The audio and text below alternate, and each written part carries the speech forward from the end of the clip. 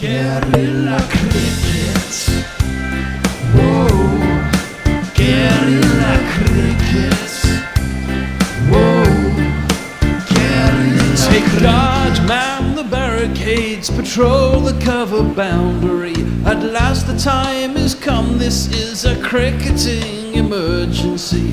Hear this call to arms for every cricket revolutionary. Take up your bats and stumps for the test match insurgency. At first they tried to silence us, but we would not be silenced. They threatened us with lies, so we threatened them with violence. Che Guevara, Sangakkara, Joseph Stalin, Douglas Jardine, Robespierre, Darrell Hare, Vladimir Lenin, O'Brien Kevin, guerrilla cricket. It's not about the winning, it's about how many rules you break. Even in cricket commentary, this is the best advice to take. Pick guerrilla cricket, it's the finest choice you'll ever make. There's so much more to cricket than rev counters and a slice of cake. At first they tried to sanitize us and clean up our act, but people like it filthy, and we know that for a fact. Fidel Castro, Lenny Pascoe, Carlos the Jackal, Umar Akmal, Mahatma Gandhi, Grant and Andy, Brendan Behan, Austin Ian, guerrilla cricket.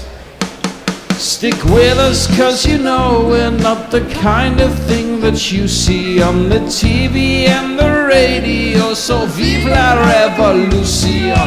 First they tried to buy us, but we would not be bought. Okay, we were, but then we ran away, and we will not be caught. Would not give up the ghost when they left us all for dead. They decapitated us, but we just grew another head.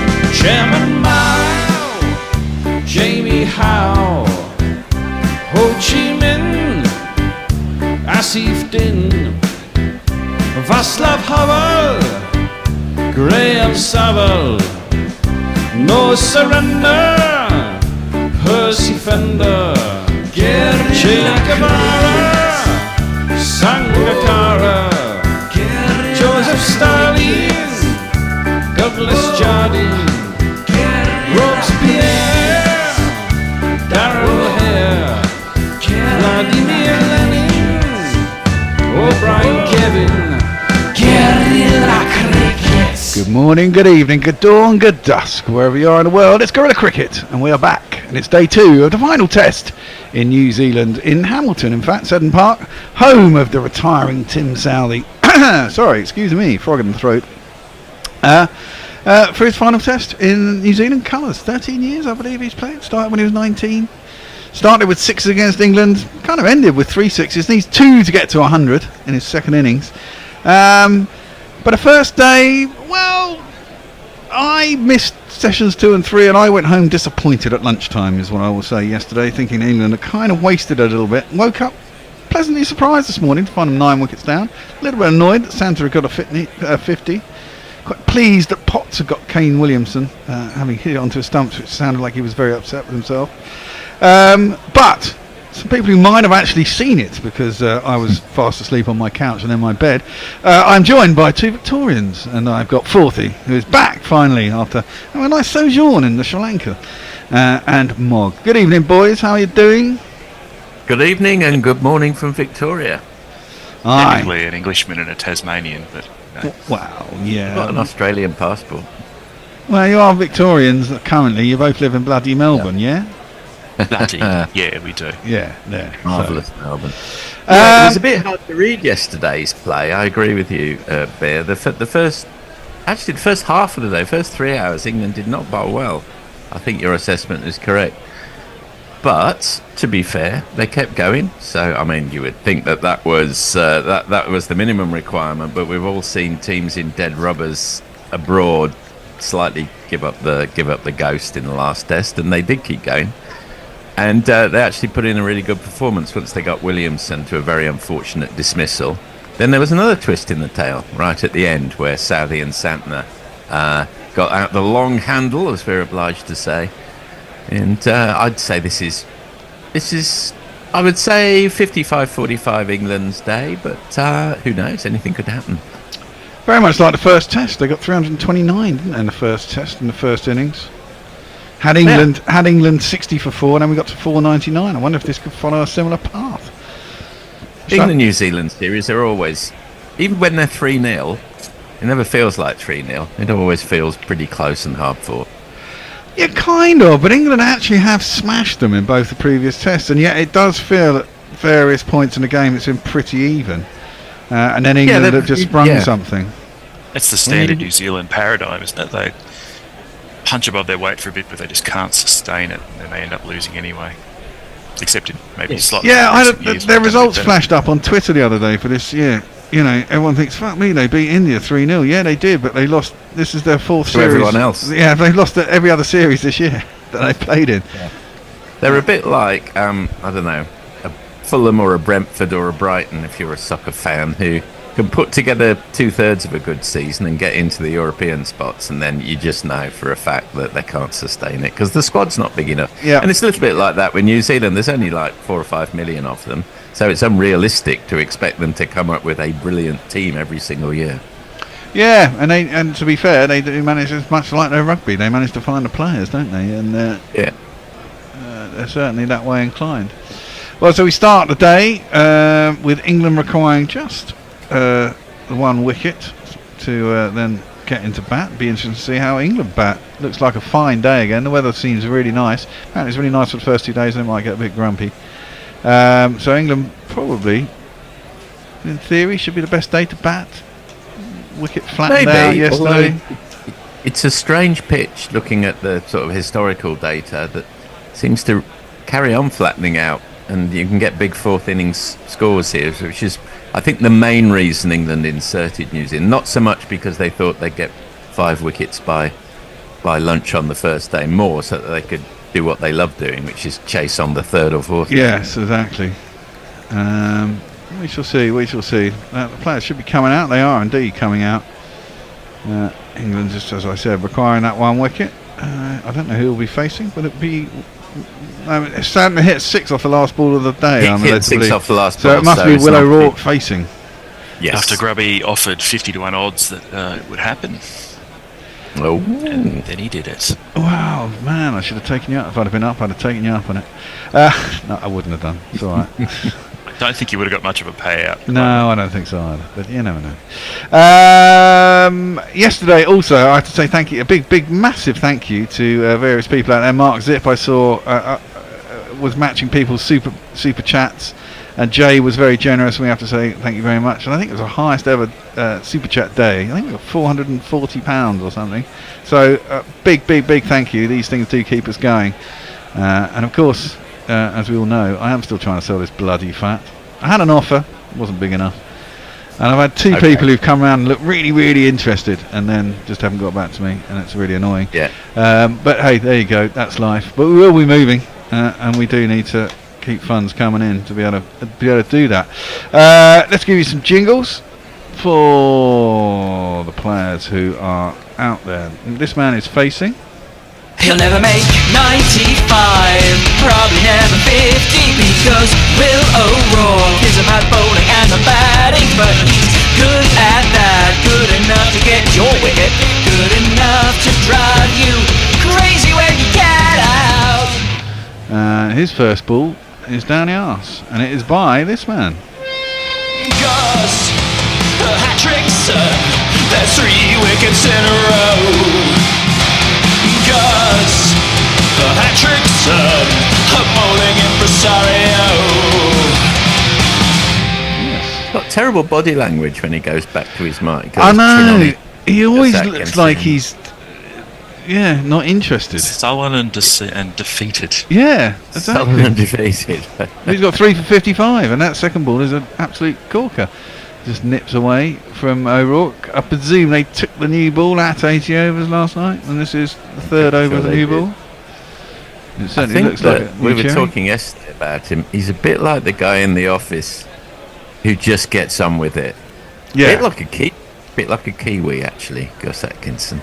No, not a show pony. I know my job. Just leave me to it. Yeah. Small flight. He should be from Yorkshire, but he's not. Small and flightless, yes. Well, that's a cracking ball from Atkinson. He's on it this morning. Angling in it off stump. Swings a little bit, nibbles off the seam, and beats the edge of the bat. Goes through to the keeper, and there's no run. I had that when I was watching my Coventry City team, where the first team that I watched, there was a John O'Rourke, who briefly was our centre forward. I don't think I've ever come across an O'Rourke between John O'Rourke and Will O'Rourke. There we are. Well, Now I'm trying to think of one. And now we're okay, going to have to find one. Yeah, on. no, Atkinson is in. That's a little bit too wide, and O'Rourke can just let that through. And so he does, and there ain't no run. Run rate 3.81, so they didn't storm along. You imagine England will try and push it on. Be interesting to see if Brooke can get a third century and a third test in a row. There was That's Mickey world Brooke. number one. Yeah, he is batting world master. number one. That means he's bound to get golden duck. Bit like you have to officially say Frank Lampard's Coventry City now. Is your manager? Is he your manager? Yes, he fucking is. Oh yeah. Jesus, you poor bastards! That's down the leg So side. that's a and good, there's no run. thing, right? You sound excited by this. Frank Lampard's a It's not a good shit thing. manager. It's terrible. When we play Plymouth, it'll take you have to get extra special width on the paper to say Frank Lampard's Coventry City, where we're playing Wayne Rooney's Plymouth Argyle. You can't just say Coventry playing Plymouth anymore. Is Wayne Rooney coaching them? Oh, Wayne Rooney, yeah, he does Plymouth. He's not a great manager either. No, he's terrible too. Yeah. To be fair, he keeps going though. At least Wayne Rooney. That has worked into the leg side. Syphilis. by Got a feisty wife, O'Rourke. Yes. Wagatha Christie. Well, she was just over in your neck of the woods, wasn't she, doing I'm a Celebrity? Yeah. Last ball was just Yeah. clipped out to mid-wicket, and there ain't no run. That's the end of the first over. Who's doing socials? Moggy. I am. Dara Azizi says, hi all. Brian in Brisbane says, evening all. Hoping NZ wake up today and find some more form. Jonathan Shawland says, good morning all. Anchorish Good says, morning. so is Crawley going to improve his average with a 10? Could do. Look. Meow. Dara Azizi says, let's not talk about Fulham, please. Hopefully Robertson will retire alongside Southey. Do you think Zach Crawley's place is in jeopardy, asks Richard Mountford. It's always in jeopardy. It's always kind of in jeopardy, but whilst they're winning, it's less so, I'd say. I think he's also...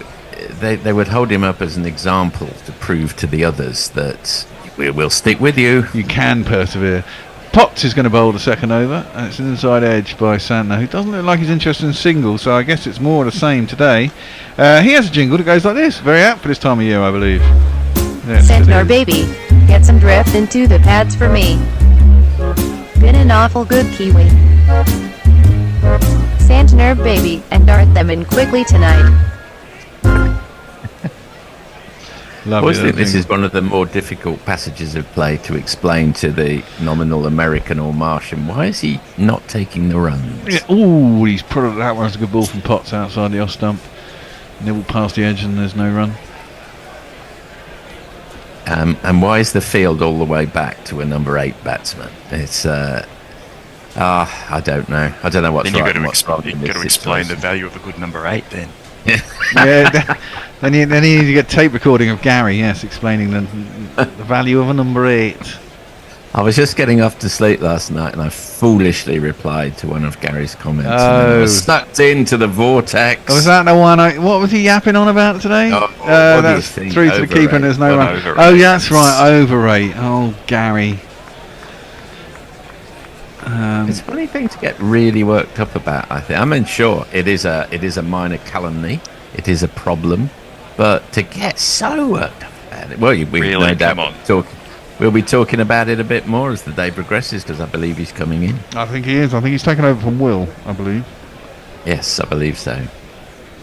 So we'll have some Gary. I'm sure he'll have some comeback if he's listening to us right now. That's angled in towards the stumps and pots around the wicket. It's defended by Santner, and there is no run. I've got to run off and do dad taxi duties straight after this first session.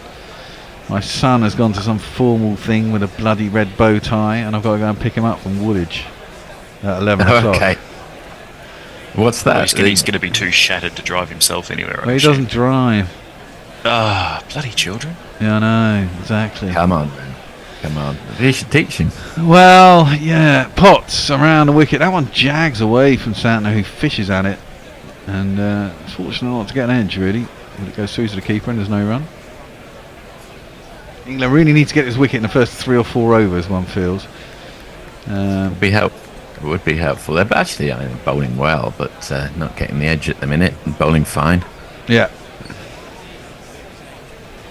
That was a good ball. It was a very good ball. It went quite well. Probably. I'm liking this new Kookaburra.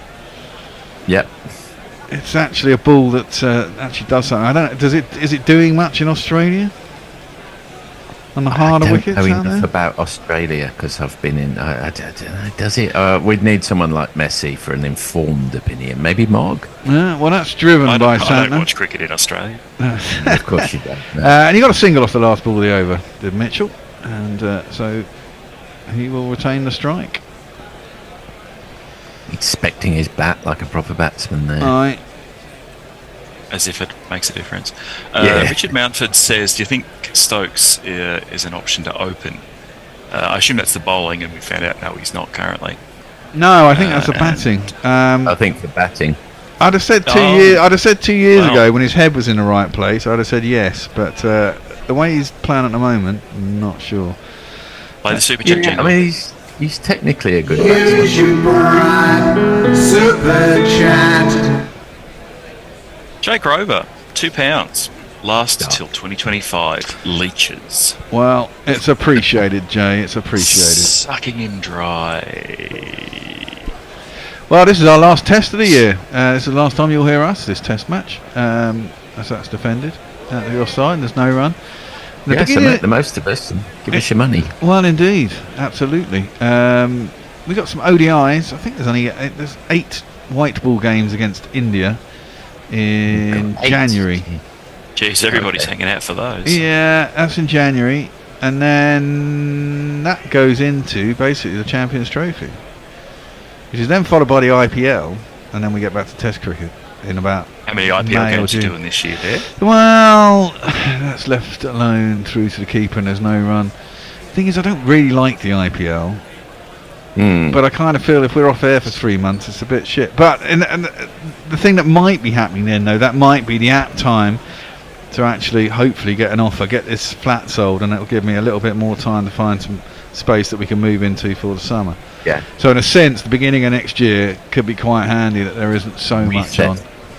It allows us to find somewhere and do something.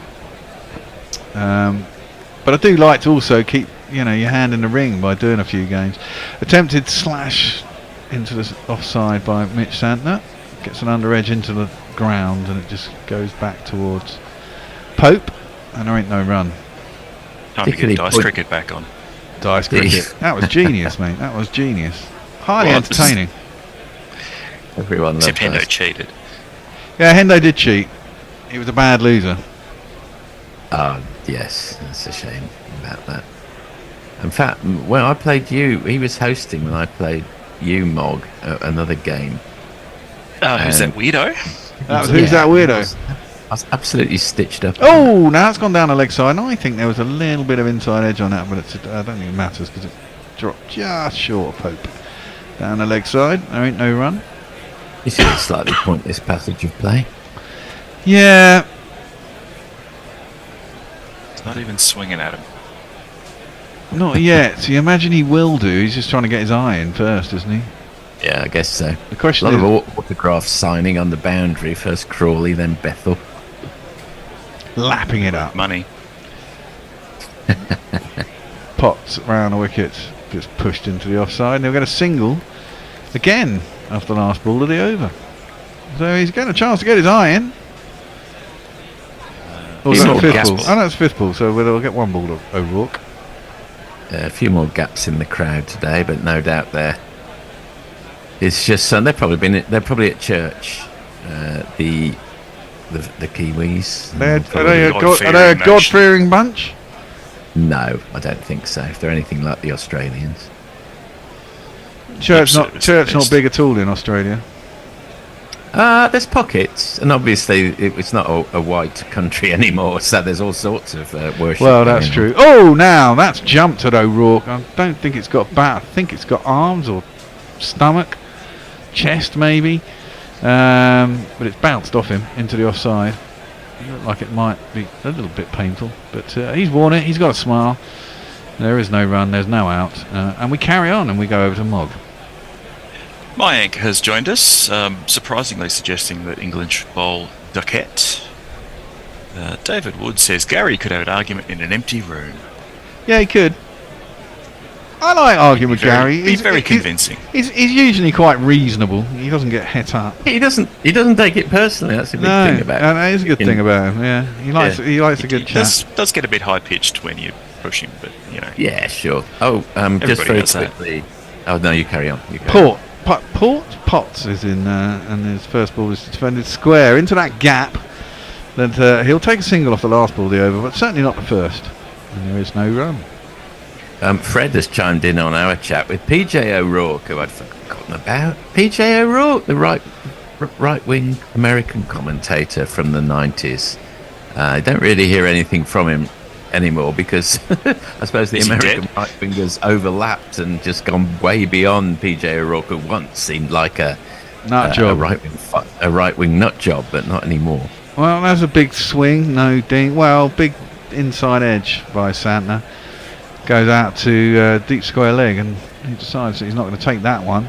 But England kind of won't mind this. They want to bowl at O'Rourke, and I guess not get. I mean, if Santner does go, there's a good chance he might get 20 before he gets out. If you're lucky enough to get the first one that skews off the top edge somewhere.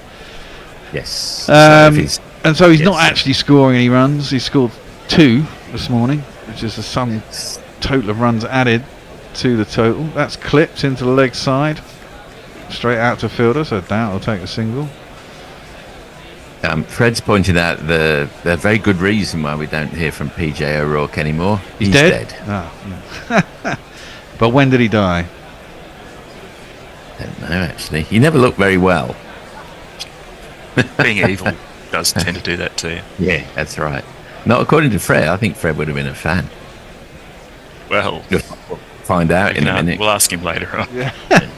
He'll probably tell us. Potts is in, and this time they do take a single out to that air at the point. I think that was the 4th ball of the over this time. So Santner getting more adventurous every over, giving O'Rourke an extra ball. So much responsibility on the number 11. 2 balls. O'Rourke. Mickey Rourke. Not O'Rourke. No, he's not O'Rourke, yeah.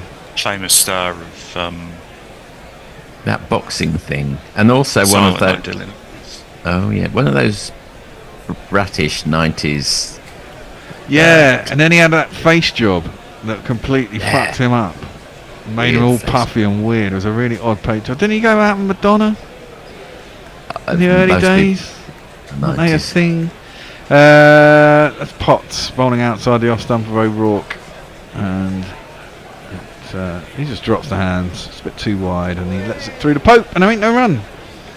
He was in one of the Expendables, or more than one. Yes. Of the Expendables. He's in one of the Iron Man films, I think. Yep. He was a bad dude in Iron Man 2. Wasn't he? He was quite method from memory. He was sort of mumble. He could only mumble after the surgery because I don't think he could move his face properly. Shouldn't laugh. Yes, you should. Potts in and defended by O'Rourke. Out to the offside. There is no run. That ends the 86th over. 318 for 9. 3 runs scored this morning in 4 overs. Mog. Wow, the speed of it all. John Nelton asks, how has Pope kept his number 3 keeper for his county? He's kept pretty well, actually, to be fair. Hasn't made too many mistakes. Can't remember him dropping one this series. Not a lot of standing up, which is always a test on a tricky turner that's popping. But he hasn't had to do that. He's in, and he was apparently. I mean, I agree. I've never known him as a keeper, but he came up through the age groups as a keeper for Surrey. Just happens to be, as Jason pointed out yesterday, 2 better ones at his club. So he's actually. I'd say he's been better than late period Bairstow, and probably better than mid period Butler as well. Yeah. Perfectly acceptable behind the stumps. Duckett also keeps, if I believe. Oh, now that's a good in-swinger from Yes. Atkinson. He's decided to come over the wicket this over, offering a different challenge to the batsman. I can't see. I don't think. Yeah, I'm surprised it's swinging. It's a cloudless day in Hamilton. Oh, there's Bashir doing the most work he's going to manage all test probably. Didn't get an over yesterday. He's quite surprised about that. No, not one. Stokes bowled 23 himself, didn't he? Anyway, That's incredible. Atkinson is going to come in over the wicket. That's short and wide, and it's been pushed out into the deep. Now, did that entice him to go for a... it did. Well, he went for a 2, in fact. It was quick to get back. Good shot from Santner. First aggressive strike of the morning. That's almost incredible that Stokes bowled that many overs. We've been told, we've got to manage his workload. He could probably only bowl 4 or 5 overs a day. He rocks up and bowls about 25 overs. Well, he was always a man for a long spell, wasn't he? Yeah, he just kind of gets into the rhythm. Yeah. Indeed. Atkinson is defended square this time. It's vacant now. Encouraging him to take the single, which he's not going to do. You imagine that Stokes has a big poster on his wall saying pain is just weakness leaving the body. Something like that, yes. I hope he looks at it every morning and just gives it a quick kiss and goes, do it! He probably does as well. I mean, we're joking, but he's an incredible athlete still. I mean, I'm joking, I suppose. Atkinson over the wicket, defended by Santner. Out into the offside. Again, he doesn't take the single. He's eyeing on 100.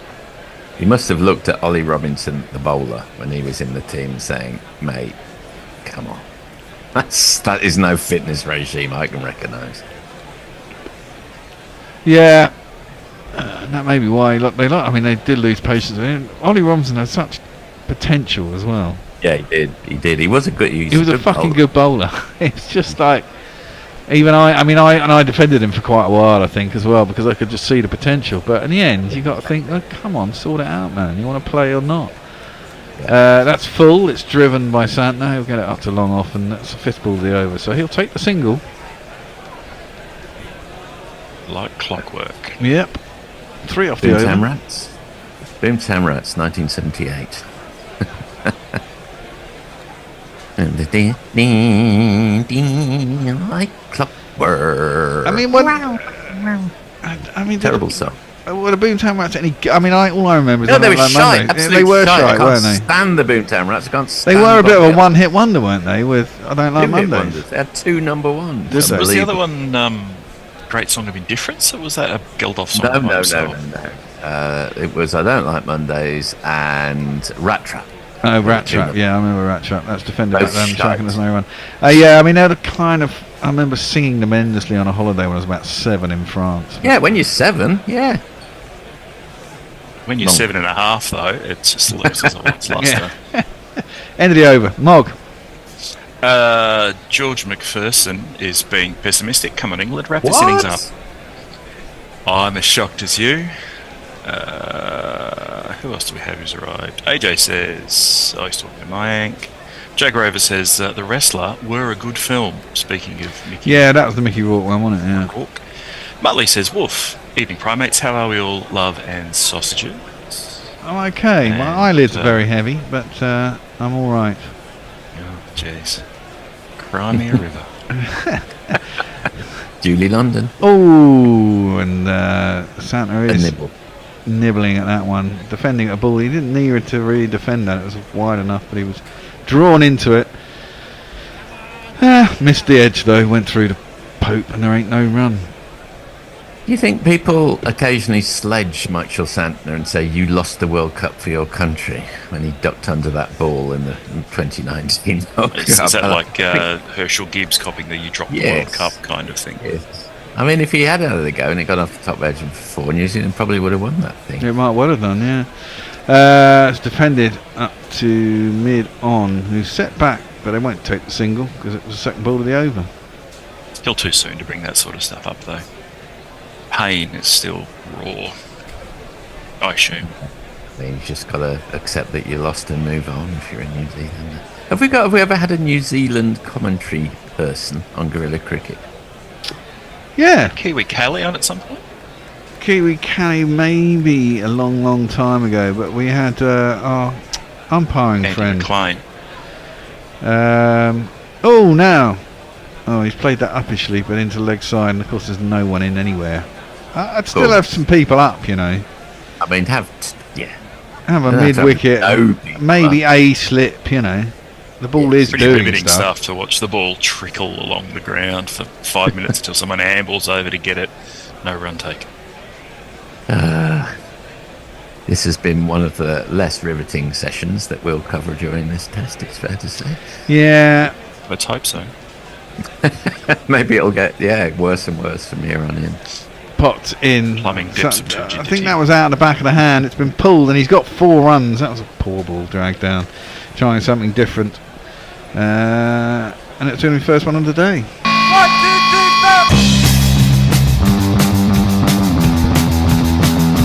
Of course, we had Ian O'Brien. He's been on. Ex-Kiwi fast bowler. Was he a sofa? He was on sofa, and then we had him briefly on when we thought we were going to get paid to do this right at the beginning. And someone paid us to do a series. We got him in,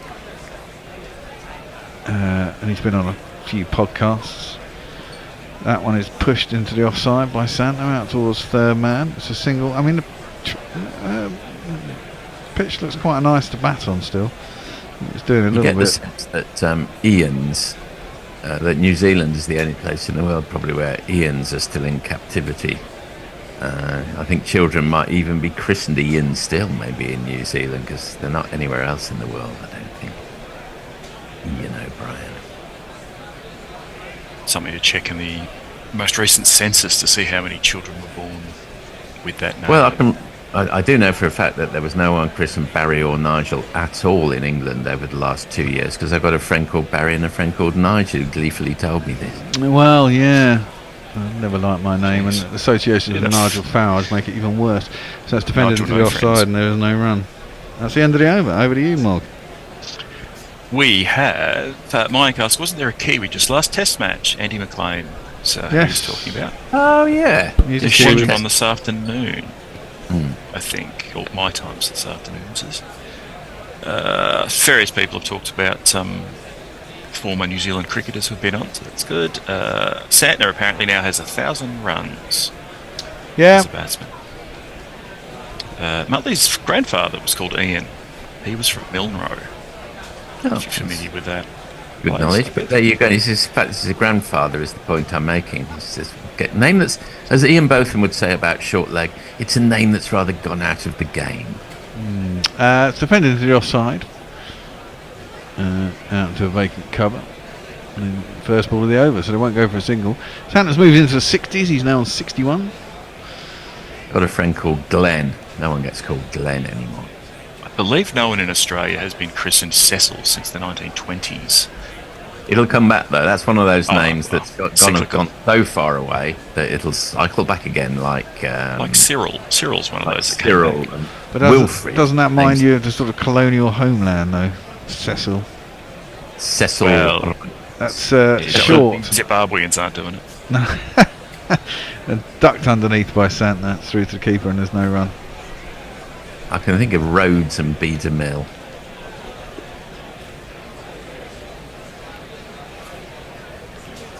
Cecil Courtney. I think that might be a woman.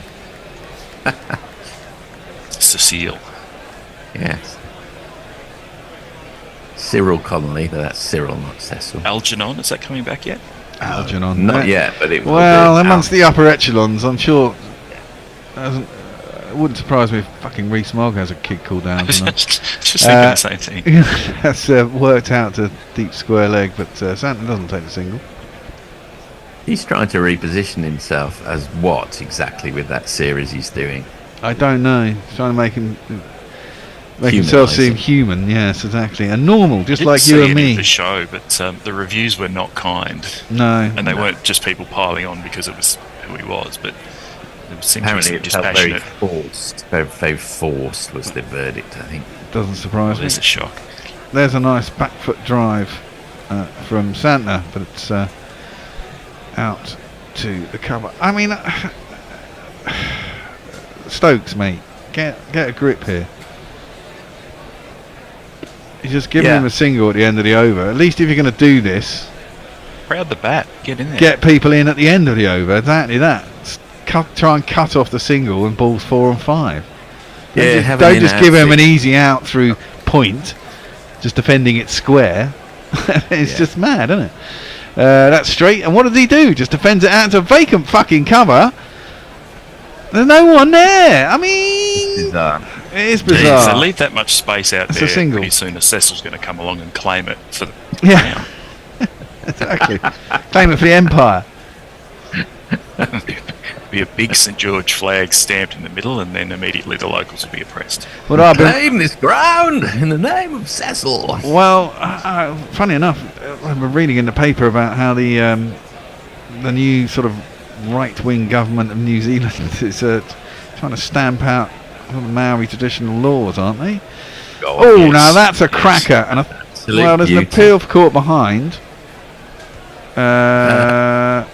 It was given. No, given and reviewed immediately. Oh, I and thought he's- it wasn't given, and England have reviewed immediately. Oh, it was one or the other. But I thought I saw think, the Well, umpires no, I finger think go you're up, but right. He might have just been doing the. yeah, but I think He's- I think it was given, and I think O'Rourke is convinced that it flipped his trousers on the way Well, through. I didn't think.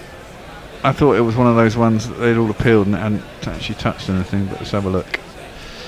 No, he's missed it by a fucking mile. Like some of those ones yesterday, they reviewed. The bat wasn't in the same postcode as the ball. That is missed by a mile, and it has caught his pocket. It caught his pocket, Nowhere that's what- near the bat. That's a very poor decision. Actually, to be fair, from what I've heard and what I've seen, the umpires have had a pretty good series, but that's a bit of a shocker. Yeah, not a great one. Oh look, someone's in the waiting room. That'd be Billy. He's on next. What we got? We got one more over after this, I reckon, and then we'll have Billy in. Billy, take a walk, take a walk, take a walk. Talking of the Boomtown Rats. Billy, That's not one. Not take one a that's walk really with stuck me. in the public consciousness. That's right. Are you making it sound deliberately that bad, or is that an accurate representation of the song? Potts is around the wicket. That one goes away from the bat a little bit, and it'll just be no run through the keeper, and there's no runs. We start the next over, Santa. Of course, Billy in the waiting room wasn't born when that was born. Well, no. I was young when the Boomtown Rats were around. Not by 20 years. I'm tipping I was even younger. I'm not sure. Can it be Are that you it was older than me? yours? I don't know how old you are, Mog. Younger than you. Well, that's what I think. Yeah, I was going to say. Potts around the wicket, nicely driven off the back foot by Santa. I doubt it'll take a run because it's gone out to someone in the deep. My wife is coming home from yoga, just to paint a picture. She's pulled up in the drive. It's got a Helly Hansen's and Lululemon gear on, and the mat tucked under one arm. It's almost as if you're here. Oh my god. Hello, Mrs. Forthy. Yeah, she's living the cliche. Well, you know. Potts around the wicket, defended by Santner. Out towards mid-off, and there is no run. And to complete the cliche, in between commentary stints, we're going out for a lovely Melbourne brunch. Oh, to very catch nice. up. Maybe some smashed avo on toast. Of course there'll be smashed avo. What else would there be?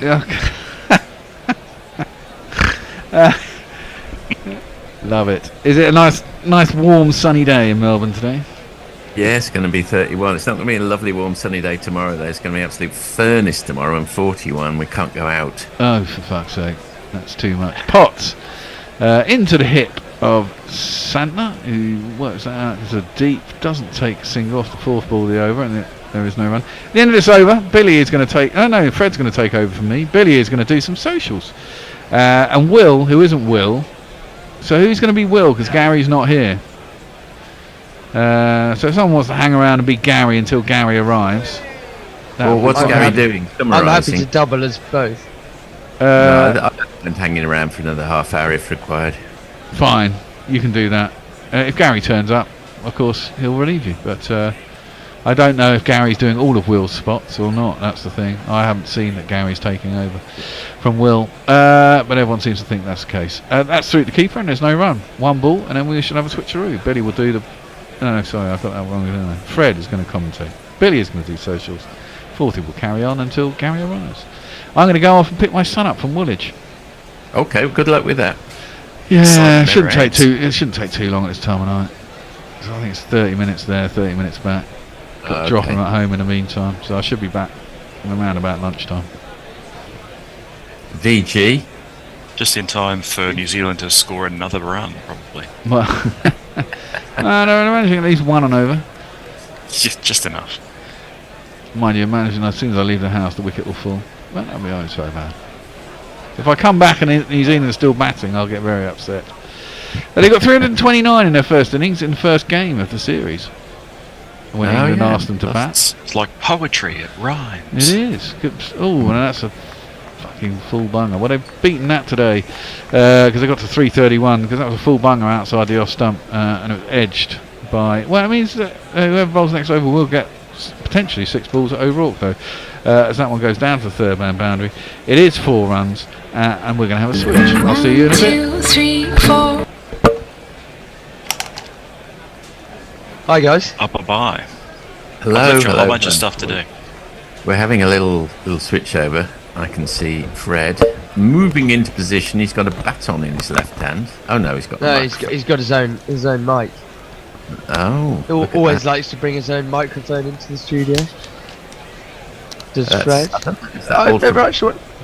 Fred, Hello. I'm sure you've told me before, but how come you like to bring your own mic in? It's a good question. It's a good mic. I bought it. It was quite cheap. Bear was always saying everyone should get their own mics, so I did. Yeah, well, that's the answer. Anyway, who's doing what? Am I telling you what's going on? Not much Yes. is going your on. ball wiggle. Your BBB. Start of a new hour. Atkinson bowls, and there's a genuine edge by O'Rourke, but it's down into the ground. He's a tall man. Got on top of it. It found its way to the gully. No run. So hello, Billy. And hello, Forthy, who I believe is filling in for Gary, who's filling in for Will. Pretty much so. Or do we just leave Gary out of that equation and just say you're filling in for Will? I don't know how that works. Well, we're Gary-less in Gaza at the moment. I Could Be Gary, which was an Altered Images almost song from 1981. So next ball is again edged towards the gully by O'Rourke, again into the ground, again no run. Would you like me to sing it to you? I would like to fly high in the sky. I could be Gary. I could be Gary. Yeah, they weren't very good. Altered Images. She turned herself into an actress. Claire Grogan, was it? Claire Grogan. Her Yes. sister worked in the same agency as me. I'm sure Claire Grogan tells everybody about that. 331 for 9. Now, As we'll come Atkinson back to is Altered bowling to Images the after. number 11 O'Rourke. It's short. He decides to have a sort of a straight pull. Misses the ball completely. It might have been a slow ball, but I'm not sure O'Rourke's best game is trying to hit runs. He looks quite competent when he's trying to defend. He has done all series, really. But that was Yes, he a does. little bit short and wide, and his eyes lit up. Or his eyes Yes. got wide. Various things to do with eyes, anyway. And The but he thing missed the ball. about altered images, they're actually quite good when they started. Really? Happy birthday? yes. Nothing. No, not happy birthday. Before Atkinson bowls that. again. This time he beats O'Rourke. Carry on, Forthy, please. Bring us in this important 43-year-old musical news. There's a song Biles Images, first single called Dead Pop Stars, which is really excellent, and it's not twee or anything of those things. There's another song called Insects, which is almost as good. The first John Peel session is outstanding. God. After that, all downhill. God. Yes, thank you for that, Ian. 331 for 9. Next ball from Atkinson. Again, O'Rourke looks comfortable-ish in defence. Outside half of the bat, goes to cover. No run. One ball left of this Atkinson over. He is 3 for 60. He will be looking, as commentators always say, to pick up a fourth. I don't know why they tell us that. O'Rourke's weird because he looks relatively sound technically, but just doesn't seem to, just doesn't seem to score on. People say he's a complete rabbit, but it's I think not really the case. It's possible that, as you say, he doesn't know how to score runs, but that doesn't mean he's going to get out very easily. And there is some value in that. Atkinson completely over, beats the outside edge, a good delivery, which just moved half a bat's width. But defeated the outside edge. O'Rourke then practices a leave, which he was never going to play. Billy, tell us what people are saying. Well, I'm not actually quite sure where we got to. Fourthly, did we do Richard Mill gets $2 super chat? Yes, we did do that, yes. We did. Well, thank you very much, Richard, and keep them coming, everyone. We had a very good day for super chats yesterday, I think. Jay Grover says, don't sully my memories of Claire Grogan by associating her with your filthy trade. George McPherson says, if Anderson was still playing, then the New Zealand innings would be over. I know what you mean, George, but I'm not necessarily sure that's true. I think if Mark Wood was playing, then the New Zealand innings would probably be over. Because raw pace is what England, that usually does for the tail. Or leg spin, apparently. Potts is back. He hasn't gone anywhere. He's just not bowling over because you can't bowl more than one. His first ball is defended by Santner square on the offside. And we're looking at pictures of Southey getting a guard of honour as he came to the crease yesterday. Hit a couple of sixes. Incredibly, the 3 out of the top 4 people to have hit sixes in Test cricket were born in New Zealand. We've got Stokes, McCullum and Southey. And Southey could possibly overtake Gilchrist, who's in 3rd place at the moment. So it would be a bit unusual if the top 3 6 hitters in Test cricket history were New Zealanders, do you think? As Santner faces up to Potts, and this time he plays a quite nice forcing shot off the back foot. But no chance of a 2, so they don't take 1. I vaguely remember, because I looked it up a while ago, that naturally, out of that list, Tim Southey's percentage of runs scored in sixes is astronomical. It's about 40. Unsurprising, yes. I did look it up earlier. Let's see if I still have that tab available for me. Going to guess 37%. Gosh. This one doesn't have the percentages on, or does it? So the next ball is short outside the off stump, and there's a short arm jab, but again straight to the man on this time the deep square leg boundary. So Santner is not interested in a single. No, this one doesn't have the percentages.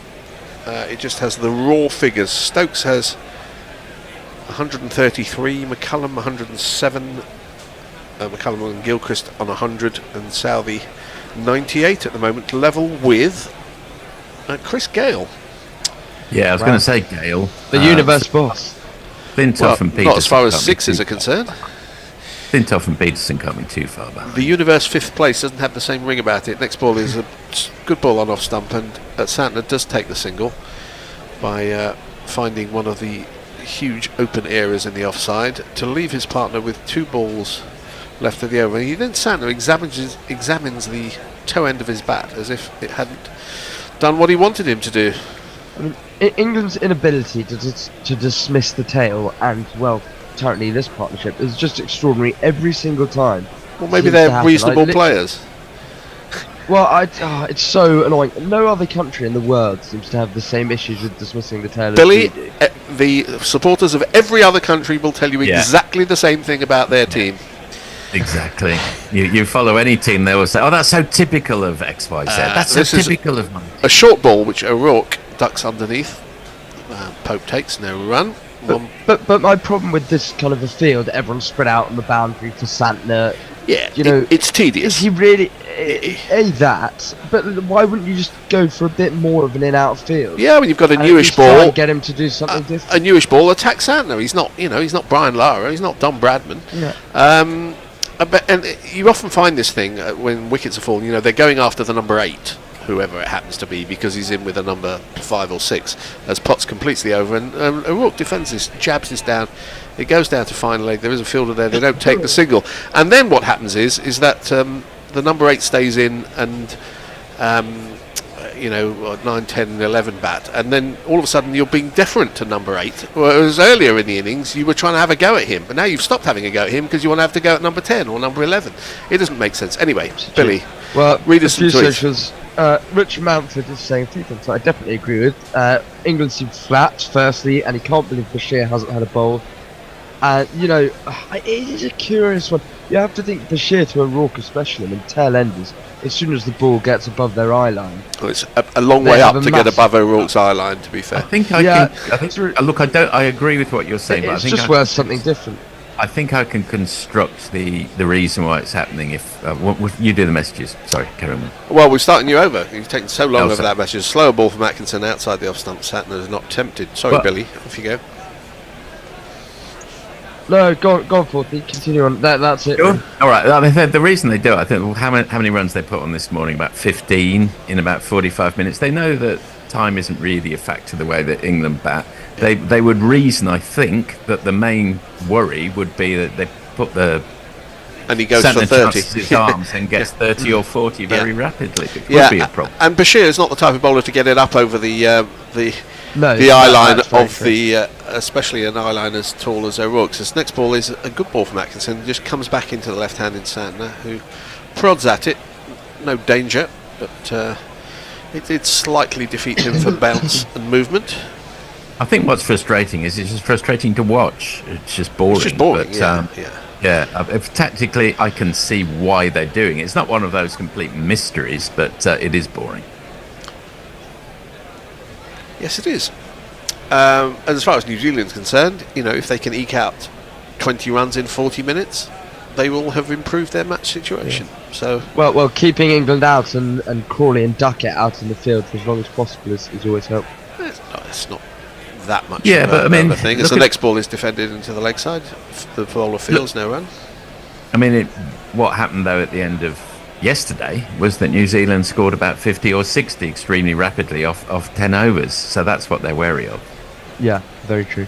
Well, Santner's capable of it. We saw that not very long ago. They scored 70 or 80 quite rapidly off 10 overs, I think, at the end yesterday. Santner's test average, I think, is only kind of after the score.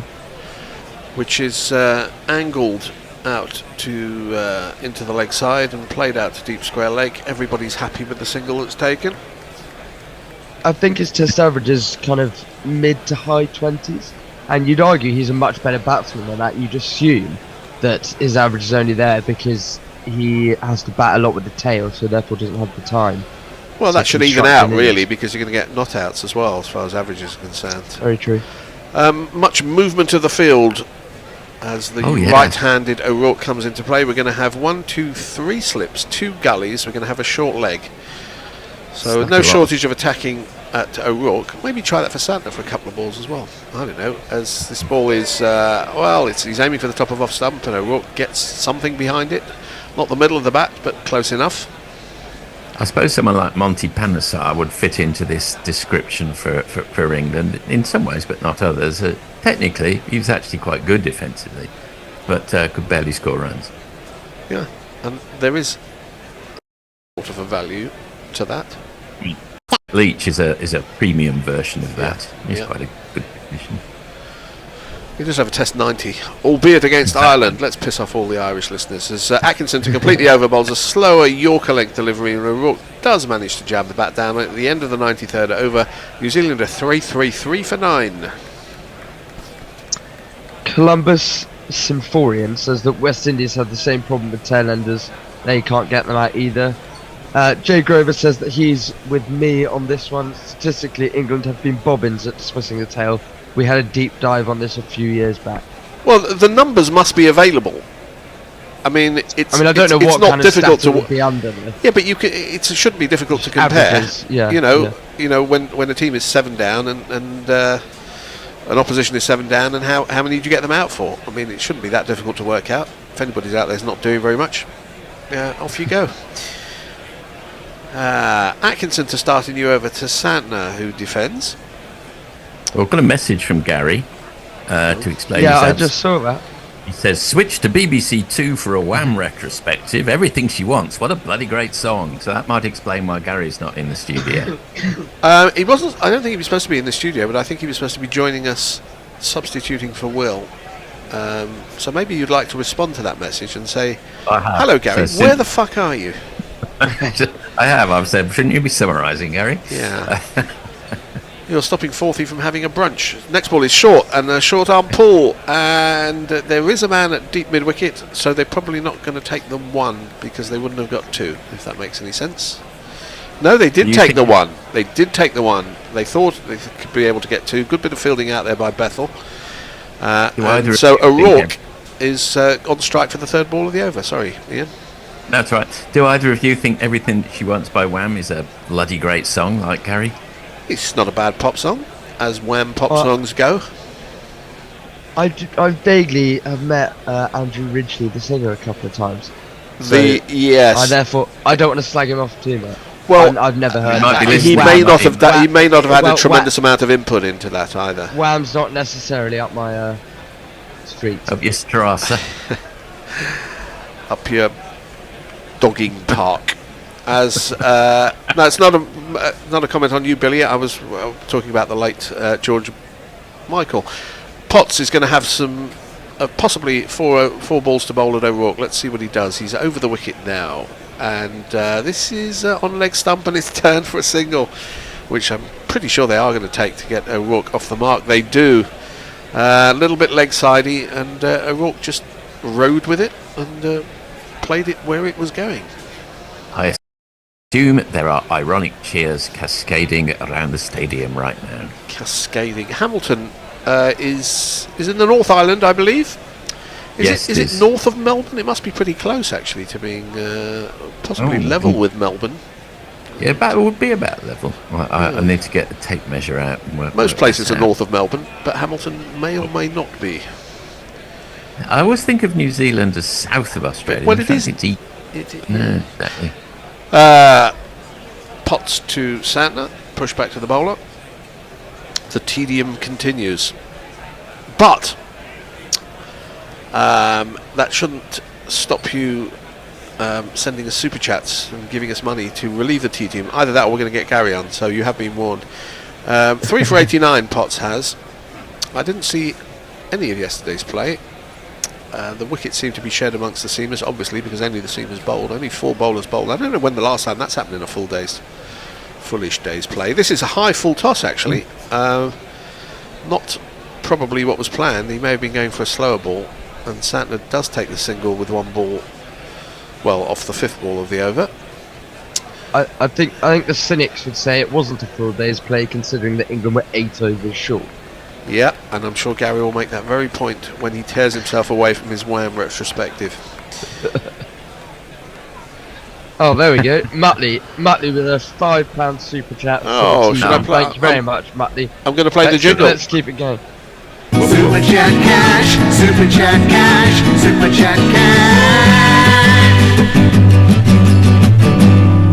While you're on the jingles, MKD says, "Is there a jingle for tedious play?" We're in a lull. I think there was a jingle for being in a lull. As this goes past the outside edge, it was a good ball from Potts. Rourke played a defensive shot at where he thought the ball might possibly be, but it wasn't. The end of the 94th over, 336 for 9, and Billy, it's the same name at root, is going to read us some messages. Well, those two are kind of up to date. George McPherson says that it looks like the bowlers have no interest in getting the final wicket. I think they probably do. Yeah, I'm not sure it's necessarily true. John Thompson says, tedious play, there must be a Raoul Dravid jingle. Yeah. I wouldn't mind hearing a Raoul Dravid jingle. I wouldn't know where to find this. We're in a lull. It's probably deep in the bowels of this machine, which frankly I don't want to go and root around in. Mayank says that this isn't tedious, this is proper test cricket. It is, in a way. Atkinson bowls to Santner, who plays an uppish drive out to deep extra cover, and nothing happens. Just to It's a finish bit up, like- he says fuck the T20 100 and Bazball. This is what cricket's all about. Well, in a way, it is. you know, you need the lows to enjoy the highs. We're looking at a Yes. montage of England's catches. Most of them so far have been pretty straightforward, as far as I can see. Well, Atkinson bowls again, another short arm pull out to deep mid wicket. This time, is there? They haven't even set off at the first, so hence the fielder wasn't showing much urgency.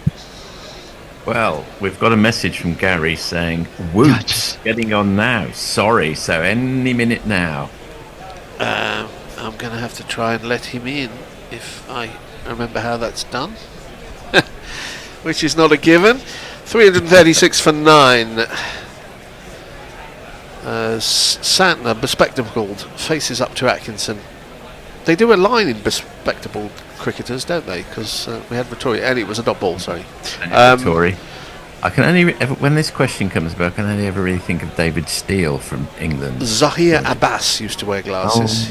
Zahir Abbas. Any other English ones apart from David Steele? Well, Jack Leach, famously, Of course. famously wiping his glasses every ball Yes. of that Yes, of course. innings. Of course. I mean, as soon as I think of cricketers and glasses, my mind immediately goes to Daniel Vittori. Yes. Yes, Daniel Vittori's the Locus Classicus. Atkinson bowls and nudged towards backward point for a single, with 2 balls remaining in this Atkinson over. Bespectacled cricketers, please let us know and pay us some money to let us know at the same time, because that will kill 2 pairs of glasses with 1 stone, which is probably quite an easy thing to do, I would have thought, if you line them up Always correctly. Always 2 for the price of 1 at Specsavers. Yes, always an ad man, however however retired he may or may not be. The slips reconvene after having gone missing for an over. 4 slips and a gully wait as Atkinson is into O'Rourke. It's on leg stump, not a good ball. There is a short mid wicket in now, in a sort of catching position, but don't think he should be bowling for that. He should. I think at O'Rourke, all the bowls you ball should be hitting the stumps. Yeah, and I think that's the same for most tail enders. Yeah, I mean, ones that can hit the ball, those are potentially troublesome. But they've gone past his outside edge a couple of times. But they're trying to, at best, hit top of off, or they're going for the outside edge. This is down the leg side, and he's tickled this very fine. I think he got some bat on that. Went very quickly, and he is going to pick up a boundary. 1, 2, 3,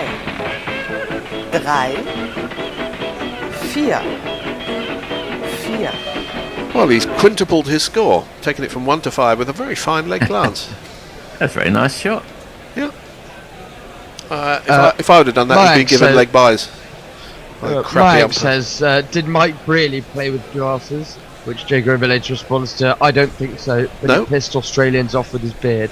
No, So he- respect he- for he that. He didn't wear glasses. What he did? Well, Geoffrey Boycott played with glasses Yeah, until he he did as took to contact lenses halfway through his career. Yeah. Jay also MJK says, Smith, I seem to remember, as bespectacled. Was he? Jay also says that he will wake up to insult Gary. In brackets, nice to have someone I actually pretend to loathe as opposed to someone I actually do. Gary is in the waiting room as this next ball is a dot, and if I can manage to let him in, then we can release Forthy. Release. He's in the waiting with the 1 across the hall. Yes. He's hanging on the. I don't know. He's hanging on the. Hanging on the telephone. One second. No, I need to cancel. All right. Is he in? No. This is not working. Oh, hey, possibly. Hold on a second. I've admitted him. There we go. Has he arrived? There he is. I'm off. Okay, by Forthy. Next ball is a Welcome. dot ball as Potts bowls to Santner. It's defended into the leg side. Has Gary joined us? Well, he did, and then he's now disappeared. He's still in the Zoom bit, but his video seems to have gone. Oh, Yes. Oh, Good Gary, work, Gary. you I'm won't so believe this, but we were actually worried that we couldn't hear you. I'm so sorry. I looked at it and I saw I was subbing in for the incapacitated Will at 11:30, but what I didn't check was that I was actually on at 10:30 as well. Oh dear, the Profuse incapacitated apologies. Will is a good name for a play probably, as Potts is round the wicket now to Santner, who drives off the inside half of the bat. No thought of a run because it's only the third ball of the over. The incapacitated Will, I think, is a short story by Dostoevsky, if I'm not mistaken. Yes, no spoilers. How was Wham strictly in match of the day, Gary? The red side of Merseyside had a difficult-ish day today. Yes, they did. I only saw the Andy Robertson sending off before I jumped over here. But I can tell you that everything she wants is every bit as good 40 years on as it was the first time. Well, that doesn't mean it's good, as Potts comes in and bowls a full ball on leg stump, and it's driven out, square driven out to deep square leg, but no thoughts of a single. Now, Fred, you know plenty about music. You'll know there are very few songs that encompass the emotion of bitterness, and that one does, and it does it better than any other I know. Wow! So, you won't get me off message when it comes to everything. No, it's a perfectly acceptable pop song. But I wouldn't quite build it up to the extent that you have. No, but the boy bandish Will O'Rourke is doing well here, isn't he? 28 balls, number 11. What's boy bandish about him? The looks. I see. Boy Okay. bandish look. Well, if Forthy was on, I'd say something about boy bands which he wouldn't approve of. As this next ball is down the leg side, I think that was just off the pad of Santner. They're going to take one, and that's all they're going to take. Is it a leg by? Yes, it is. One more to the total. 3-4-2 for 9. I haven't seen any of this test because my access to TNT appears to have exploded, so to speak. So this is my first sight of it, and England don't seem to be doing too well today. Is that right? Well, it looks to be a reasonable pitch to bat on, and O'Rourke is not trying to do anything other than defend, albeit with a newish ball. England have bowled okay, but there haven't been any big shouts, have they? We were really poor in the first session yesterday, Gary. Really poor. I believe there was a little bit of being off it, but still. Last ball of Potts is over is full, and O'Rourke gets everything behind it and defends the end of the 96th over, 342 for 9. Billy, read us some messages. Well, I was still on the glasses theme. George McPherson says Clive Lloyd wore glasses. Yeah. David Rowell, Paul Allett played in glasses. Jay Grover's excited to see you, Gary. He says hello. And Hello, he also says that I think the incapacitated Will is the next instalment of Glass Onion, which starred Daniel Craig, if I'm not mistaken. Yes, that's right. Whom I saw in Queer on Friday and didn't like very much. Glass. Is that the one where he plays with got a very strange southern drawl? That's the first Knives one. Out. That I enjoyed that very much. Knives Out. I thought that was a good film. I felt it was a bit. It was derivative, but it was perfectly acceptable hour and a half. Sorry, Fred. Not that Jeff Thomas says somewhere you have a Jimmy Osmond jingle for Gary. I'm sure he'd hate you to play it. I would indeed hate you to play it, so I'm sure. I'm quite intrigued. Yeah. We're going to have a change of bowling. This chap's going to bowl, and I'm going to explain to you afterwards why I'm not going to play that jingle, but we'll do it after the first ball, which is short to outside the off stump, played by Santner out to deep extra cover. He doesn't take the single. The bowler is this man. Ben?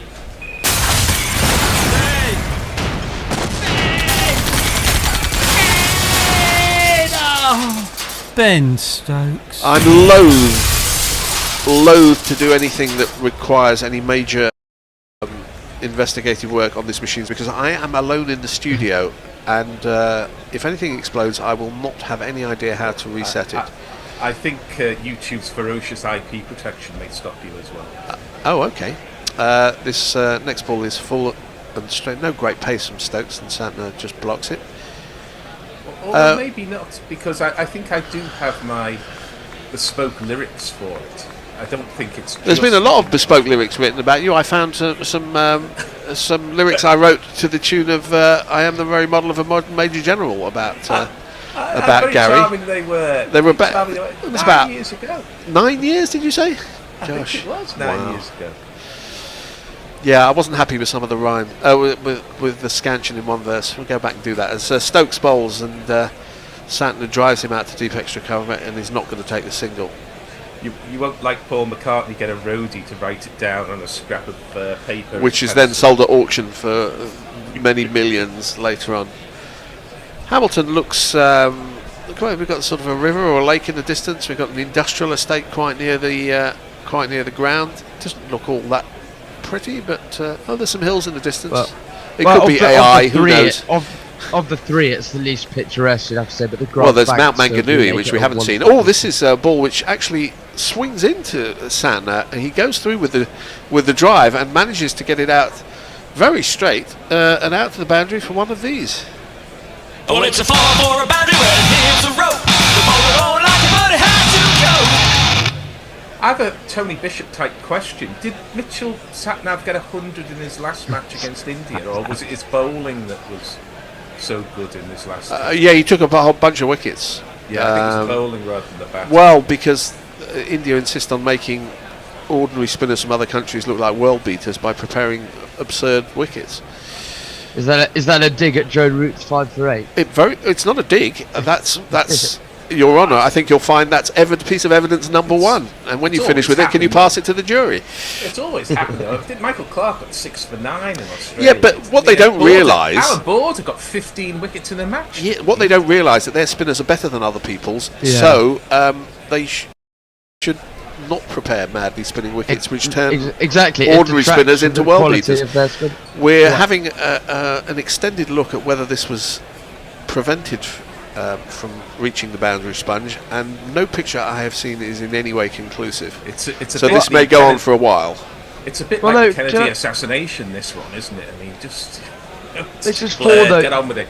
4 has been given. It irritates me that though, because both fielders, Root and I can't quite see who gave up, was down there, but they both agreed that it was 4, so just get on with it. Stokes bowls again. This is an uppish played outside the off stump. It goes uppishly through the gully region down to... Remember Bashir? Remember him? He used to play for England. He's out there at third man, and a single is taken by Santner, and Stokes will have one ball at New Zealand's number 11. He's partly inside so they can bowl 90 overs in a day. Oh no, he's not. Oh, who wound up Gary? Still wound up this morning. Fred, we're having a change. We're going to have another change. Is Gary going off after that 3 minutes stint? Well, I'm back on. I'm back on later. So Billy and Mog and myself are staying on. I have to stay on because I'm the only person here. So bye, Gary. Thanks for coming. As soon as we mentioned over rates, we're kicking you out. I'm away for one spell and then I'm back again. Stokes to O'Rourke. What's going to happen? Oh, this just jags back quite dramatically. Shorter ball, and O'Rourke jabs the bat at it. Doesn't get an edge. It misses the stumps. That's the ball that's moved most so far today. The end of the 97th over. 347 for 9. Thank you, Gary. And thank you, Billy, or are you staying? No, Billy is staying. Mog is rejoining us. Ball, I think. And you can read some messages in the interim. Where were we up to with said messages? No idea. We got up to not that Jeff Thomas talking about Jimmy Osmond jingle for Gary. There was Richard Peel did a very good jingle for Gary called Whitehead Whinger from Liverpool, which seems to fit. Yeah, but you may not have heard, Mog, I don't want to search too far deep into this machine because I'm going to blow everything up and the bear's gone. So you better not have a meltdown. Not a good idea. Straight away. Steve Bruce says, "Good evening, beautiful gorillas." Clearly, he only said that once I got on. What? I don't know who he's talking about. I can only assume. AJ says there's no snow yet, not as deep as it used to be in the 70s and 80s. Kids here find snow more elusive than lightning or tremors. In Yorkshire, apparently. Okay. We have a drinks break, which is why nothing's happening. When it does restart, Billy is going to sublimely describe exactly what's going on.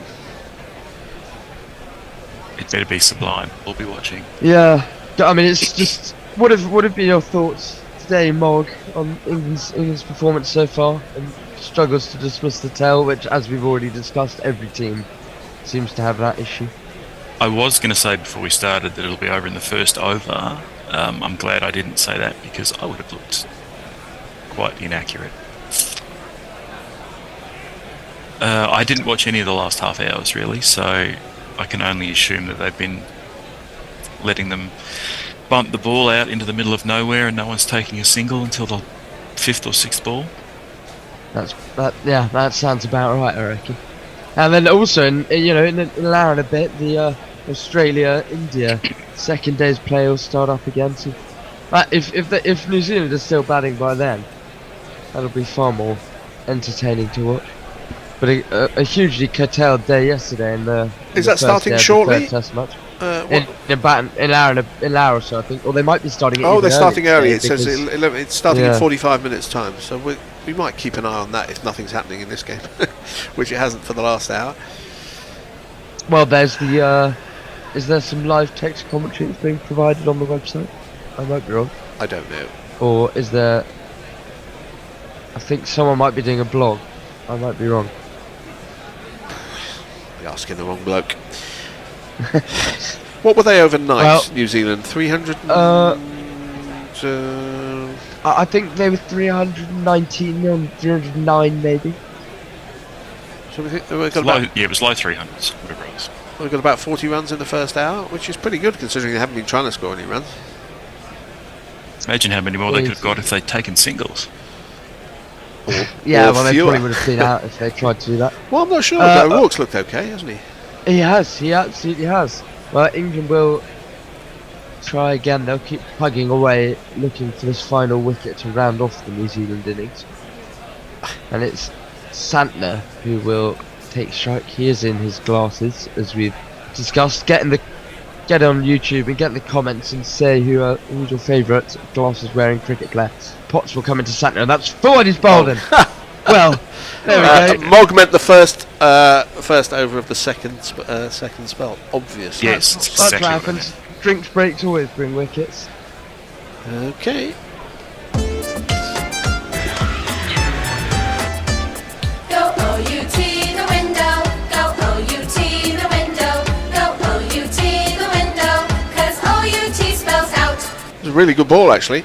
Yeah, really nice ball, just swung in, and it actually crashed into the kind of 3/4 of the way up Santner's off stump, but actually beat him outside his bat. Yeah, he played for in swing, but he played for a little bit too much in swing. Potts claims his fourth. The England bowlers have worked hard this morning and hard throughout the 3.5 sessions. You're going to lead them so off. I think he ought to. For his fantastic waving the ball in the air from that fielding He down signed at the more long leg. autographs than any other player in history during that spell on the ground. Well, England have, as we thought, taken the last wicket in the first over. After drinks, 347 all out. Is that a good score? You never know until both teams are batted, do we? It is difficult. New Zealand pitches we can see that get better as the test goes on. I mean, it's certainly par or above, you'd think. It's a total where they'll definitely be happy with.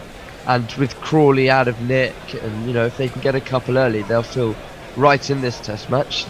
Contributions throughout, no one getting to 3 figures. Latham with 63, Santner later on with 76, and handy contributions from Young and Williamson at the top of the order, getting themselves off to such a brilliant start with Santner getting going on that platform, and Tim Southey, well, his penultimate innings in Test cricket, kind of summed up his batting career with 23 off just the 10 on the wicket side for England. Well, they were shared about really. Matthew Potts with 4, Atkinson 3, Colson 2, and Ben Stokes, who got through 24 overs of work in 3 spells yesterday, took 1 wicket from 91. Pick of the bowlers, you'd have to say probably Potts or Atkinson. Atkinson was more economical and got through 26 overs of work, but Potts took the most wickets with 4.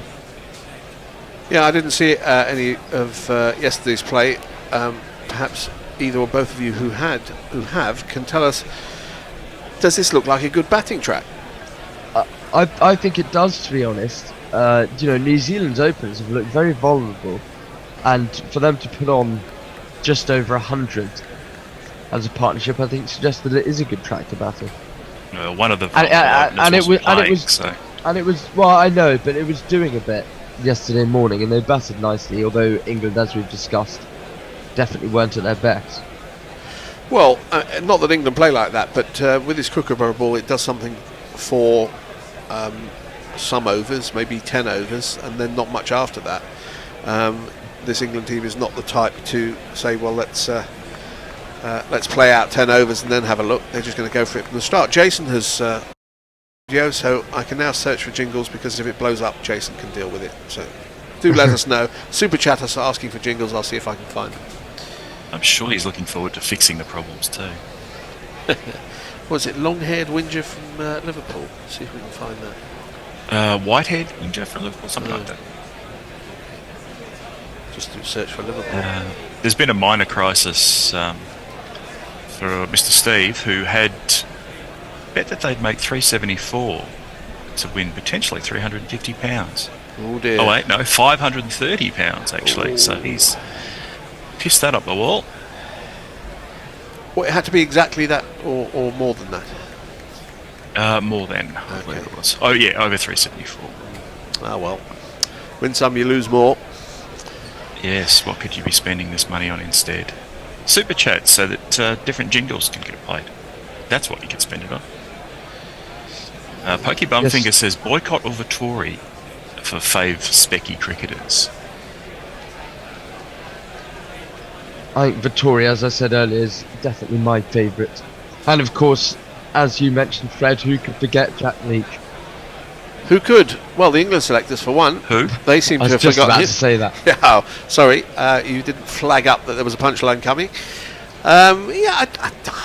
Honestly, I don't think Leach is that fantastic a bowler. He's perfectly competent, and if you bowl a lot of overs, you're going to get wickets, because you're just doing the bowling when people get out, which is basically what he has done in his Test career. He's bowled reasonably well on spinning surfaces, but how many of those do you see? That's why Root's got so many runs. If you play that many tests, eventually you're going to score some runs. Not quite the same thing. See where you're going. And we're going to jingle up the England opening batsmen. Are they coming out yet? Oh, I might as well do it now to get it out of the way. Nothing else is happening.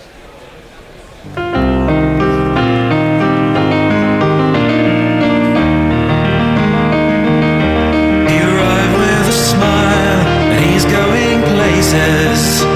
He's looking good now, he's in with the aces. He was up at Stowe School, playing T20. He might play for England, but he'll still be Ben Duckett to me.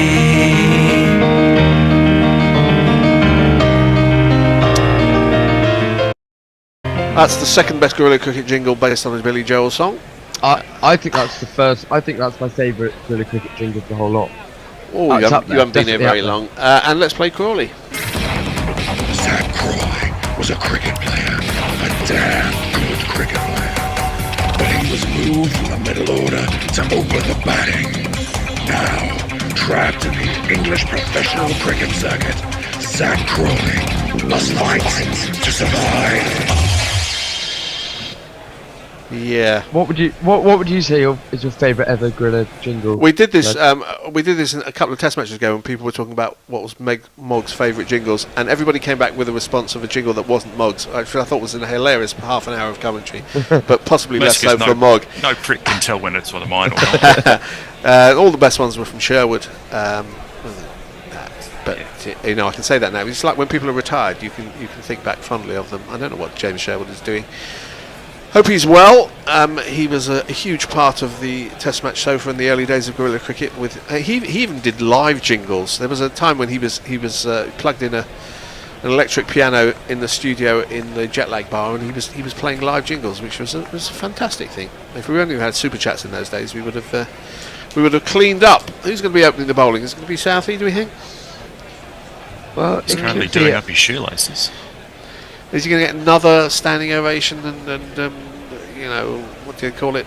Guard of Honour? No, I think that'd be taking the mick. I liked it when people retired after their last Test matches.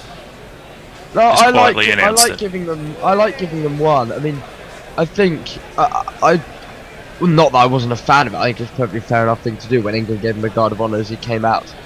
to the crease. But you know, I think they could have at least done it in his final innings, because they're going to have to do it again when he comes out. Well, they might win by an innings. We might have 3 days rained off. That's All true. sorts of things might happen. Actually, we've been very good with the weather for which is not always been the case when we played in New Zealand. Us Englishmen have very low bar for rugby. Yeah, well, and look at Australia. Look at their horrendous place they've got there, where they can get in like 4 overs in a Test match yesterday. I mean, just ridiculous. I don't know why they bother playing Test cricket in Australia. Give me a second, I'll go look at Australia out my window. And tell us what the weather's still there. like. Yeah, 5 seasons in a day, or thereabouts. Sometimes I always get the even number more. wrong. Yeah, the New Zealanders are having a little huddle beyond the boundary, and the camera is focusing on the face and buck teeth of Tim Southey.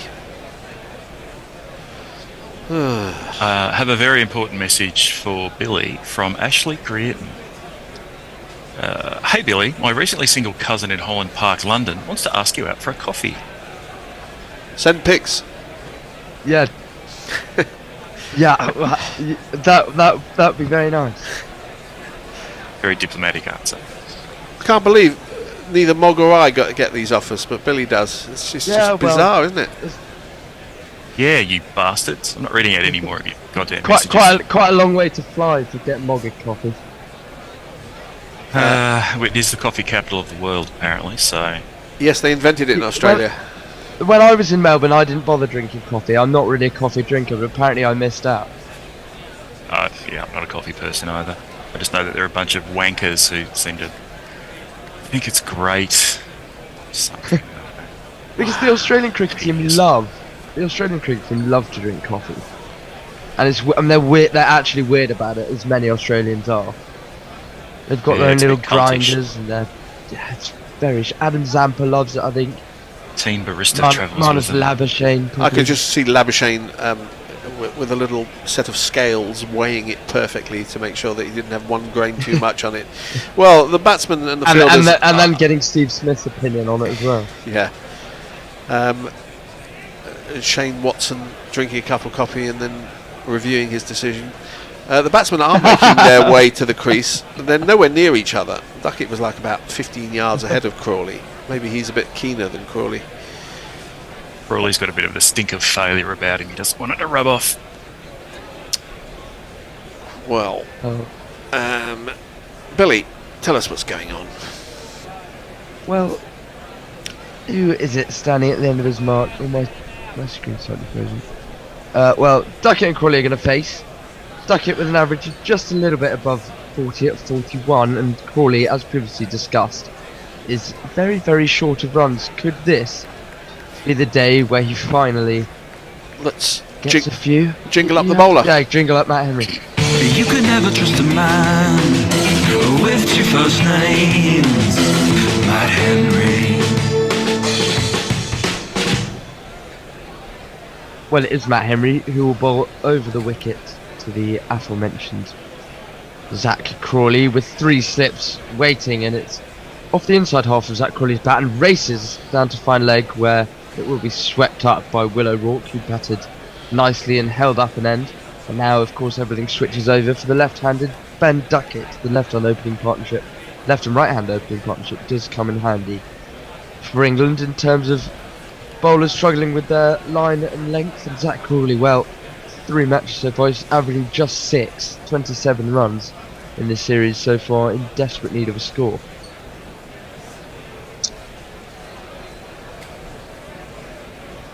Do you think Fred Crawley, whatever he does, is just completely undroppable because they would have dropped him before? If they were well, it's harder on tour. There aren't many people around to replace him. True. Well, Duckett faces up and he has a little fiddle at that one, and Tom Blundell, in despair, takes it in his gloves at head height as it just goes past the outside edge. I mean, they literally don't. I don't think they have a reserve batsman, because Bethel was the reserve batsman. He came in for that other bloke whose name, that other fake Cox. keeper. Cox, yeah. Jordan Cox. And so, it's not really an issue, which is probably good for Crawley, because he didn't have to worry about it in the previous test. But This one's shorter from Henry, and Duckett gets into a rather awkward, cramped position and is gesticulating to his partner at the other end, but it just bounced on him a little bit. Well, everything seems to bounce on Ben Duckett. He's so short and a hobbit-like, but that's just come off the inside of his bat and down into the ground. There's no real trouble as he fiddles with his gloves. It is funny how these batsmen have so many different mannerisms. So many of them like to unstrap and restrap their gloves after each delivery, and Ben Duckett taps his bat on the ground and gets ready to face the fourth ball, and that's a lovely delivery once again from Matthew Henry as Ben Duckett withdraws his bat just inside the line. He doesn't do that very often. No, that won't was a genuine leap though, even though, you say he was beaten? Yeah, I'd say he was beaten. It's one of those where he's actually pushed it and after the fact he's withdrawn his bat to make it look like he has. Contrasting fortunes in this series for Duckett, averaging 41 compared to Crawley's 6, and Henry bowls, and again that's flashed at by Duckett, but this time he's lucky enough to get 4 as it went past the diving gully to Gully's right hand side in between third slip. New Zealand are very much in the game here. It's 4. 1, 2, 3, 4. Just short, and Ben Duckett as usual can't resist, but this time he gets lucky. It was a good leap from Gully, but it was a goodish leap. He didn't make a lot of ground. It went quickly, but Young didn't seem to react all that speedily. Well, the last delivery of his first over and Henry's first, and he'll continue around the wicket. It's a fantastic ball. He's got Duckett on the ropes here. It's another play and miss, but Ben Duckett gets through that over unscathed. England 5 for none after 1. Over on the jingle discussion board, Steve Roos says, I love the Alzari Joseph jingle. The emphasis on the pronunciation is in the West Indies accent. Love it. Not one of mine. Pirate Badger says, Mohammed Shazar said it before, best player jingle by miles. That is one of mine. And Jack Rover says, I maintain the Censored Stokes jingle is a heartbreaking work of staggering genius. That one weren't Sherwood. That was one of mine. And Mark Zip says, and for sheer perversion, Dane Pete and Ian Bell. Well, we're going to jingle up the other bowler who's played for so long that we still have a Sherwood jingle for him. It's only a whimsical notion to fly with Tim Southey to tonight. I probably won't fly with Tim Southey. Well, he will come into bowl to Zach Crawley with Tim Southey, and that's a really nice delivery to start up with. It's edged from Crawley into the ground and into Gully's hands. Crawley gets away with it once again, just pushing it. A nice start from Tim Southey, who many people saying Fred shouldn't have played in the second test, and I'd probably have to agree with them. Well, it's difficult. You get yourself into this situation where somebody said, oh, I'm going to play these games and then I'm going to retire. I've always said, play your last game and then say, I'm going to retire. That's the honourable way of doing it, rather than doing laps of honour around the country, or Tendulkar's case, about 4 years. Well, he comes in, Crawley drives really nicely there on the up, really beautiful shot through the covers, and he will get 4 more. A nice confident shot from Crawley to start his boundary count for the innings off. Just four. Yeah, with the retirement of Tim Southey, we're going to have, of course, his jingle is going to retire. We should have a jingle retirement ceremony. That was based on a song by Mike Nesmith, flying down to Rio, I think it was called. Mike Nesmith, somebody who unfortunately passed away during the COVID epidemic. Best known as one of the Monkeys, but some great solo material from him. Crawley faces up again, and it's driven once more. That's a good shot. This is even better timing. Really nice shot. He'll get 4 more, almost identical shot as he moves on to 9. It's Nissan She. It's Nissan She. Apparently wishing Southey wasn't picked for this test too. Well, 2 drives from Zach Crawley. 2 really, really nice drives as well. As I say, both identical, really. And just swinging away and played with beautiful timing and poise. Tim Southey should really try and stick there, to be honest. You wouldn't be surprised if Crawley edges one behind at some point, such as his luck been. He does stick there, and this is defended nicely into the ground. And if you are going to announce your retirement, before you've actually finished playing, then do it the way Stuart Broad did, which was Yeah. after 4 days of his last Test match, said, actually, that's it. And it was just, the whole thing was over in a day. Thank you very much. But announcing it way in advance, I think, is a little bit self-aggrandizing. My dad has very similar viewpoints on that thread. Very sensible gentleman. Well, sometimes. As you get older, you'll realise how sensible he is. Crawley will face up again, and this is driven down the ground, and they'll get 4 more here. Well, 16, I think that is off Southey's very first over. Oh, no, it's just 12. 3 boundaries, 4 more. 2, 3,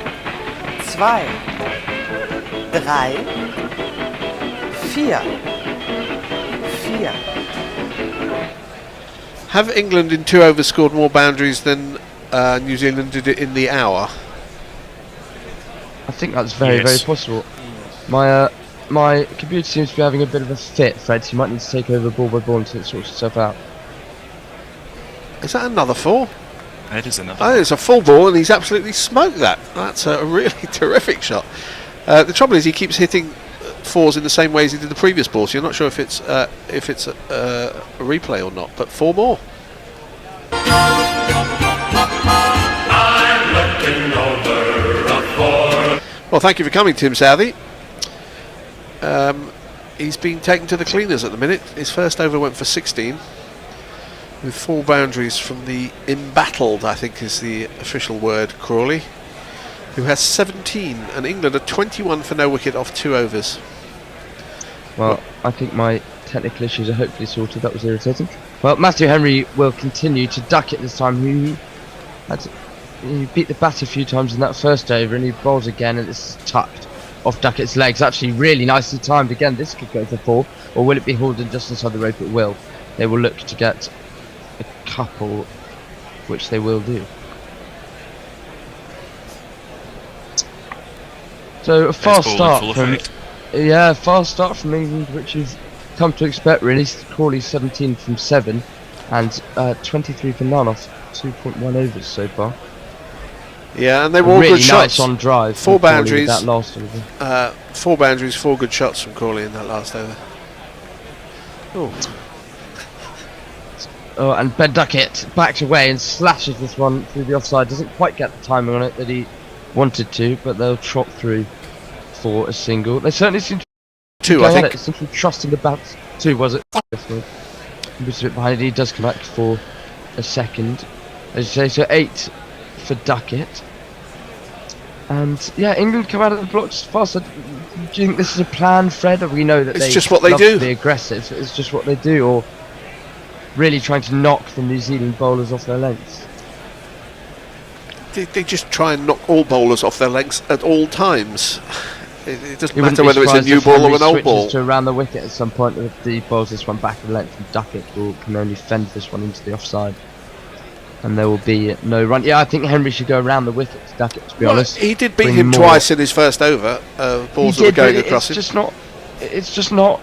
I just never think it's as threatening. There are so many more dismissals, and namely LBW, that come into play if you're bowling from around the wicket to a left-hander. I'm I mean, going to he's not disagree really with gonna you get an there. It LBW. depends if the ball's moving or not, and we haven't seen anything move so far. Henry bowls, and this is tucked nicely off Duckett's legs, but it's fielded by, I think that was Rachin Ravindra.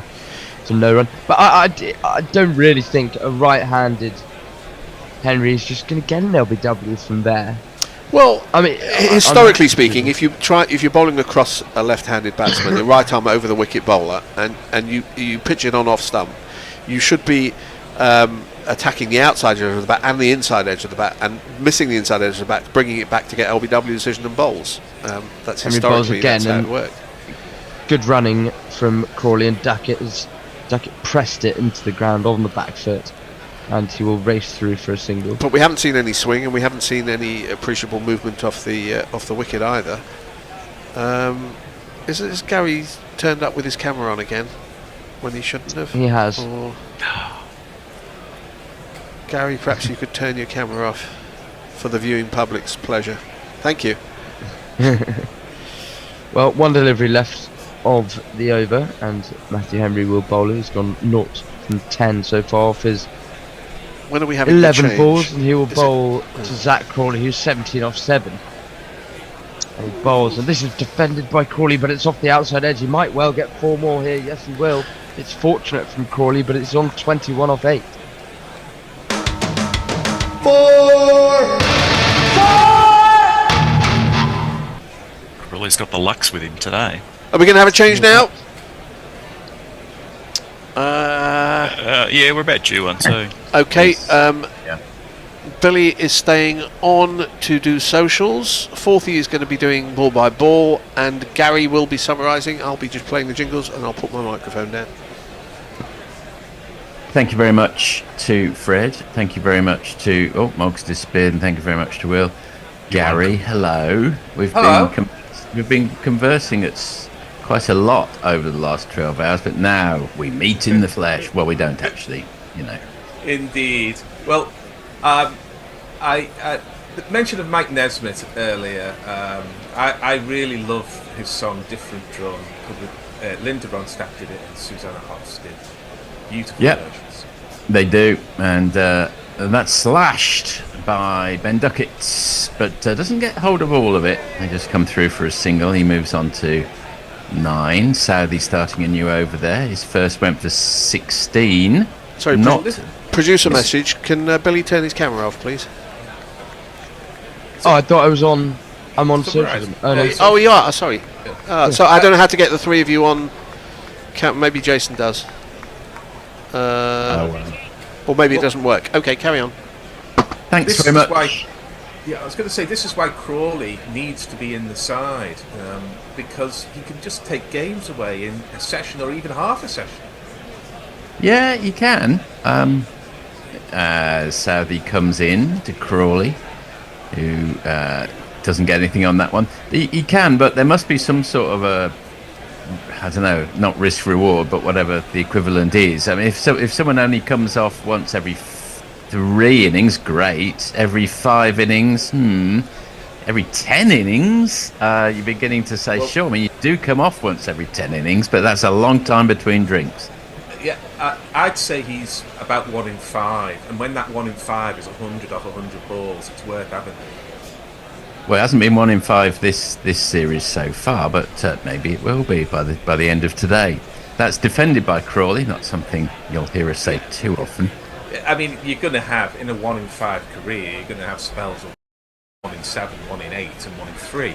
And that's the way it's gone for him. But we always say, don't we, with some justification, the cliche that it's bowlers that win matches. But he's a batsman that wins matches. or gets a moral draw.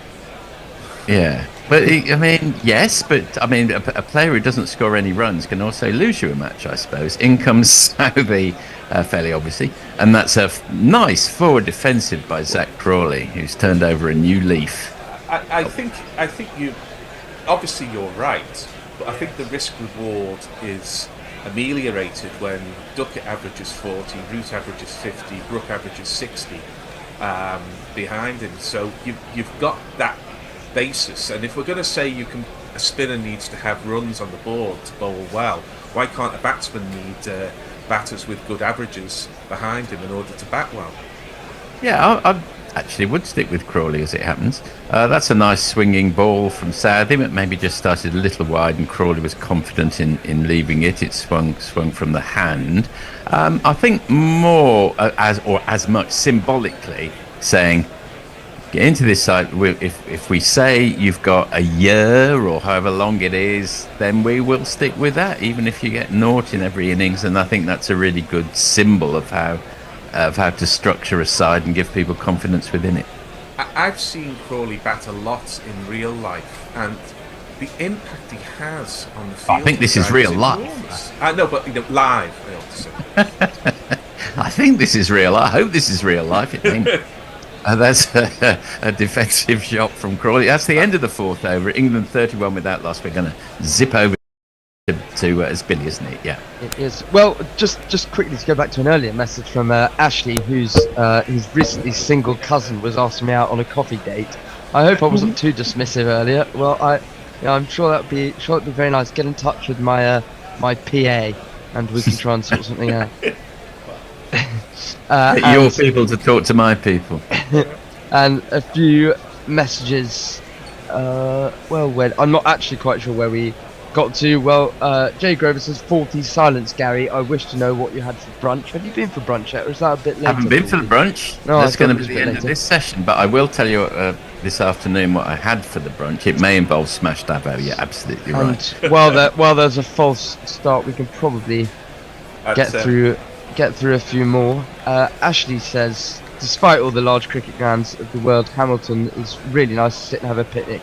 A typical Kiwi thing to do. Yes, New Zealand would be a fantastic place to watch cricket, along with West Indies and South Africa, I always think. Matt Henry into the start of his third over, and Duckett steers it round the corner down to long leg. Just to say a little about smashed avo. My sorting out Christmas at my brother's in Billericay in Essex, and Kevin feels slightly ill at ease in Essex. It's not really his kind of town. Part of that may become obvious when I tell you that we're all looking forward to Christmas Day breakfast, where he bakes his own sour bread. My younger boy does the smashed avocado, and then we rub garlic onto the toast and add the avocado. Anyway. Dear, oh dear. Oh, what a catch.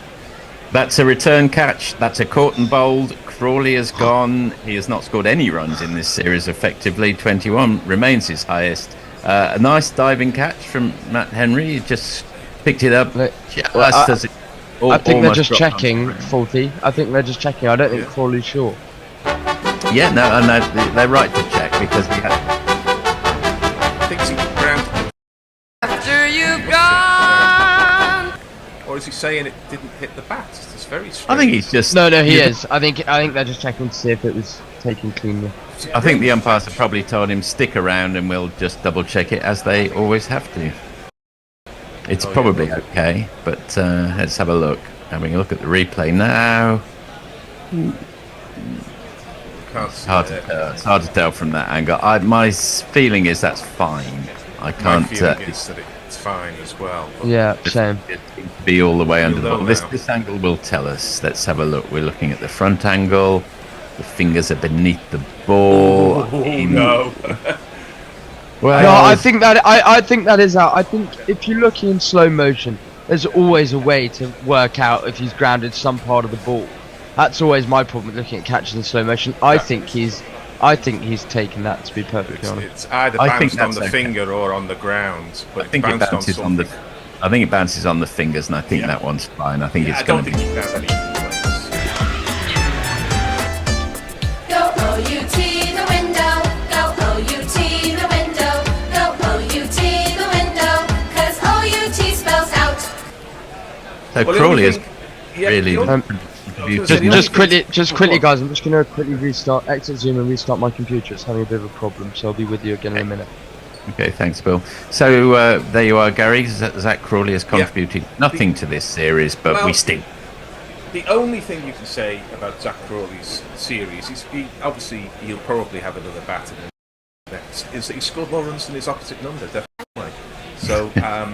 It's like that sometimes for opening bats, isn't it? But very disappointing for Crawley. And again, he looked $1 million until he was walking back to the pavilion. But it's what does Ange Postecoglou say? It's just what we are, mate. It's just what we are. Yes, that mate thing. He gets sort of pilloried for that. Oh, hang on, Fred's waving. Now he plays for the English team. They say that he is an all-rounder, but that remains to be seen. I would feel a little bit uncomfortable when English commentators find an Australian who says mate all the time absolutely hilarious, because that's just how Australians do talk all the time. I honestly don't think that's the reason it gets brought up. I think it's the phrase before, it's just who we are. It's just who we are. Yeah, that's the stick to beat Postecoglou with. First ball from the new batsman, who is Bethel, another double L contributor to this match, and Henry comes in and Bethel leaves it well alone. Great catch by Matt Henry there. He has bowled fantastically well in this series, Matt Henry. Mainly with the new ball. He hasn't been as good once you've seen him off. But he's a classy operator these days. It's a smooth operator, one might say, Gary. Smooth operator, indeed. You're going to say that's an all-time classic as well, aren't you? No, by Bethel to point, dot ball. I've always been a bit nay about that. It doesn't do anything for me. All right. Okay, then. Not every song from 1983 or whatever it was is a favourite. Oh, I thought it was 1983 that was what was good about these songs. No. In comes Henry again. 5th ball of the over to Jacob Bethel, who's taken to test water like a duck to cricket. But he gets a thick inside edge on that one to square leg, but he's off the mark. Yeah, I mean, Hendo was blaming him as the next coming of Don Bradman in the last test. That's a bit harsh, but he was singing his praises, and I was unsure. Well, Bethel got 96, so who's won on that one? I remain unconvinced that head, hands, and feet are always in the right place in order to succeed in Test cricket. But if head, hands, and feet had to be in the right place all the time to succeed in Test cricket, then the record books would look rather different. So yes.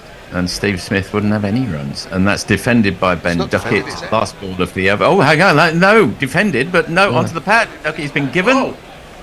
And Duckett is, I think, walking inside edge onto the stumps, was it?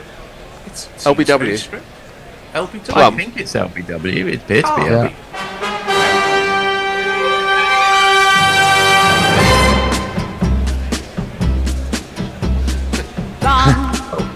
Must be. Well, what surprises me there is that Ben Duckett's walked straight off, because it was... No, it was bat leg. That's out. I've really... Fred, a lot of credit to you there. I would stretch Henry to around the wicket, so well done. Yeah, I said you can swing it back in and get LBW. Sorry, I shouldn't have butted in. I just wanted to say that Head, Hands and Feet were a great band in the late 60s. No, they were. Chaz Hodges was the bass player. They were terrific. If you dig up any of their old stuff, it's also worth a few quid. Anyway, I'm gone now.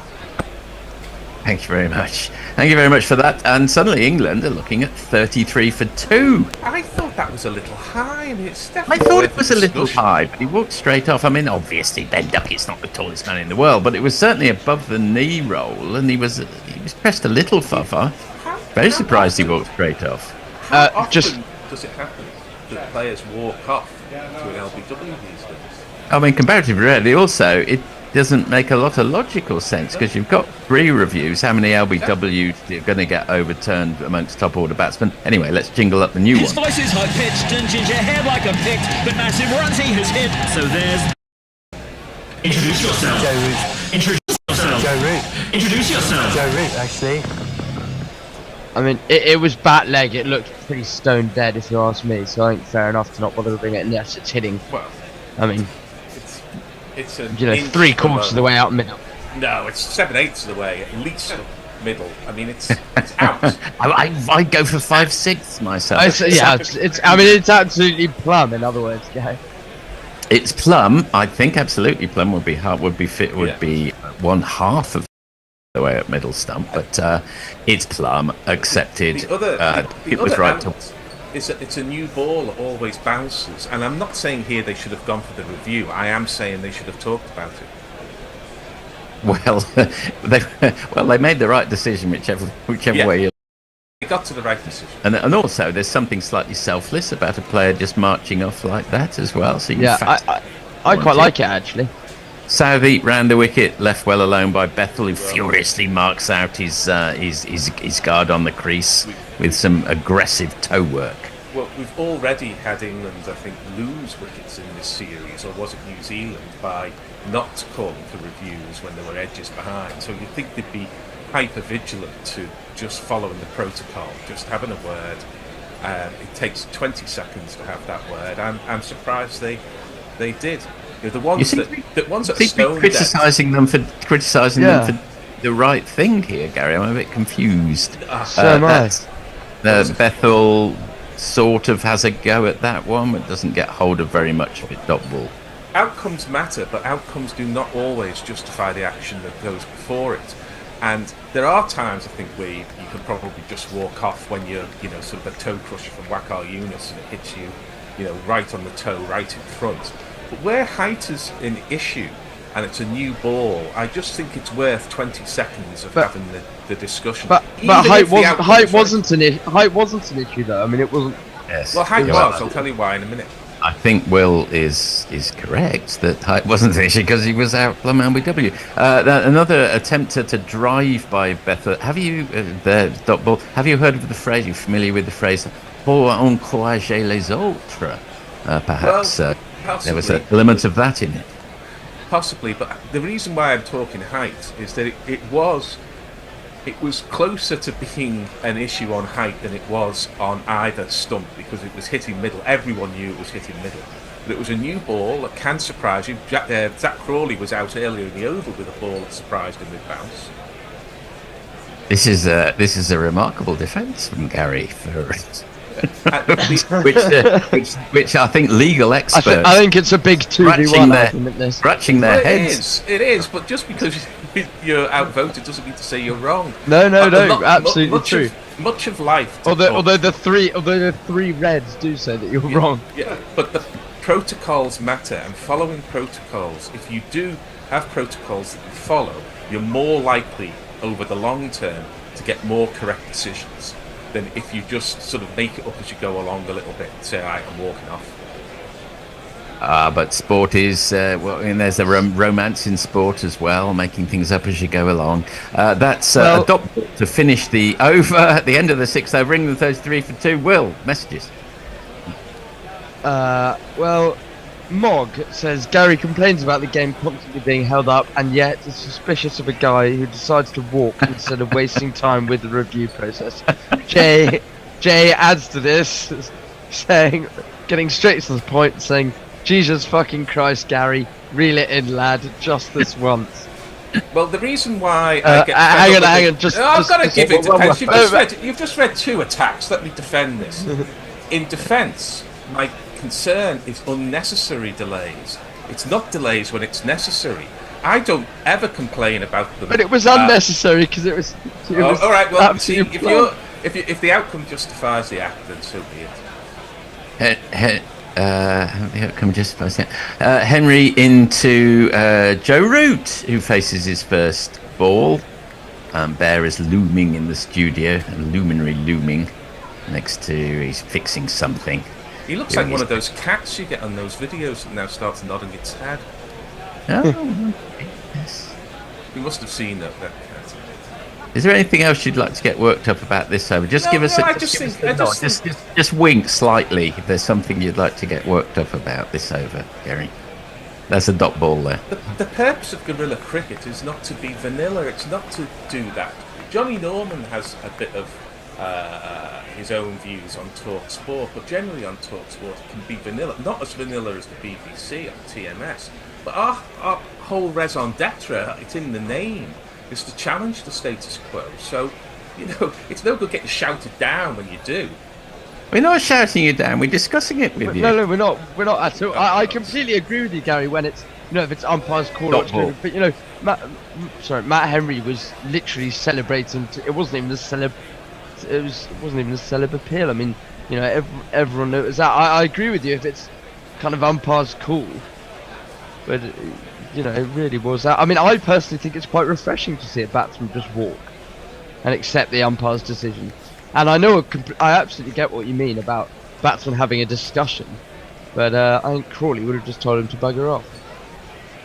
Yes. Okay. So that's Joe Root just pulls his bat inside the line of that one. He's seen it all before, and that's a dot ball. No, we enjoy discussion, Gary. Don't get us wrong. It's good. It's all good stuff. But it certainly sounded like I was being closed down, and people can think that, when they're the ones who are doing the talking. But I think in that case, I deserved the chance to answer back, which I did. Which you got. You get a fair hearing. That's clipped off his legs down to fine leg for 4 and 4 runs. Here it comes. The number of the day. Who could ask for more? The number of the day is 4. Gonna have to disagree with you about Wham though. Overrated. Well, again, that's fair enough. I mean, I spend my time opinionated. I write theatre reviews. Do you? And I'm partway through writing a report card on this match. I don't mind differences of opinion.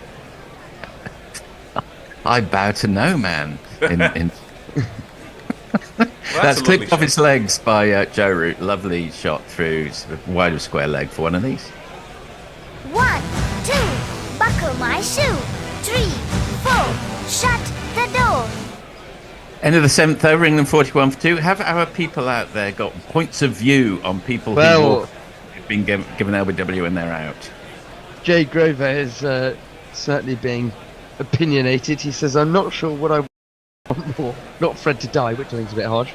Diane Agnew or Gary to shut the fuck up. So I might where else are we going? Mark Zip says, I don't know, Fred, the last copy of the first Hands and Feet LP ad went for about $40. There are plenty of cheaper records and plenty more expensive ones. Left well alone by Bethel. First ball from Southeast, 4th over. Anything else? AJ, sorry AJ, I think I've missed a few of your comments. Is saying, if you explain this one again, AJ, in the comments, we'll get a discussion on it. He's saying, why is mid-on not miss-leg, and why is silly mid-on not silly mid-leg, etc, etc. So if you clarify what you mean again, we can have a discussion about it. And Nicholas, this will put a smile on your face. Great point for Everton, wasn't it, Gary? It was.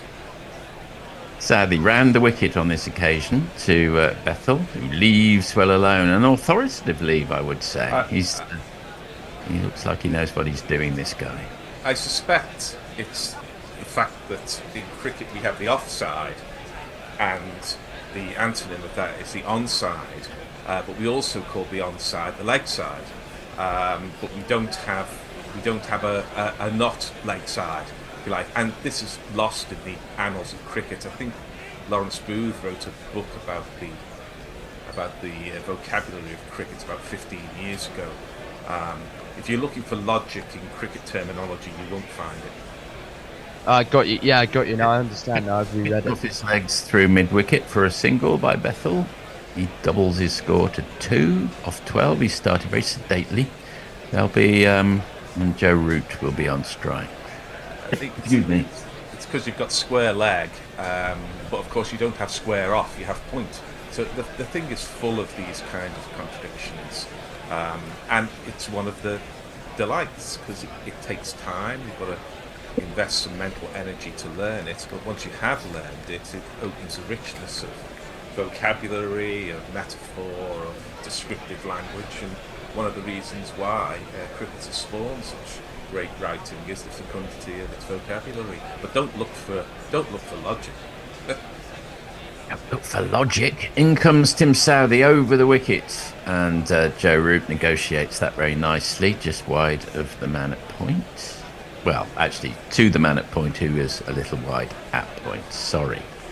There's the fecundity again.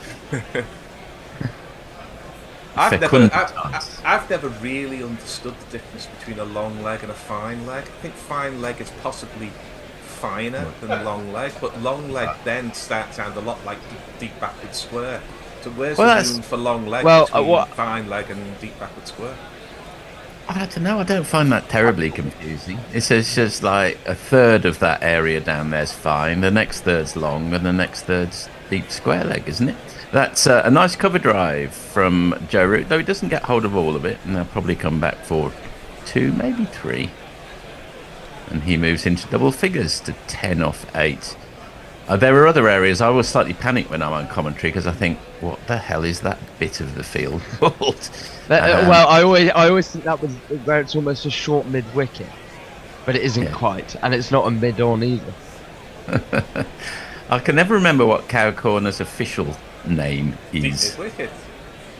It's not really, though, is it? It's a little bit further around than that. I know where deep mid-wicket is. It's sort of square. It's in between deep mid-wicket and square leg, Cow Corner, really, I think. Well, no, it's sort of in between deep mid-wicket and long on, really, That's isn't it? what I think it is, yeah. And that's played down to, I think we can all agree, is long leg. for a single. And that's the end of the over. End of the 8th over. England 45 for 2. You used to be able to buy tea towels with the fielding positions on. Yeah, yeah. did, I think I had one at some point. Where are we? George McPherson says Root and Beth will have a huge task of bringing England back into the game. They certainly do. Mog says, get in all caps, get stuck in, Gary, kick against the pricks. Me and Fourthy, the pricks, Mog. Apparently, yes. And AJ is asking Gary, what was that book called? Which book? You did mention the book. In comes Henry, and that's very full. And Joe Root gets his eyes right over the top of that one and plays it down to what one would call cow, except one only calls it cow when there's been a massive hoik in its direction, and that was anything but. Yeah, it's not the outcome of the shot, it's the method of the shot which makes it cow corner. You have to slog across the line to get it to cow corner. If you merely drive along the ground, it's deep in wickets. But you'd have to go onto Amazon and search under author Lawrence Booth for it. There's a chance, of course, that I'm completely making this up, because anything that's 15 years ago, it may or may not be a figment of my imagination. Dot ball defended by Joe Root, who's an uncharacteristic 13 off 11. We've just seen a compilation of Zach Crawley's dismissals in this innings. Would you guys argue that to get out caught and bowled twice in, 5 innings is unlucky or poor batting? I know the one today was a bit of a leading edge. That's a bit of a leading question, as well as a leading edge. I think it's not a form of dismissal that openers will be happy with. Put it that way. That's steered wide of the man at Gully, and Phillips does a scumpering bit of fielding and throws himself rather unwisely, one would say, when there's hardly anything at stake, with a massive sort of acrobatic pivot. Anyway, the upshot is 2 runs. I mean, those dismissals from Crawley off the leading edge speak to a kind of traditional cliche in cricket as well, as that a strength can become a weakness. And him coming forward to almost everything, because he's so tall and he likes to get on the front foot, is a strength, as is his ability to work through the leg side. But it also becomes a weakness. Joe Root leaves that one well alone, just watches it through with disdain. Dot ball. Matt Henry bowling. Steve Harmison in the commentary box is not quite sure whether he's enjoying his retirement a bit too much, but he's also sort of simultaneously quite ripped. It's a strange combination. I can't quite work out which he is. What he's not is particularly interesting. I'll tell you that. Woo! Play and a miss, I would say, there by Joe Root. Don't think he played inside that one. Think he had a nibble at it. On the other hand, I wouldn't say a nibble. He played it down the line, it deviated, and therefore he missed. So, in terms of outcomes, as Gary would say, he followed the protocols, and he played the shot correctly, even though he played it. Well, once he saw that the ball was outside his eye line, he just moved his hands very slightly towards it, and then he did as well. Brought the hands back in, which is good technique. And away at the very last minute, which must be infuriating, even for the phlegmatic Kiwi. Matt Henry's got a big smile on his face. I can tell you there are some Indian bowlers who wouldn't have a big smile on their face right now. Imagine doing it to Sylvester Clark or to yeah, quite someone like that. Jeez. Well, yeah. I mean, I don't know if you look at the sort of look on Mohammed Siraj's face when. Oh, well, he's like that all the time. I rather like him. And that's a real play and a miss. Almost. Oh, there's a few heads go back in the slip cord, and there's a grimace on Matt Henry's face. That was an excellent ball. That's the end of the 9th over. England 49 for 2. We've got one over left in. David Doral says, just put the YouTube feed on. Why is Gary balancing a drowned rat under his nose? Well, there is that. If you want to comment on that one. There is that. Grubby's rather better at this look than I am, but it will be going soon. It just speeds things. I quite like it. I quite like it. It's Hulk Hogan-esque. It's very grey. That's what I don't like about it. You're looking a bit like Booney these days, aren't you? Booney, Gary? yeah. David Boone, what a I'm legend. a foot taller than him. In comes... a foot beautiful. In comes Tim Sally, and Jacob Bethel unleashes superb cover drive. Wonderful shot. 1, 2, buckle my shoe. 3, 4, shut the door. I think comparisons with Don Bradman might be might not be out of place. This man Well, looks there the really man- is nothing. however you There's spell nothing man. better than a left-handed cover drive. How would you I spell always man think. in that sentence, Gary? To the man above. To the manor born, M-A-N-N-E-R, of course. I think you'd be wrong. I think it's to the manor born. I think it's literally from Hamlet, and it's to the M-A-N-O-R born. But I stand to be corrected. Well, we can be sure by looking it up. Obviously, No, it we takes can't. a bit there. Yes, we can. No, we can't. Because No, Shakespeare God. didn't write the God. stuff down. They were No. from prompt books, and he was No. famously... You've opened a can of worms there for famously, me. God, he I was walked into famously that. Catholic in his spelling, and he loved I a walked- pun. So I he walked could into go that either way. Oh, look at a man walking into an elephant trap. That's me. Bethel on 6, facing Southey. Oh, that is a beautiful drive, but straight on the bounce to the man's hands at point. The thing I really like about Jacob Bethel is purely the way that he lines up, as well as Yes. the speed of his hands. I just think he gets himself into a fantastic position at the crease.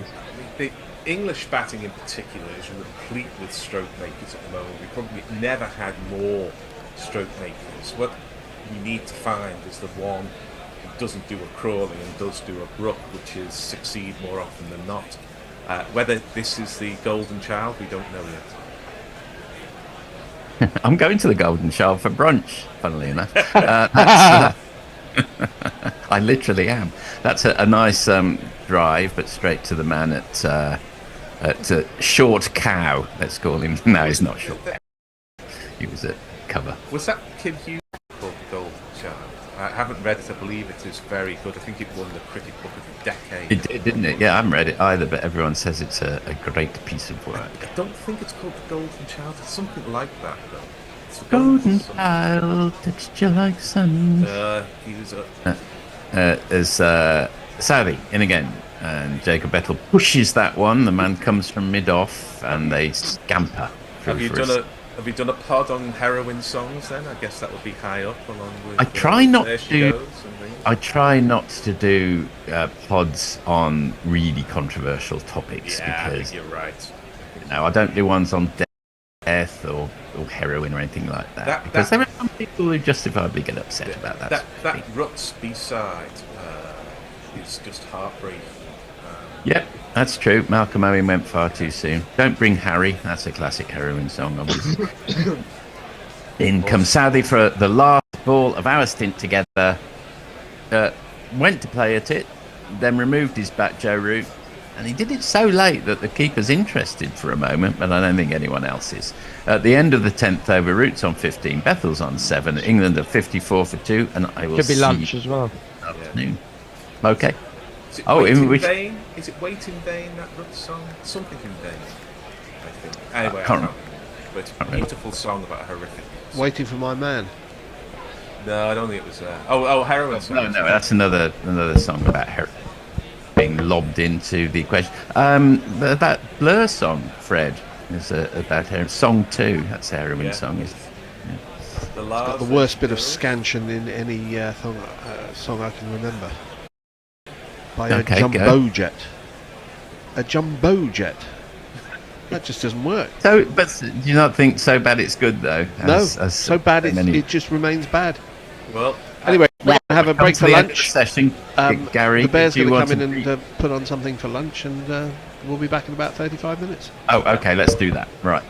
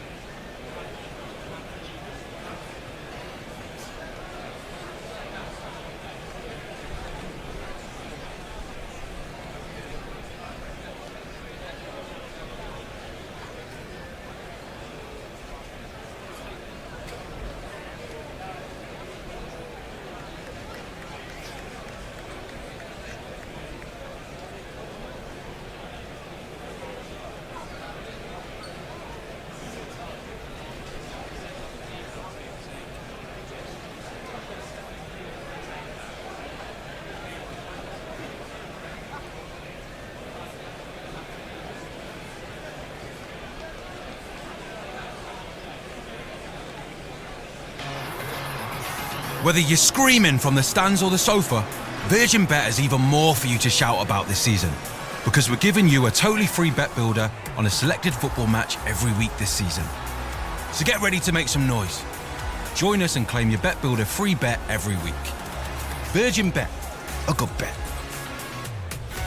Use bet builder free bet on selected match by kickoff. Min odds evens. Max one free bet £1 to £20. Except via pop-up. T's and C's apply. 18 plus. Bet responsibly. Gambleaware.org. This episode is brought to you by Shopify. Looking to start a side hustle or become your own boss? Do it with Shopify. Whether you're selling succulents or stilettos, Shopify has the industry-leading tools to help you create, control, and grow your own business. So get serious about selling and get Shopify today. Sign up for a £1 per month trial period at shopify.co.uk/special offer, all lowercase. That's shopify.co.uk/special offer. This holiday season, Amazon brings you an unmissable month of festive football. What a fantastic night of football. Including 10 Premier League games. It doesn't get much better than that.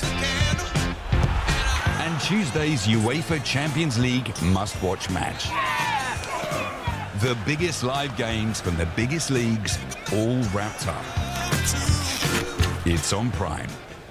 The Bishop and the Bear, the Bishop and the Bear, and to the delight of everyone, they're here to share jokes and rants and guests and things. Who knows what any fun they'll bring? Not affiliated with the Mad Bishop and Bear pub at Paddington Station. The Bishop and the Bear, bats beyond compare, buckets of savoir-faire. The Bishop and the Bear. Welcome back to the Bishop and Bear. It's been all action for us. Early morning action. 6 in the morning action, getting up at 4 action, and the Bear and I glad to have a few days off, and at least the West Indies series, white ball series, kind of goes early evening through to the very early morning, and he's a bit less disruptive on the old system. We've got 3 things we're going to talk about today. Largely, we got to look back at that Pakistan series, which was the proverbial game of 2 halves, although I suppose you'd call it a game of a third and 2/3. But it was pretty different ends to the way it transpired. India hadn't lost at home since 2012 when England beat them. 18 series, I think they've gone before that. New Zealand have overturned them. And he lost about 8 tests in that time. Yeah, at home. Guess who England are playing next? And we got a white ball series before them. With all sorts of interesting things. We're going to see Salt and Pepper at the same table. Maybe, if Pepper plays. We shall see. Our guest, who I'm delighted to say has joined us, is the one and only Billy Stevens. Billy Whiz. Don't know, do you have a nickname, Billy? I don't. Or one really you can share? No, I don't necessarily. No, I don't necessarily have a nickname, to be honest. It's not really that nicknameable name. I guess maybe Billy the Kid, the odd person calls me. Billy the Kid, William Bonney. I did think of that one. Billy Whiz. Do you know who Billy Whiz was? Billy Whiz was.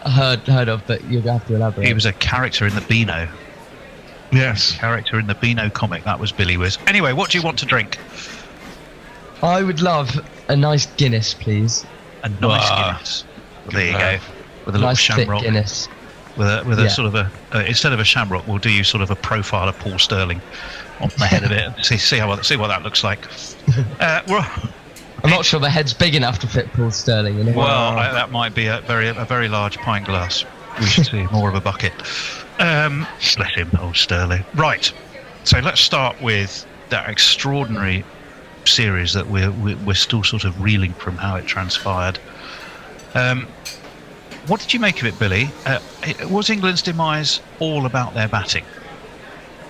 I think you have to say it probably was. Eventually, of course, the first Test match was extraordinary with all the records being broken. Brooks triple 100, Rootsman big double 100. But then, just no one scored any runs after that. I mean, if you look at the stats, I think Brooks scored 300. He only scored another kind of 40 runs aside from that triple 100, something like that. But yeah, I think it was all our batting, really. I mean, our inability to play spin in the subcontinent, considering we've had so much recent practice, is slightly baffling, really. And I think Stokes' leave to be dismissed in England's final innings kind of summed the whole thing up, to be honest. That was horrific, wasn't it? I mean, what was he? I don't know what he was thinking on that one. To be honest, I think, part of it for me, if I was interviewing Ben Stokes, I think I'd have been quite scathing. I almost think we just looked like we kind of gave up midway through that third test. Our brains are absolutely fried, and there was just no energy. We were incredibly flat. And I would kind of be thinking, lots of England supporters came over for the Rawalpindi test, deciding game, and we just weren't up to it at all. And back to the original question, I do think our batting is to blame, and with so many people like Pope and Crawley and Stokes himself in dire form. Yeah, look, I'd agree with that up to a certain point, right? But I got a bit pissed off with Nasser at the end of it. I mean, Nasser was banging on at the end of it. Look at South Shaquille and look at this and that guy and how they play spin. Yeah, they're at fucking home, man. And they play it all the time. It was kind of like, well, look how they play with soft hands and all this kind of stuff. And yeah, that is true. But, that is the product of where you play your cricket, right? And England don't play cricket in those conditions. So the fact that they do go hard at the ball, it's hard to put away. You play like that your entire life. Then suddenly you're supposed to switch just like that? No, okay, you're professional, but it's not that easy, right? I completely agree with you. My only point is, it's just very similar to India. Win the first test and then lose the next 4.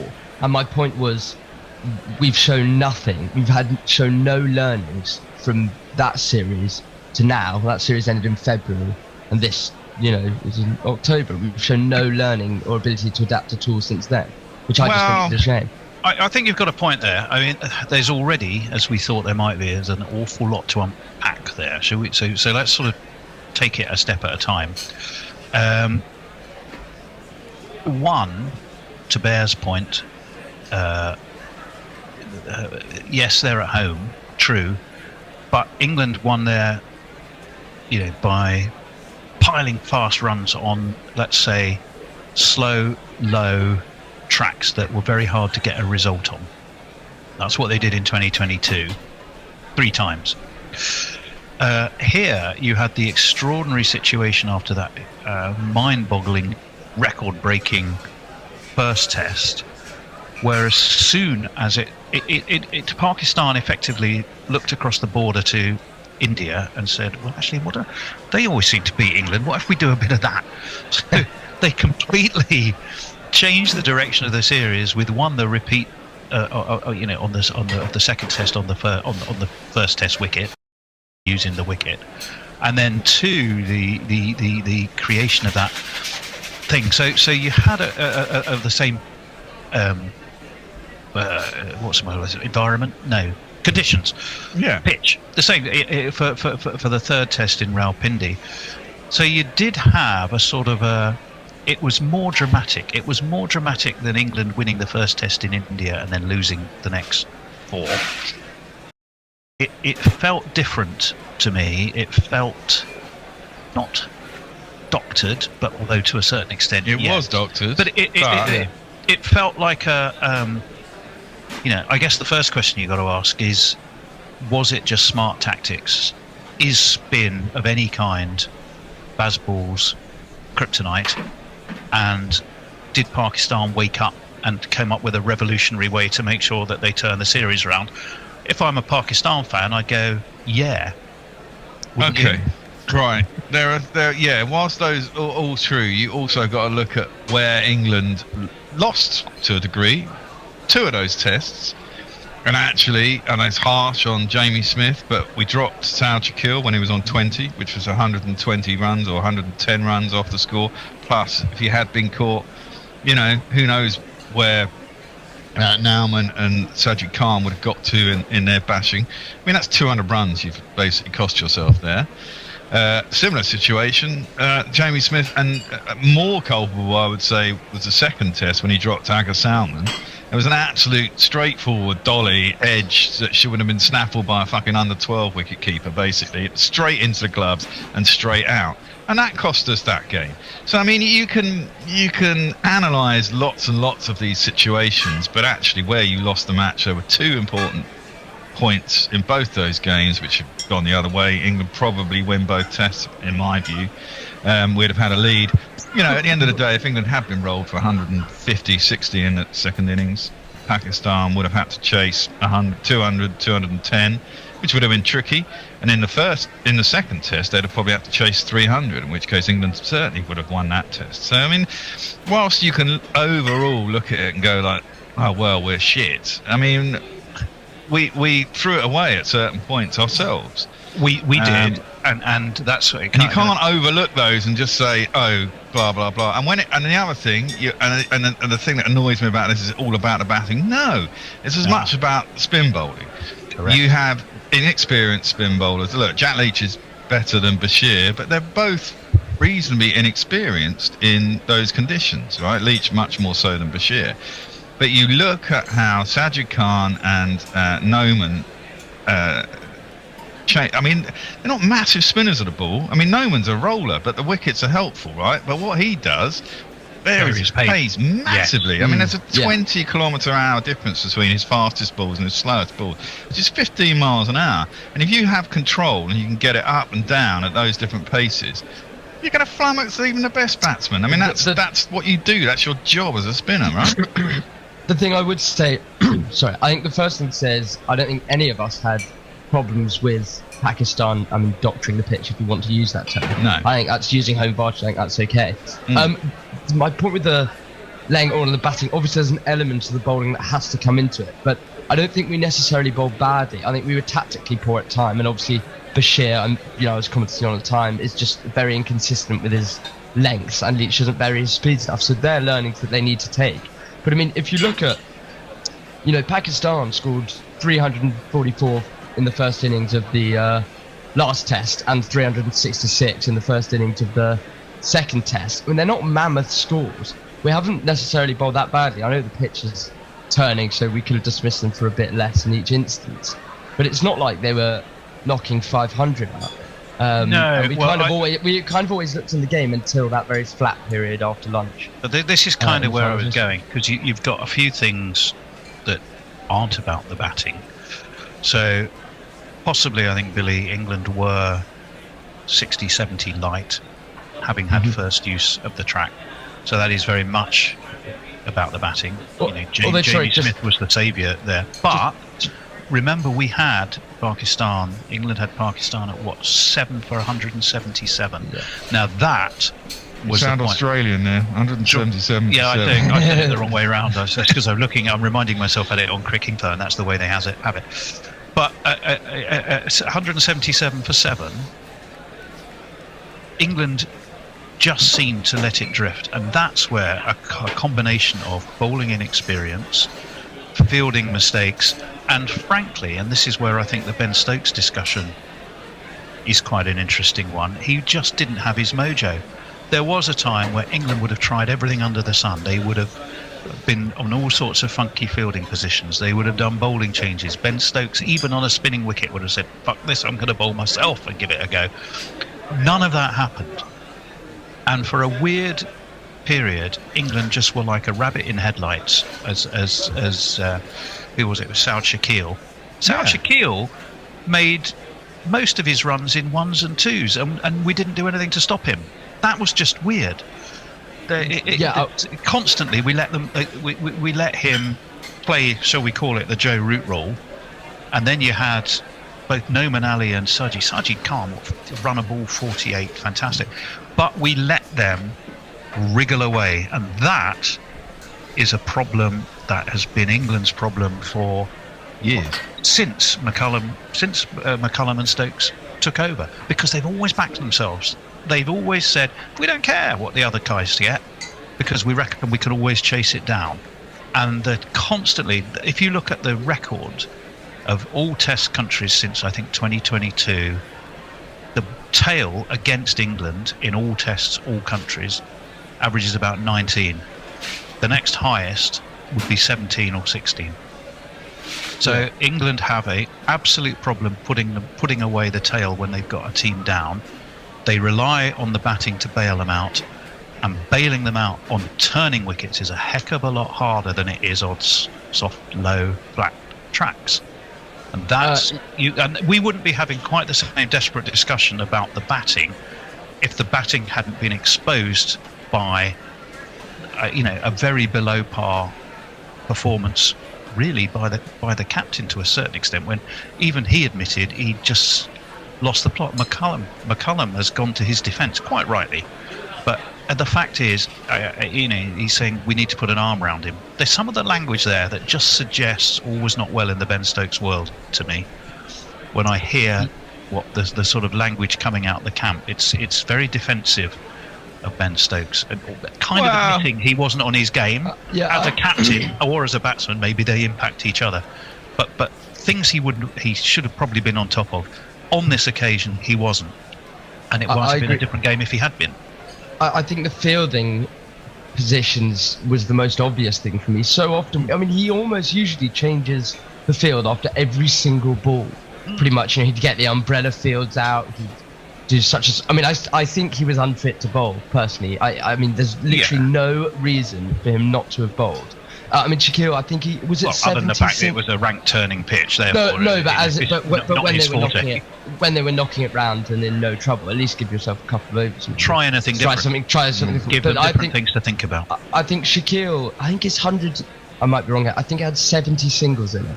Yeah, he only scored 4 fours in his 100. Yeah, the most singles ever in a Test century, I think. Might have to fact check that. The thing I'd say just about, because England batted first in that final Test match. I know you're saying it's a big advantage, but I actually think that first session and England were, I think, what is it? We were 118 for 6. I think that was the session that the pitch played the hardest, to be honest. Yeah, I mean, Ben Duckett, right. the delivery that Ben Duckett got was extraordinary. I mean, it just rolled it on the floor.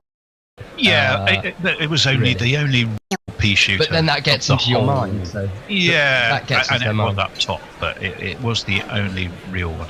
I mean, it brings you on to the other discussion apropos the batting, is we just don't face quality spin bowling often enough in those conditions. So losing in Asia is not a surprise. And that's why Pakistan's complete change of gear and tactics and approach, and everything from fan heaters to rakes. There's Hyderabad gardening school of 2017 in my book, but it works, didn't it? Yeah, with but I mean, tail. Oh, go on. Well, I was going to say, I mean, it's not just us. I mean, South Africa.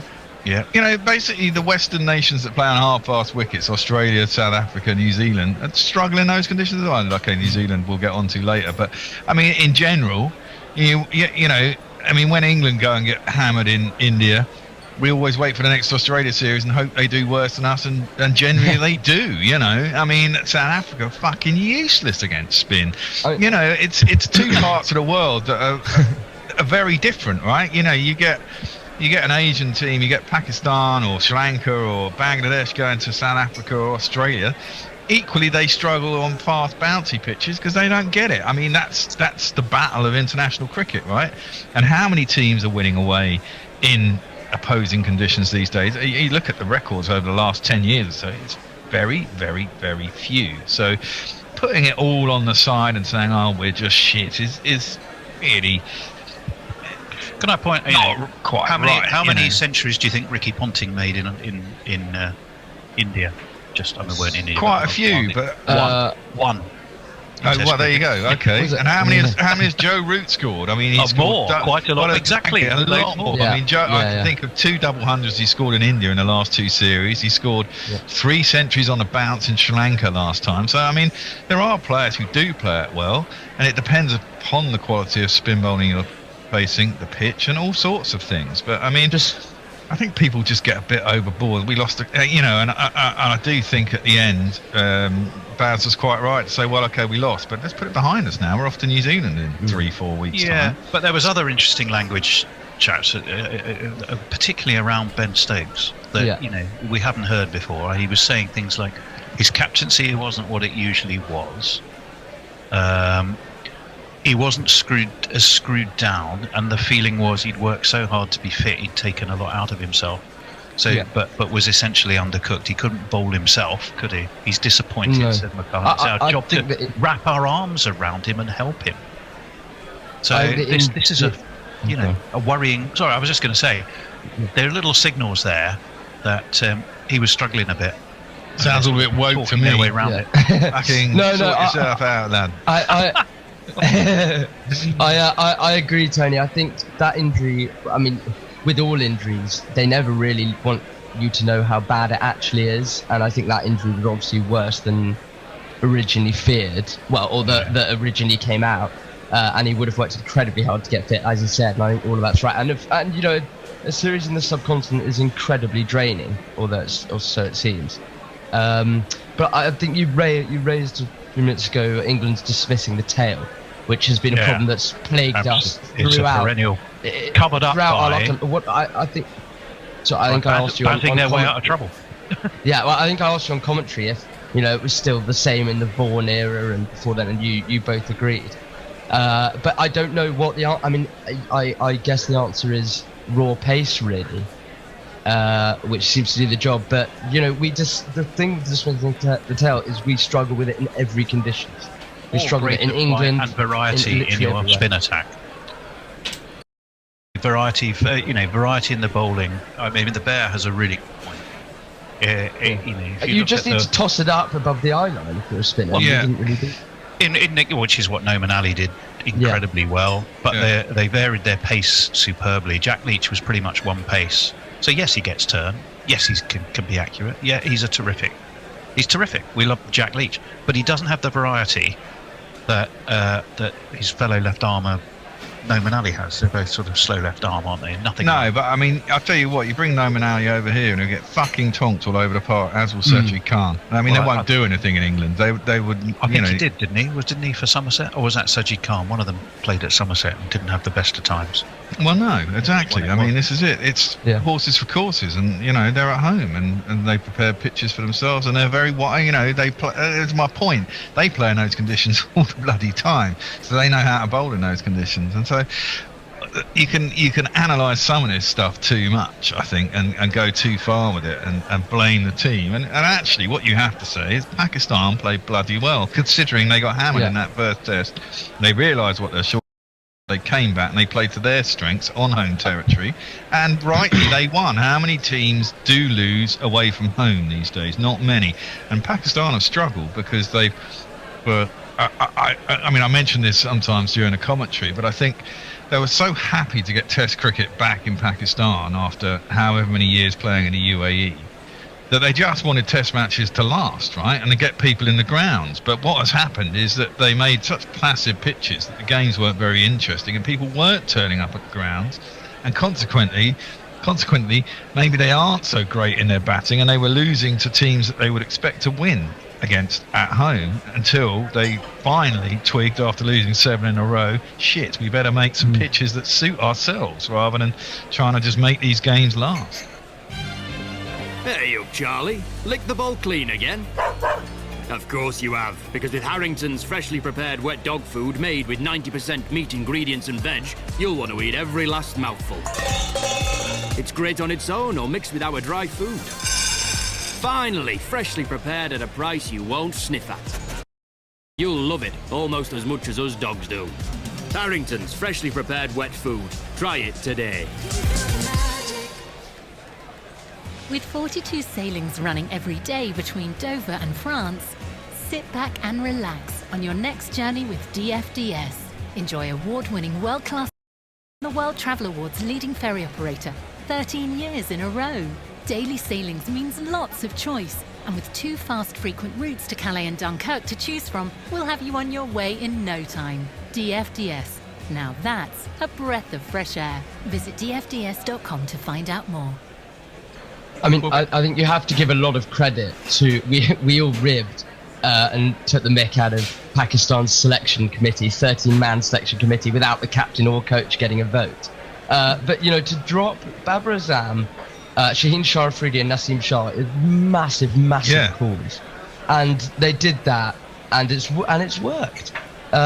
So it's props to them really. And just quickly, do you guys think Babar Azam will come back in at some point? Yes, I think he will. He's got the quality. Incidentally, I think Jason Gillespie came up with the title for himself of match day strategist. Jason Gillespie. Jason Gillespie's also just taken. I've seen earlier, maybe yesterday or this morning. He's also just taken control of all of Pakistan cricket. He's now white ball coach as well. I saw earlier today. Yeah, well, that's good So, for him. Yeah. Let's before we come on to the sort of how it affects selection for New Zealand and perhaps the Ollie Pope conundrum. I mean, we found Bryden Cast had a great first test when we needed a bit of extra pace, when we needed a bit of extra pounce. He had a good second test as well. Suited us to do it. Yes, he did play in that. I thought we went into the second test. We probably should have gone for more spin earlier as soon as we saw the way the runes were going. I think, nonetheless, we missed a trick in the second test. Well, they went all spin, we didn't, and look what happened. Well, they did, but actually, you look at the first innings. I think we took 5 wickets with pace. That's what I was going to say. Yeah, and there was the glaring drop by Jamie Smith, which was off Bryden Cast. There was another drop as well, didn't Bashir drop one down at long leg, or was that in the first test? Can't remember. He did. No, I think you're right. Second. And catches win matches, as they say, and that one behind, as much as Jamie Smith had a pretty good series, I don't want to. I think he's a good find and he's good for the side, and that's all well and good. But Jesus Christ, I mean, if you drop an absolute sitter that just comes straight through off the edge, you're not doing yourself any favours. Maybe some mental fatigue, I guess. I mean, not that that's possibly too big an excuse, but. No, yeah, it could well have been that. I mean, just looking at it from a Pakistan perspective for a moment, can we think of any occasion where bowlers have come into series as a duo and completely turned around? I can think of one. I can think of Axar Patel against England for India when he came in 2022. He completely changed that series. Yeah, on his own, but not as a duo. I was thinking duos, pairs. I mean, yes, you can go. You've got Wasim and Waqar. You can have Laker and Locke if you want to go back as pairs. For series as a whole, I mean, you obviously have Lilly and Thompson. You name any pair. Broad and Anderson quite clearly would be in there. So, yes, to kind of duos of bowlers for sure. But who, other than those two, I mean, you could possibly argue Wood and Wokes in the Ashes, but in the end of the day, due to the Manchester rain, we didn't win that series. We won morally, Tony, don't forget. Yeah, okay, we won the moral victory. Moral victory. But I was really struggling to think of anybody else as a pair of bowlers who had completely changed the narrative of a series more than those two have done. Quite remarkable. They took 39 or 40 wickets in 2 games. The only other wicket was a leggy. Can't remember his name now. But I mean, that's it. 39 or 40 wickets is incredible, as you say. I mean, I can't think that. But we watched Sajid bowl his first over, and I think I think I was on commentary time, maybe with Tony. I can't remember, but we all immediately thought, that's some intensity. That's what Pakistan needed. He would immediately bang up for it, chirping away, big celebrations, and it just lifts everyone in the field. Yeah. And he bowled well. He did bowl well, but it's extraordinary. As you say, 39 out of 40 wickets is an unbelievable achievement. And hopefully, I don't know where Pakistan's next Test series is actually, if any of you know, but hopefully they can continue the momentum, because I think Pakistan playing well is good for the game. Yeah, I agree. The first test, England 823 for 7 wickets. Next 2 tests, 814 for 40. That's how dramatic it was. What about?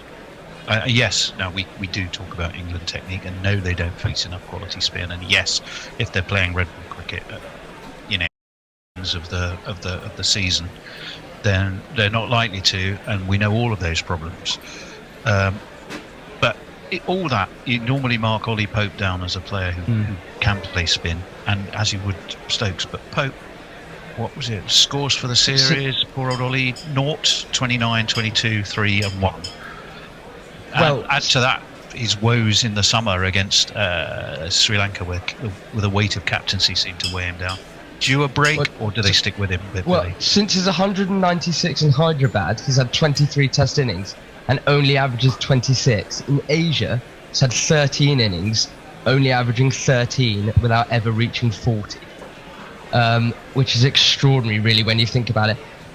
My problem with Ollie Pope, we made that 196. Everyone thought, because he was under pressure before then, under quite a lot of pressure, and he made that massive 100, and everyone thought, oh, he's back, he's brilliant. Is he just one of those players that turns up every so often, makes a massive 100, massive contribution, and that saves his bacon for the next time until he really needs it? My problem with Ollie Pope is his low hands. I think it gets him in a lot of trouble. I know the dismissal that he got in his last innings of this series was a really nice delivery, a lot of drift and turn and bounce, but his hands were so low to the ground, so he gloved it through, and I think the low hands are going to be a big problem in Australia, and we've seen it before. He's struggled in Australia, as of all England batsmen. But on those bouncy pitches, all they need to do is get it up, around the kind of glove area, or a bit lower, and he's going to nick it behind. But I think he's got the New Zealand series, and he's got the start of the English summer. So excommunication for the Pope is not until after New Zealand, if it's going to happen. I mean, generally, when you look at look at the Bazball era, we still won more tests than we've lost. We've lost a lot of tests in New Zealand, in the subcontinent. Generally won at home. We won away in Pakistan last time we were there. The win-loss ratio is pretty good, except for against the top two teams, which are India and Australia. India away was terrible. Australia at home was 2-2. But out of all the losses, I think before we went to Pakistan, we'd lost 8 tests in the Bazball era, of which 4 were in India and 2 were against the Aussies. Every other test series in that thing we've won quite comfortably. And therefore, I think part of it is not changing a winning side. In some degrees, you go, well, we won, so why are we changing the side? But I mean, Ollie Pope is a problem. I would like to see a change. I think he probably does need a break. The problem is, who the bloody hell do you pick instead of Ollie Pope? I'm not into this putting Root up at 3. I think you leave your best players where they're scoring their runs, right? They put Root up at opener at times, and he's not really done that well, but he scored 12,800 test runs or whatever, mainly at number 4. You leave the guy at number 4, you don't even think about it. Look, in Australia have done it with Piggy Smith. They put him as opener and he's not struggling. And so, I mean, if I was Australia, I'd be putting Smith back down at number 4. Yeah, they are putting him down at number 4. And that's wise. The thing I would say is, Jamie Smith isn't touring New Zealand at all, is he? So I think that'll be really interesting. Exactly. So they get to look at Jordan Cox. I think Smith, for me, I mean, obviously he keeps, so it wouldn't necessarily work. But I think Smith, for me, has the potential to be a number 3. I think he's shown the ability to start his innings cautiously and then adapt and chase through the gears. And we'll have to see how good Jordan Cox... I mean, where does Jordan Cox usually bat? Does he bat kind of lower middle order where keepers usually bat? That I couldn't tell you. I don't think he bats at 3. No, he doesn't bat at 3. But I'm saying if we can get a different keeper, maybe I could see Smith batting at 3. I don't know what you guys think about that. Yes, I don't mind that. Yeah, that is definitely one possibility. We said your Root doesn't want it. Brooke has tried it, but possibly early in his career. They might be earmarking Smith for that role. I mean, the thing that has been suggested is Ben Stokes. If his days as a bowler, a genuine all-rounder, are going to become less and less due to fitness, and England need a bit of solidity underneath a highly aggressive and adventurous opening pair, is Ben Stokes an option? I think it's something they might well consider. There must be a number 3 somewhere around the country. Stokes scored that extraordinary 50, didn't he, in that winning chase? It was unbelievable. To win, I don't think there are many number 3s knocking around actually, Bear. I think we're kind of stuck with potentially looking in the squad. Hello. We're back. After lunch on the second day of the third test match between New Zealand and England at Kiri Roa, otherwise known as Hamilton. I think I got that right, I probably didn't. And for the first time today, I'm delighted, ecstatic to be joined by Jason G. Hiscox. Hello there. And sitting in for Will, it's the mouth of the Mersey, it's Gary Naylor. Yes, very mouthy in the previous spell, so sorry about that. I spent the break going down a rabbit hole finding Mike Nesmith's version of District Drum. It's been a big rabbit hole. Yeah, and then Susanna Hock's version. It's a very nice Mike Nesmith solo album I liked. I can't remember the name of it's called pretty much Your Standard Ranch Stash or something like that. Great song continuing the first track of the album. Anyway, after lunch, and England having bowled New Zealand out this morning on the second morning of the match for 347, lost both their openers. Crawley was caught and bowled. A very sharp catch by Matt Henry after a blaze of boundaries, as I think the tabloids insist on calling it. Duckett, who was pinned LBW, and to everyone's extreme delight, with no possible contradiction, walked straight off and didn't even consider an appeal. And I think we all agreed that that was absolutely the correct thing to do, did we not, Gary? We absolutely did, but both openers being out to a skilled opening bowler is very much in vogue at the moment, because Australia have lost both of theirs. Yes, during the lunch interval we were watching Bumrah and Deep put the 4 Australian batsmen I saw them bowl at under intense well, it was a barrage, you might say. Bumrah looks like taking a wicket every ball, and Deep wasn't far behind him, to be fair. Deep looked pretty good. Someone's trying to get in. Someone's trying to get in. Who's trying to get in? It's Messi Jez. Is he supposed to be on? Yeah, he's on later. So the players are walking out. We've joined a little bit early, because you never know with the coverage. They did give us about 2 seconds notice that they're about to play. Yes, I don't think TNT are wasting any money on pundits. They've just got Kate Mason and nobody else in the studio. They had Sir Alistair yesterday. Oh, did they? Yeah. And no third man, as far as I could see. If anyone's volunteering to go and keep Kate Mason company, please let TNT know. She was rocking a very Isagua flame red dress yesterday. Right. Very hard to miss. Okay, well, the post-lunch slightly slow walk to the middle by the batsmen and the fielders, as they've obviously nourished themselves quite well during the interval, and the batsmen, who we're going to jingle up, who were undefeated at the break, are this chap. Jacob Nicholls, born in Barbados, now he plays for the English team. They say that he is an all-rounder, but that remains to be seen. And the other chap. His voice is high-pitched and ginger hair like a pick, but massive runs he has hit, so there's that. Introduce yourself. Joe Root. Introduce yourself. Joe Root. Introduce yourself. Joe Root, actually. And taking the ball after the interval for the New Zealanders will be this chap. You can never trust a man with 2 first names. Matt Henry. Yeah, Matt Henry has taken the 2 wickets to fall. He has 2 for 28 off 5 overs, which is a bit. I'm still in the modern era of Test cricket. Those are good figures, but they still look a bit odd to film for 28 off 5 overs at the start of an innings. But such is Test cricket, as Bethel faces up to Henry. The first ball is turned off his legs down to long leg, not fine leg, long leg for a single, which will bring the former England captain with billions of Test runs, Joe Root, onto strike. Which of you is doing social media messages? I believe that might be me. I believe that is Jason. So send Jason your messages, and do send in some super chats, because we need the money. I mean, I could dress it up, but it all comes down to money. Let's be honest. Yep. Henry, right arm over the wicket to the right-handed Root, bowls, and a ball on off stump. Root doesn't play it straight. He actually plays it to mid wicket, but defends it competently. The love of Root is a cause for your money. That's about the best I can do with that. It needs a bit of work. Yeah, Mr. Sondheim. Yes.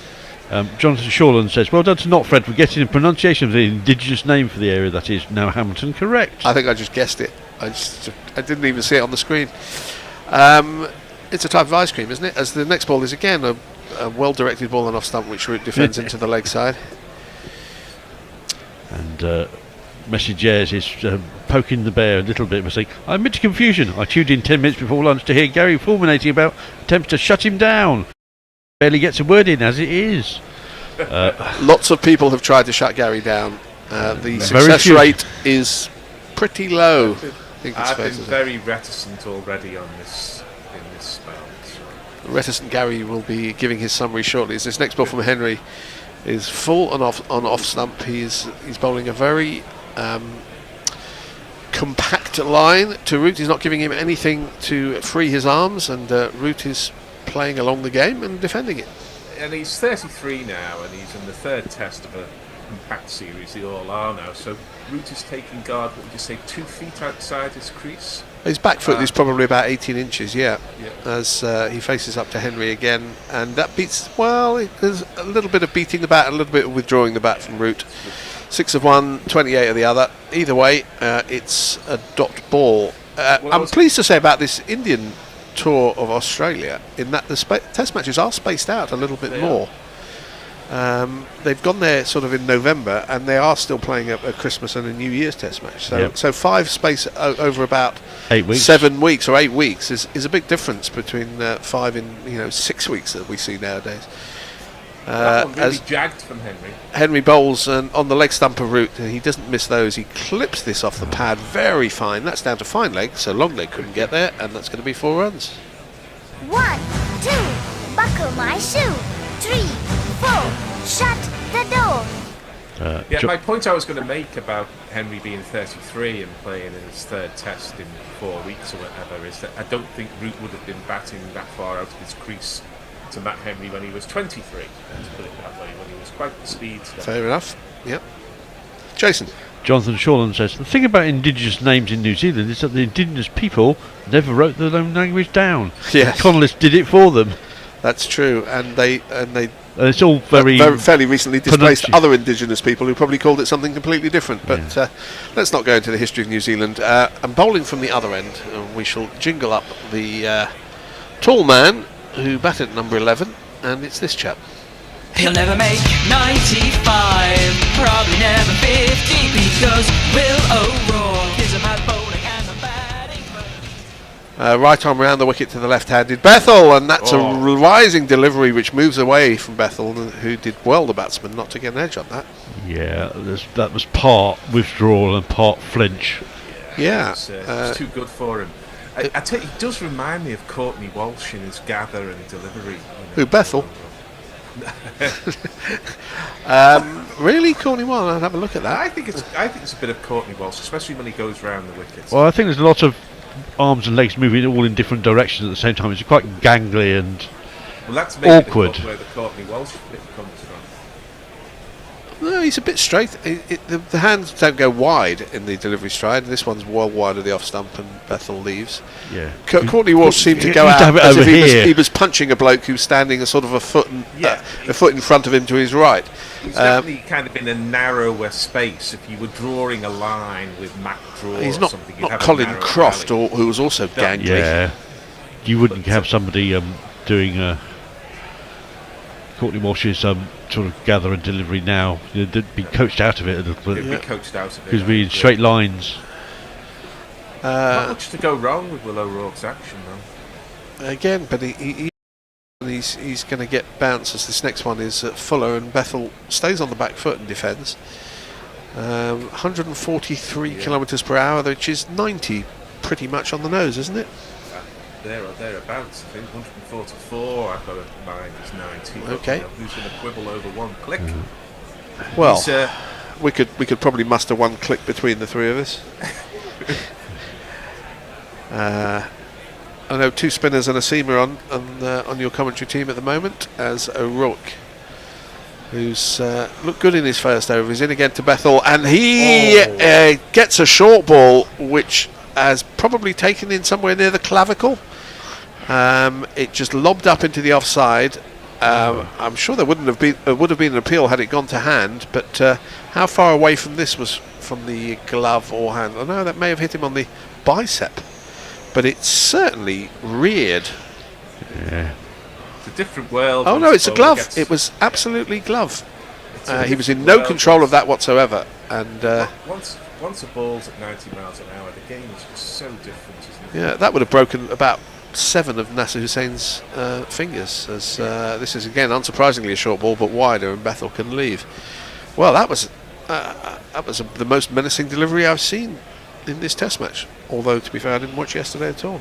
But it's when people start talking about the pitches. I mean, it's one of my bugbears, so I won't bore on too much about it. But I bet you will. Different. A pitch can be different for a fast bowler than it is from even a medium fast bowler, because they can just get that steepling bounce out of it. Genuine quicks. Being 6'4", they write their own stories, don't they? Really. 6'4" certainly helps in that regard. Yeah, it's not massive by fast bowling standards. Again, this one is wide outside the off stump, and an impressive first over from O'Rourke finishes. It was a maiden. England are 59 for 2, trailing by 288. Jason. Jay Grover says, "This is a pathetic sorted out now." To which point, messages immediately super chats us. Okay, which means we need one of these. Yep. YouTube Prime Super Chat. Sends us $20 Australian. Thank you very much. Said Jay made me do it, and I didn't get a chance to throw Make money. Him do it again. Money at GPL today. Well, yesterday. I mean, it was amazing super chat day. Mainly because of Jay Grover's initial big generosity, followed by Mark Zip. Mark Zip, who was matching super chats, which is very welcome, and we're going to need the money when we are turfed out of here sooner rather than later. Yeah, the landlord's a bit of a tyrant. Oh, he's an arsehole, the landlord, but he's asleep in the next room, so he's not listening. As Henry starts a new over to Root, goes on the back foot and just drops this down towards point, no run. Speaking of 6'4", my elder boy is 6'4". He might appear behind me at any moment. He's on his way back from France at the moment, and he played American football, and I said, were you big enough to play American football? Because you have the idea that they're all really big people, and he said, yeah. He said the really big guys play rugby. This is it. Or basketball. The really big players play basketball. Yeah, really tall people. He played basketball as well, but he played the American football to a decent standard. But next ball from Henry is driven back. I'm not sure how much before it got to the bowler it bounced, but a good bit of fielding from Henry. He's already had one caught and bowl today. I'm not sure how far short of him that one was. Well, it was enough. Yeah. It was probably about 6 feet, but it was slightly uppish. But New Zealand obviously produces rugby players. It's the national sport. Well, or they nick them from some South Sea islands. Islanders. Yes. Henry in again, and this is Fuller and driven back, and Henry gets a hand to it to stop. I don't think it would have gone for runs anyway because the mid-off is pretty straight. But Jason, you're a rugby person, aren't you? I mean, they're 6'4" is relatively short, I would guess, for a forward, and even wings you get a 6'4" and more these days, aren't you? Yeah. 6'4" is still 6'4" is still quite large for a winger, but certainly the back five. For a winger, but in the back row, back five in a scrum, you'd be looking at 6'2", 6'3" for most of them, and 6'5", 6'6" for at least for the second rows. Next ball again, very straight and squirted out by Root to point, no run. Even the props are 6'1", 6'2" now. The hookers are not very tall, but they're 6'4" across. That's or they're 6 foot. Their neck measurement is my 6 dad foot was a prop, and he was unusual in his age of being 6 foot, just over 6 foot, and a prop. They were normally somewhat shorter and wider, as you say. Matt Henry in again, and this is a good spell of bowling, and it's dropped into the offside by Root, and sensibly they've taken a single because there's not a lot on offer in terms of boundaries after a flurry of them earlier, or a splurge I was going to say. So taking the singles is important, and Root's just taken one there.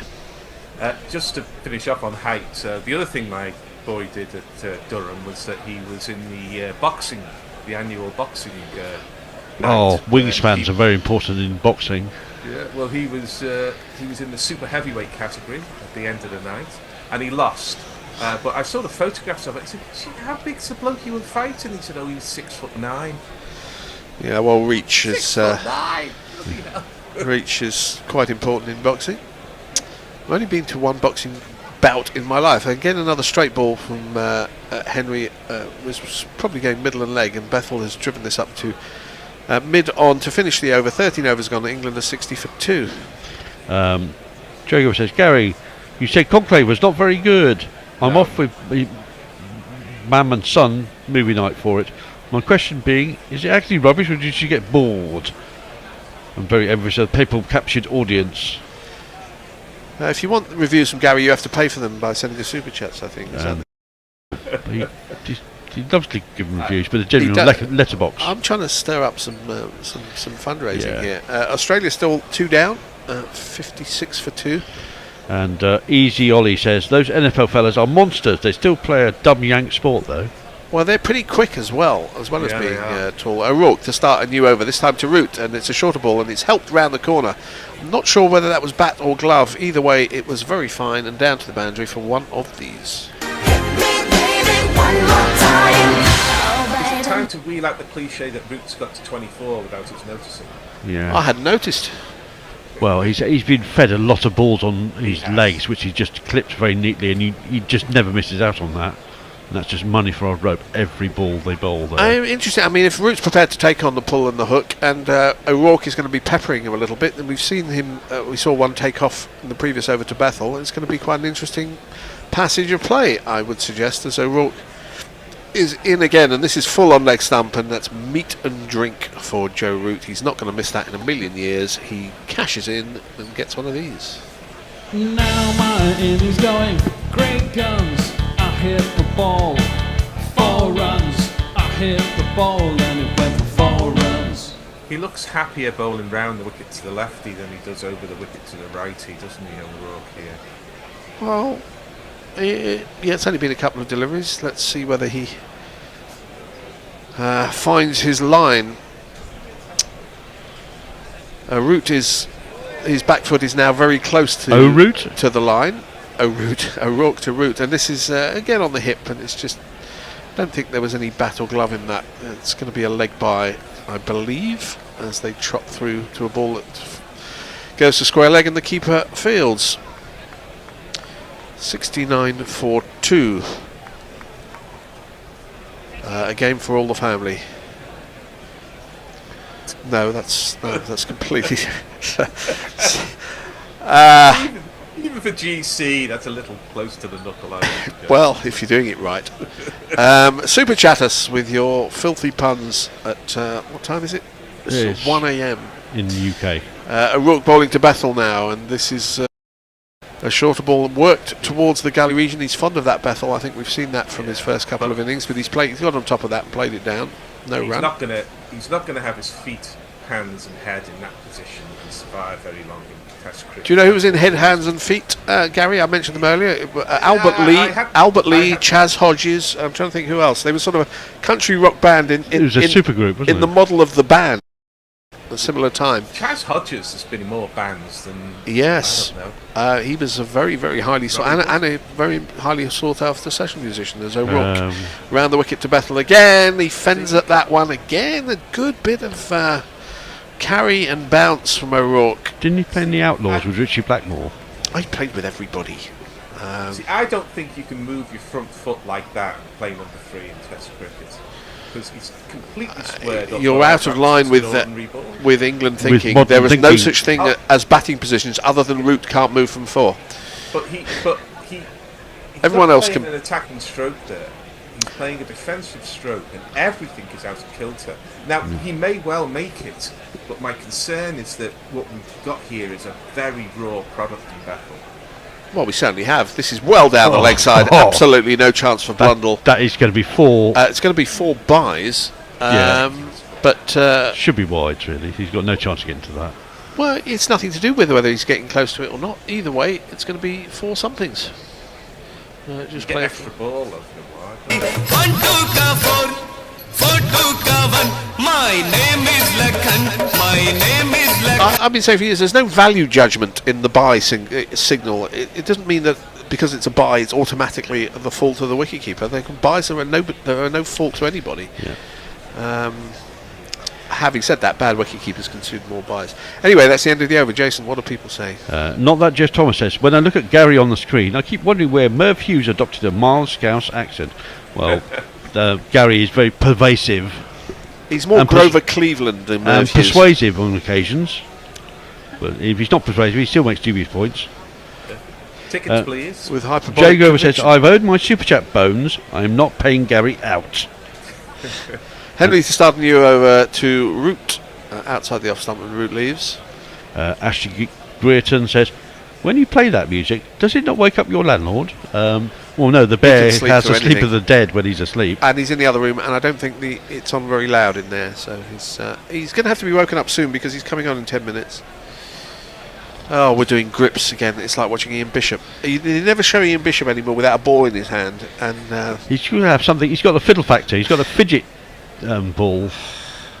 Henry bowls again. This time Root works it square. He likes doing that, but there are two fielders. One at was sort of a forward point position, and one as a deepish gully. So it's difficult to get through that. That shot always reminds me of Boycott and Atherton. They both played that vertical bats absolutely. shot that goes square. I'm not sure many other batters played it with equal facility, but Root does. It's a northern shot. Yeah, maybe it is. Henry bowls again. This is a more typical Root cover up into the cover region. No run. It's when he runs down the wicket while holding the bat up to say no. I just think that's just it's a recipe for run-outs. David Gower is talking about bowling grips. The man who was famously could not physically bowl and was called for throwing in a test match. Not sure what he can tell us about bowling grips. Is the only England captain to be called for throwing? I think possibly so. I would have thought Alistair Cook was a bit dodgy in a few. But he was never called. Henry bowls. Root takes a step and a half down the wicket and meets this with a defensive shot mid-on fields. There's a couple of messages from messages saying, as someone who started as a prop forward, they grew into second rower, and then number 8. I have to say, the prospect of playing rugby as a forward these days is very daunting. Yeah, you do have to look after yourself. And he says, in my day, nobody expected us forwards to run too much. These days, forwards have to run almost as much as the three quarters. Yeah, and there's always a chance of a cauliflower ear. A Root standing again a foot and a half outside his crease as he faces Henry. He goes on the back foot, defends back to the bowler. Is that the end of the over? No, there's one ball left. 73 for 2. You've done your job well because Joe Grover's had to spit tea at one of your comments. Which comment would that have been? Don't repeat it. You know which one it was, no need to repeat it. It's a pleasant looking ground, not the most scenic I would say of the New Zealand grounds from this distance, which is a long way away. That is a ball which moves away and rises from Henry, exacerbated by the fact that Root is standing outside his crease. It completes the over, 73 for 2 of 15 overs, trailing England by 274. Jago says, talks to Ashley Greerton, who says the landlord is a master of self-medication, and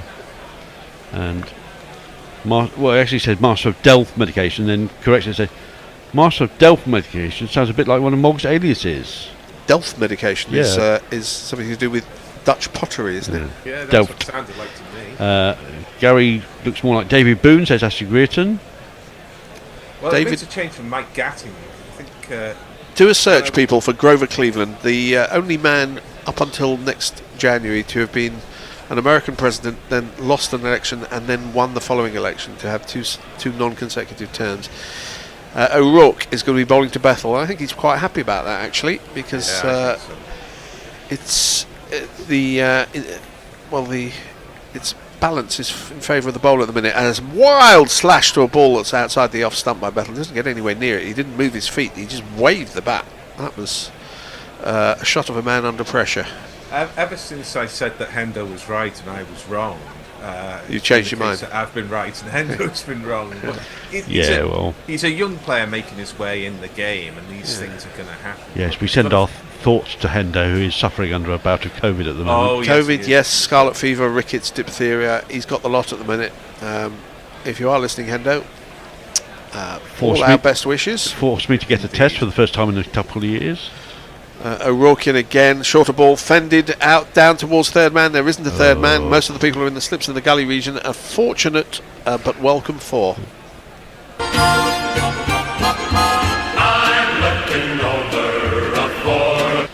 This is very sketchy stuff at the moment by Bethel.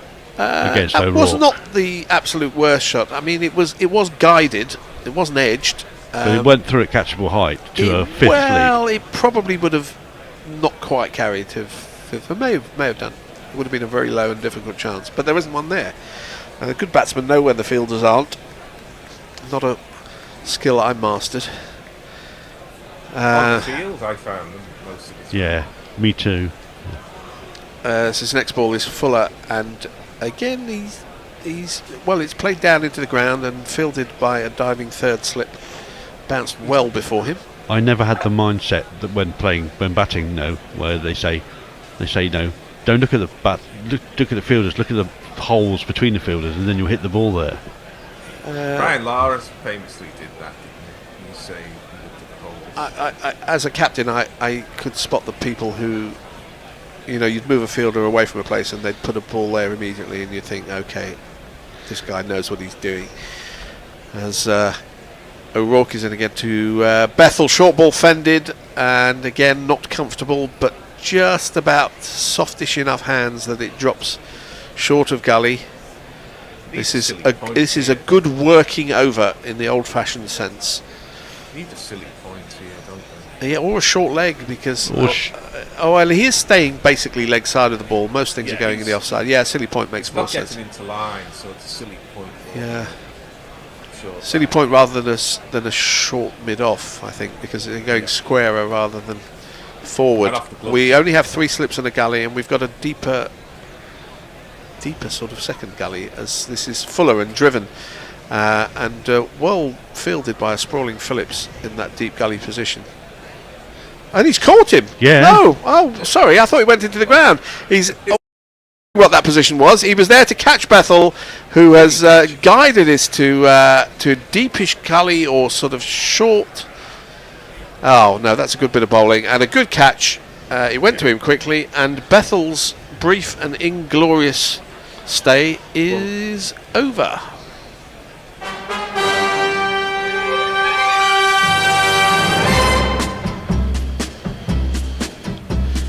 Well, welcome to Test cricket, son. Yeah. That was technical failure, because even though he was probably playing the right shot, his weight was still not into the ball. His weight was too far back, which meant the ball went in the air. The reason his weight is too far back is that he got roughed up, and the reason he was roughed up is that he wasn't getting into line.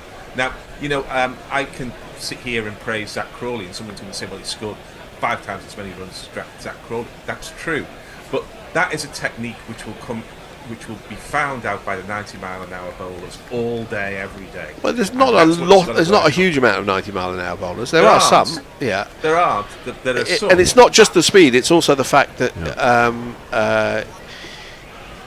if you're getting the lift that O'Rourke's getting. I mean, I'm not saying that he's got no future, but he's going to have to work it out, because that innings will go round the world now. The analysts will look at it, and the absolutely. There was nothing to analyse before, because he's played so little cricket. Anyway, the new batsman is in, and this is he.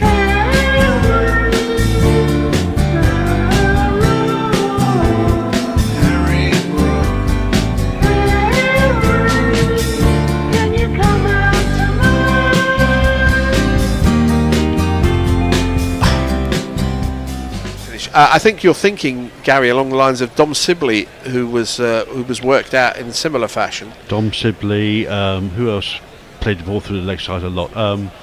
Bloke from Essex, not Lawrence, but Dan. No, not Dan. Yeah, I know who you mean. The man before him. That bloke. Yes. And then all of a sudden everybody had worked it out, and then you're thinking, how the hell are they ever going to score a run? Anyway, O'Rourke is into the new batsman Brook. Unquestionably England's best batsman at the moment, and he has gone first ball. He's out. Well, so much for England. This is an absolute magic spell by O'Rourke. That one was a shorter ball. It came back into him from outside the off stump. A permanent shot. Well, and cruel mistress. 301 day. 100 and plenty, and an inside edge onto the stump. And it's hit the leg bail, as that's just clipped the leg bail. And it was a poor shot. Indeterminate.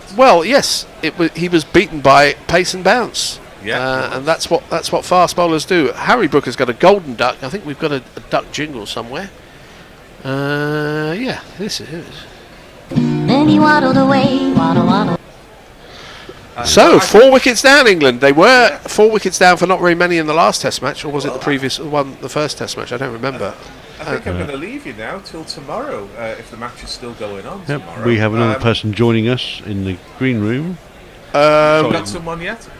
I'll wait till you've got someone. The Bear is coming in. He's going to be replacing Jason, and Billy should be joining us online.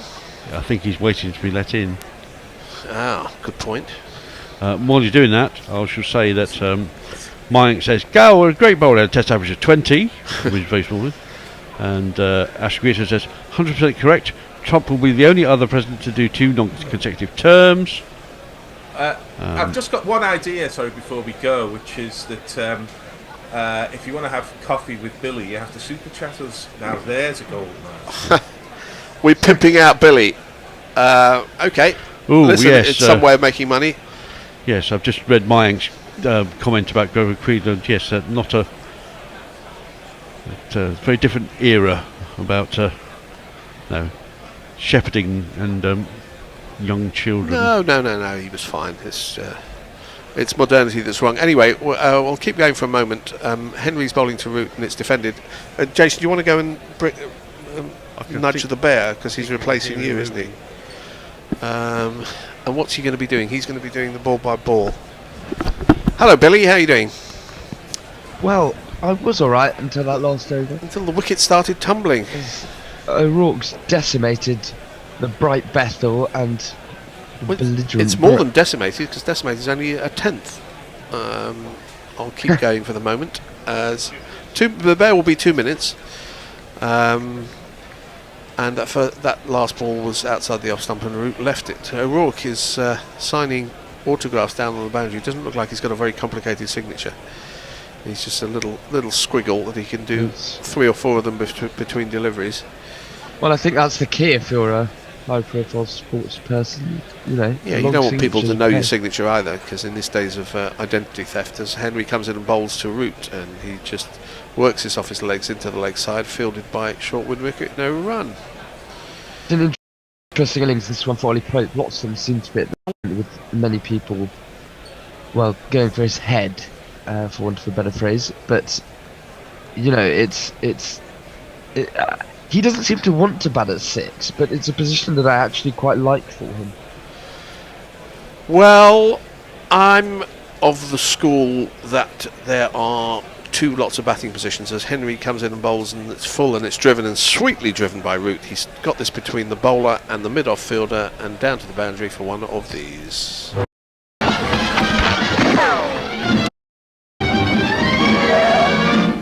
The Bear is joining us after a brief spell in the woods. He missed a whole bunch of stuff, Bear. 4 wickets are down. Well, I kind of heard them as I was dozing on the beautiful shot by Joe Root. Wonderful poise and balance. I was saying about batting positions. I think 1, 2 and 3 is one thing and everyone else is another. Root drives that up to mid-on and there ain't no run. I did say, didn't I? Harry Brooke will get out for a bloody golden duck. He's reached number 1 in the batting world. Well, I think you'd take that. Any batsman can get out first ball. Yeah, exactly. Did he chop on? I didn't. He did. He chopped it down into the ground, and it sort of bounced off and just flicked the leg bail. You can say he's unlucky. I'm sure he's. There've been many times in his innings where he's scored lots of runs where he's been lucky. So it's swings and roundabouts. Absolutely. That's foolish. And Will O'Rourke's appealing like it hit pad first. That's Root just defends it out to the offside and there's no run. No, it's Henry. Sorry, I thought it was Will O'Rourke was bowling, but not the case. Got all that all wrong. They've got 2 each. Henry got the openers, and O'Rourke in the last over took Bethel and Brooke in consecutive deliveries. Billy, what are people saying? Well, where did we get to in the last? Don't ask me. I've never listened to one.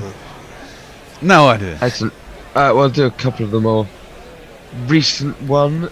Jay Grover says, although Line of God is better than your dad sold apples. Not sure what that's in relation to. Ashley says, go on the Kiwis, a great bowling spell. Yes, well, they have seemed to spark into life somewhat after lunch, and that Bethel-Root partnership is a dangerous one. Potentially, the thing about any England partnership is they can put on runs so quickly and just take the game from you. And Ashley says, "Hey, my cousin saw Billy first." So there's obviously more chat about my potential coffee date. We're auctioning off Billy.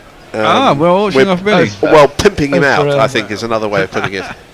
I heard about this in a car. He better actually. perform after all this. Let's be honest. Some person's cousin wants you or something. That's down the leg side. And there's an appeal for caught behind. Only because it's a hat-trick ball. To be fair. Well, maybe flicked out by a Pope, and there ain't no run. Well, this is the partnership that has done all the good for England in the last couple of games, isn't it? In the first innings, a partnership of 160 or something in the first test by Brooke and Pope. 170 odd in the second test, the same two batsmen. Today it's going to have to be Root and Pope if it's going to happen. Yeah, I don't think he was anywhere near that. I don't think so either. But they appealed. Appealing nowadays in the age of the reviews is often pointless. Yeah, kind of. I guess if you hear something, you appeal anyway, don't you? That is hostile from O'Rourke here. Into rib area of Pope, defends it. Yeah, you haven't been There is watching a short leg there, but he's getting bounce. He's bowling pacily, and he's getting the odd one to take off. So he's quite a handful at the minute. Yeah, I think he was I think he's been picking the Kiwi bowlers in this series. Who was that chap, that bloke who got injured, who was the number 7 batsman and quick bowler? Kyle Jameson. Carl Jameson. What's happened to him? He's he injured. had a very promising career line-up, but he's had injuries ever since, really. I think he's got another lower stress fracture or whatever at the back. I think he's had a couple of those already in his But can't he play as a batsman? Because he was pretty good. He was a genuine all-rounder. He was a genuine all-rounder. That's it into short leg again, and there's no run. I mean, he was he looked like a really good batsman, and he looked like a really good bowler as well. Yeah, and he was very, very tall. He was like 6'6" or something. Yeah, I think he's destined to be a bowler almost Jofra Archer-like, where Test cricket is probably a step too far, and they should concentrate on getting fit for. You should say similar about Stokes, and he's done all right. Yeah. That one has lifted, yeah, right. Yeah, it's lifted, isn't it? But it's one outside off stump. It's 143 clicks. It's pretty nippy. But Pope can let it through to the keeper, and there ain't no run. Hostile stuff. Yeah. And finally, after 2 poor Test matches, New Zealand are showing a bit to be fair, England have been in this position in 3 tests in a row. They managed to get themselves out of this position, and that's, Can you keep doing it? This is the question. Yeah, that is the question. But I think this all goes back to the point that I made on day yesterday. Everything always does. That it slightly looks like England are just wanting to get on the plane home. Well, yes, very much so. Oh, well, that just worked into the leg side, just wide. There's so many hands on heads. He must have been short. I think he was short. It was played into the leg side. Shy at the stumps. Who was it who shot at the stumps? Was it O'Rourke himself? No, it wasn't. Was it Young? Smith, who's on as a sub fielder. Oh, he would have been. Root would have been about a yard and a half short had he hit the stumps. Not an easy throw, because he had to pick the ball up and he didn't have time to set his feet. If they hit, all well and good, but it's not easy to do that when you're twisting sideways. No, not at all. But oh well, England survive, 82 for 4, and Nathan Smith is on 4. Maybe Southey's had enough. Maybe he has. Oh wow, he's gone. Leaned back and cut that. He didn't really need to play that shot, to be fair. You expect Root to, I think he's practicing getting that over the top of Gully, but he hasn't done that. Instead, he's played it straight to Gully, and Root has gone top scored for 32. But England in all sorts of bother here. There was nothing happened strange. I was gonna call out strange. Again, it's bounce, isn't it? Yeah. A bit of lift. He couldn't get on top of it, and he's just guided it straight to the man at Gully. Yeah, he should have left that one well alone. It is the bounce that's Well, doing him, isn't it? he should have, but how many times do we watch him play that kind of a shot and marvel at the fact that he's managed to get it from there? So you can't have it both ways. No, you can't. It's true, but it was too close to the body for that shot. Got too big on him too quick.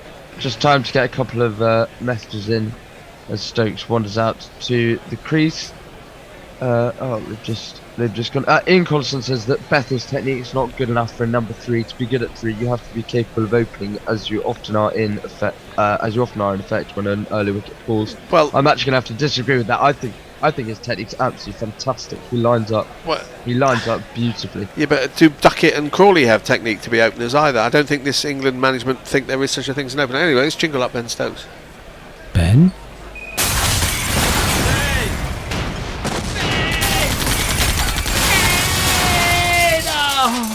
Ben Stokes. Well, England are going to need some heroics from somebody here because they're a long way behind, and they've. That one's just angled in at him. It's got too big on him. It's too close to play that shot. Just cramped him for room. Yeah, very much so. And quick, and it was a quick delivery, slightly quicker than he was expecting, I think. Well, Pope is off the mark. He's got his single. And Southey's back. Southey is back. Well, maybe we'll get some relief now. But no retiring Southey. That one's played up to mid-off and there's no run. He's done all right over the years. He has done all right over the years. It's only a whimsical notion. I'll miss this jingle. To fly with Tim Southey to tonight. I probably won't fly with Tim Southey. And again, the number of players still with Sherwood jingles is diminishing rapidly. Yeah, I know. Soon there'll be none. We need to get Sherwood back. Yeah, well. Left alone, moving away outside Pope's off stump. No need to play at that. No run. But with Southey at one end and Latham at, O'Rourke at the other, is a huge difference in in speed and angle and ascent. So it's going to be something else for the batsman to worry about. There's all starts there, isn't there? Really, apart from Brooke. Yeah. First ballers tend not to get started. Exactly. But everyone getting to double figures or beyond. Well, not beyond double figures, but higher double figures. I've only just woken up.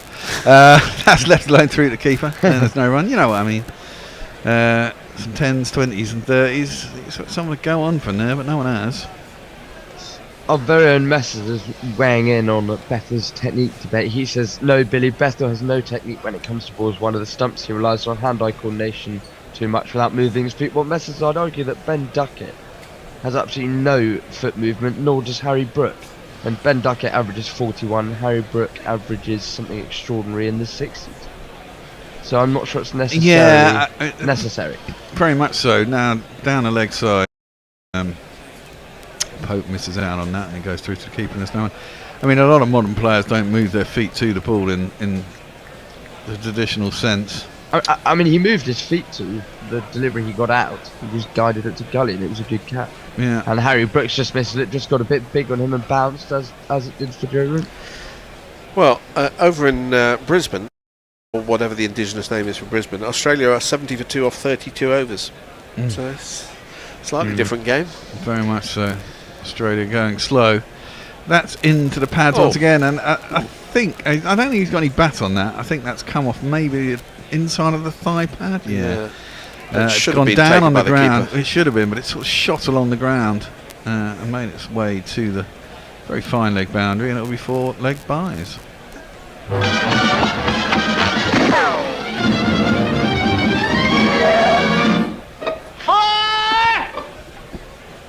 Ishodi is in the commentary box. Ishodi, yeah. Did you see Imad Wasim has retired? Has he? Yeah. Imad Wasim. A few of Pakistani players have retired in the last day or two. Yeah. That's left alone outside the off stump. And they were down in South Africa, were they? Am I getting that completely wrong? No, Sri Lanka in South Africa. Right. Okay. End of the 19th, 86 for 5. Billy. Well, the ball's just getting it to do a little bit. I think with a little bit of swing at the moment, especially for Southey and that's over. And of course, when England are struggling, the ball always seems to move around a bit. Jay Grover says, George McPherson, I love you, but I maintain you must be a performance artist. Messrs is rebattling on that earlier point. He said, yes, Billy, but the point was about good technique, and I regard getting one's foot to the ball as a fundamental part of good technique. Well, you see, Messi, the old-fashioned that's an old you are absolutely right, Messrs, but I think, fundamentally, management and stats will suggest that hand-eye coordination will trump get technique. you more runs. Yeah, exactly. Yeah, I mean, that's very much, the MCC coaching manual 1950s onwards, or pre. I mean, nowadays. And now Stokes is going to run down the wicket probably to his. No, he doesn't actually. He defends it out to the there's no run. I mean, Stokes has got a very good technique, but he doesn't always move his feet. There's a lot of people who don't move their feet to the ball these days. The Pakistani players who have retired are Imad Wasim and the disgraceful Mohammad Amir, who have both retired for at least the second time. I was going to say, Mohammad, yeah. Well, Mohammad Abbas has been given a call up. Well, he's a good bowler. Who's been at Hampshire for a number of years. Yeah, I know. I thought his test days were numbered, frankly. I mean, he's not the quickest bowler, but deadly accurate. You can get takes an absolute hatful of wickets every season for Hampshire in the County Championship. Will O'Rourke is in. No, we're not. Have we seen wickets? No, that was Stokes. Yeah, they were just showing us loads of wickets, but he's knocked it out to a gully. There seems to be two gullies, and he gets the first one. That's no run. Retirements don't mean much in Pakistani cricket. A bit like life bans. You can get life banned from Pakistani cricket and be playing again about 3 weeks later. So these are just sort of negotiating tactics on occasions. We will see. But Imad Wasim is Welsh. He was born in Swansea, I think. Yeah. O'Rourke is around the wicket, short, and ducked underneath by Stokes. Through to keeper, no run. England in deep trouble at 86 for 5, one would suggest. Yeah, in previous years you would have said they need to rebuild from here, but they don't do that. No. Just keep going harder. Keep going harder, exactly. Men with Ben will be proud. Well, batting in the third innings, setting a target can always be quite difficult. If England can get to within 100 runs, they could easily skittle New Zealand. You never know. New Zealand's batting line-up isn't. Yeah, but they are 260 behind, and Atkinson's the next man in. Yeah. Ooh, and that's flashed out by Stokes. His foot didn't get across to the ball, Messi, and he drove at it, and he could have quite easily got an edge. But it goes through to the keeper, and there is no run. Is Atkinson next? I think he might be. Yeah, I think he probably is. Yeah, he's number 8, isn't he? Oh yeah, I suppose so. Stokes is number 7, isn't he? Yeah. Trying to think, will Potts coming above? No, Atkinson will probably come above Potts, won't he? Probably be Atkinson, Cast, Potts. No, I'd say Atkinson, Potts, Cast. Okay. But we'll see. We'll see. Ooh, straightened up. He's bowling an aggressive spell here, O'Rourke. Good pace. Squares up Stokes a little bit. Bends it back down the track. There's no run. Specialist fielder Bashir at 11. Ah, yes. Yeah, impressed with O'Rourke's pace and bounce. We haven't seen a single over of spin so far in this. No, well, there's a pretty good reason why New Zealand won't be starting one anytime soon. We don't know. The ball might be turning square. Nobody knows. All right.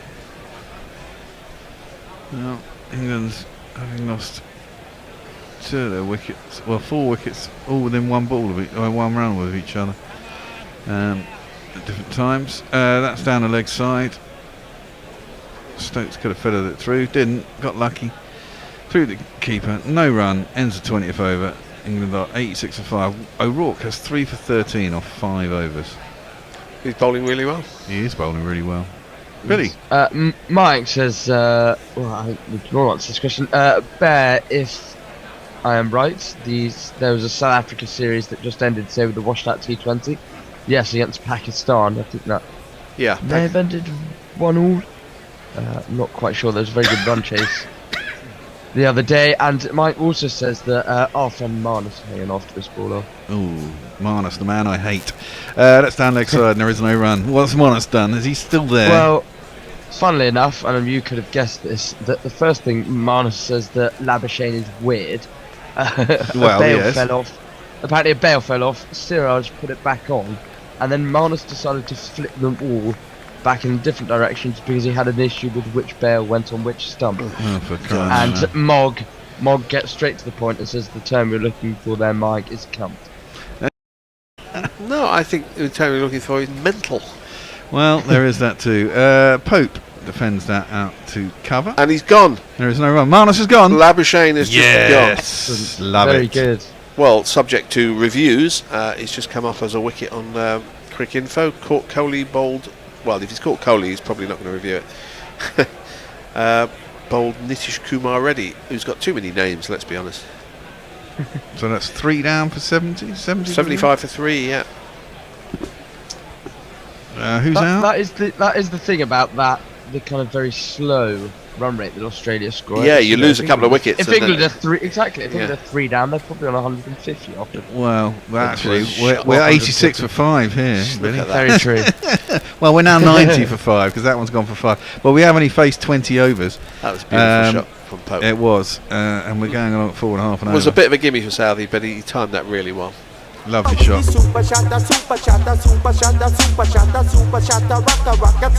Mind you, can't really bowl there to the modern professional, can you? I mean, that's clipped beautifully off his pads. And it has to be said that batting further down the order kind of does suit Pope. Well, I'll let you two argue about this. As I say, I think 1, 2, 3, and then there's everything else. It's just there are only 2 lots of batting positions. Well, yeah, I think there's something to be said for that. I could kind of go along with that in theory. Pope plays it out to cover, no run. I think Jamie Smith technically would really suit batting at number 3, to be honest. And Pope technically would be better batting at 6. But of course, as a keeper, I'm not sure you necessarily want to bat 3. Yeah, and Jamie Smith's been given talking assurances that he'll come back into the side. I'm talking about technique. There may be other reasons why you say somebody who may have kept for 150 overs, you don't want him coming in you'd rather coming in at, say, at 6 than 4. But I don't think there's much difference in what you have to do batting between 4, 5, 6 or 7. No, again, that's full driven. Doesn't get it through between gully and wide mid-off. Kane Williamson has a shot at stumps, but they get through for a single. And again, you might, if somebody's really, really good, you don't want him at 7 because there's a less chance, there's more chance he could end up high and dry batting with a tail. So, but in terms of what the batsman needs to be able to do, I think the top 3 are one thing, and then the rest of the batsmen are another category. There's just 2 categories. Anyone who says, I can't bat at 5, I have to bat at 6, or I can't bat at 4, I have to bat at 5. I think that's just nonsense. I do, and I think England are basically seeking a genuine number 3, aren't they? And I'm not sure Pope really fits that probably role. an opener. Well, probably, yeah. That's through to keeper and so on. I mean, the thing is, if you keep winning series, I mean, even if you lose the odd test, but if you keep winning series, Yeah, but do you change? We haven't though, Ben. But we lost have. to New Zealand. Lost to Pakistan. Lost to Pakistan. Well, we didn't lose to New Zealand. We drew with New Zealand last time. Sorry, lost to India, I meant. Oh, we lost to India. Yeah, well, the 2 series we've lost. We did lose to Pakistan after they started doctoring pitches and shit, and that's fair enough. Hello to all our Pakistani listeners. They were at home, and I don't give a shit. They produced pitches that did cause a problem, and England clearly have a problem against spin. And Australians. But and cunts. We have won most of our series under Ben Stokes, and we won a lot of tests. And we've lost a few, but we've won more than we won this series. And we would be second in the World Test Championship had they not acted for over 8. Well, exactly that. South Africa in boxing, they won that Test series against, was it Bangladesh? A couple. That's uppercut. Is it going to go for 6? I think it's gone all the way. Has it gone all the way? I think so. Uppercut over backward point for 6? I've no idea. We're waiting to see. I think they're looking to see whether it bounced. Certainly a they have on it. less idea than we do, which is saying something. Well, it went aerial and it went a perfectly fast safe and it shot. Went hard. Yeah, there's no one down there. Surely that's gone for 6. It's a big slice of luck. No, I don't think it has. Just one bounce. I think it's just bounced. No. I think it's when it goes up off the sponge. I don't. It's and if you kids can't listen, then you bound to see the way you get shot for crossing a boundary, The trajectory off the bat looked like it was going to go 40 yards deep over the boundary, but it didn't quite make it. O'Rourke in again. Ooh, that one. He's getting it to jag back off the seam as well. It's pretty good bowling here. Cut by Pope out to gully, and there's no run. And all the England batsmen are staying leg side of the ball. The left-handers and the right-handers. Well, he's generally bowling outside the line of off stump, so unless you're going to go right across and I think I'm not saying they should do a Steve Smith, but I think he's just going to try and do to Pope what he did successfully to Root and try and cramp him for room. Well, exactly. O'Rourke gets that one. It gets big on Pope and he pulls his bottom hand off the bat. And there is a leg slip and a short leg at the minute, and wisely so. Yeah. And a gully. Is Smith one of those Australian wickets out, or is he there? No, Smith's still in. No, Piggy's in. And Travis Head has just joined in, the man in form. Do you guys pay much attention to, we all this talk about Harry Brook becoming the best batsman in the world? I think it's done in a 2-year cycle, isn't it? I'm not quite sure. Along with Joe Root, but Travis Head for me is definitely right up there. Well, he is. He's in the top 4, isn't he? That's a really nice shot by Pope. He's clipped that wide of mid on. Has got that. Outfield seems to have quickened up a little bit after a couple of days in the sun, and that's gone all the way down to the long on boundary for 4 runs. 1, 2, buckle my shoe. 3, 4, shut the door. I don't put too much stock in the ratings and the rankings either for batsmen or bowlers or for teams for that matter. I mean, well, they give you a mark. They could. I mean, you score points, so it means you scored a lot of points. Yes, I know, but you can say who's the best over a year, who's the best over 2 years, who's the best over the 5 years. But to say there's one ranking and it's 2 years and that's what we're going to do is pretty arbitrary. Well, oh my God, word! Is that's that dropped? Stupid No, it didn't. It dropped short. Pope, he's been bounced by O'Rourke. It did seem to not get up this time, and he kind of leant back, almost did what Root did. It was way too close to his body. He's trying to guide it down to third man, completely cramped for room. Unfortunately, he's not got enough. Did he draw his bottom hand off the bat? No, it's come off his glove, actually. Could have gone absolutely anywhere. Could have gone anywhere, and it went straight towards the gully and dropped just short of him. What would Brian Close do? He'd just let them hit him, wouldn't he? Then he tries practicing sort of uppercutting it over the slips again. Eesh, this England side are hilarious. O'Rourke is in. He defends that one back to the bowler. There's no run. It has to be said they've got 99 off 22 overs though. Yes, but that's not really relevant on day 2, second session, is it? Well, no, it isn't. But England, if they carry on at this rate, would be 300 by the end of the day? Probably? No, they'd be 160 all out. Well, maybe. Yeah. Mike, 35 overs. Helpful World Test Championship kind of thoughts. It says and stipulations. It says South Africa have 2 tests versus Pakistan, 1 win, and they're guaranteed in the final. Well, if India and Australia draw 1 and split the other 2 tests, and Sri Lanka beat Australia 2-0 at home, it'll be a Sri Lanka v South Africa final. Oh, well, we'll all be delighted. That's going to pack Lords, isn't it? Well, it probably will actually. It probably will, yeah. That's left alone outside Stokes. Not if they put the tickets at £140 like they are. They might do. I think they're hoping for one of either England, Australia, or particularly India to get there. But no, people will turn up. Fear not.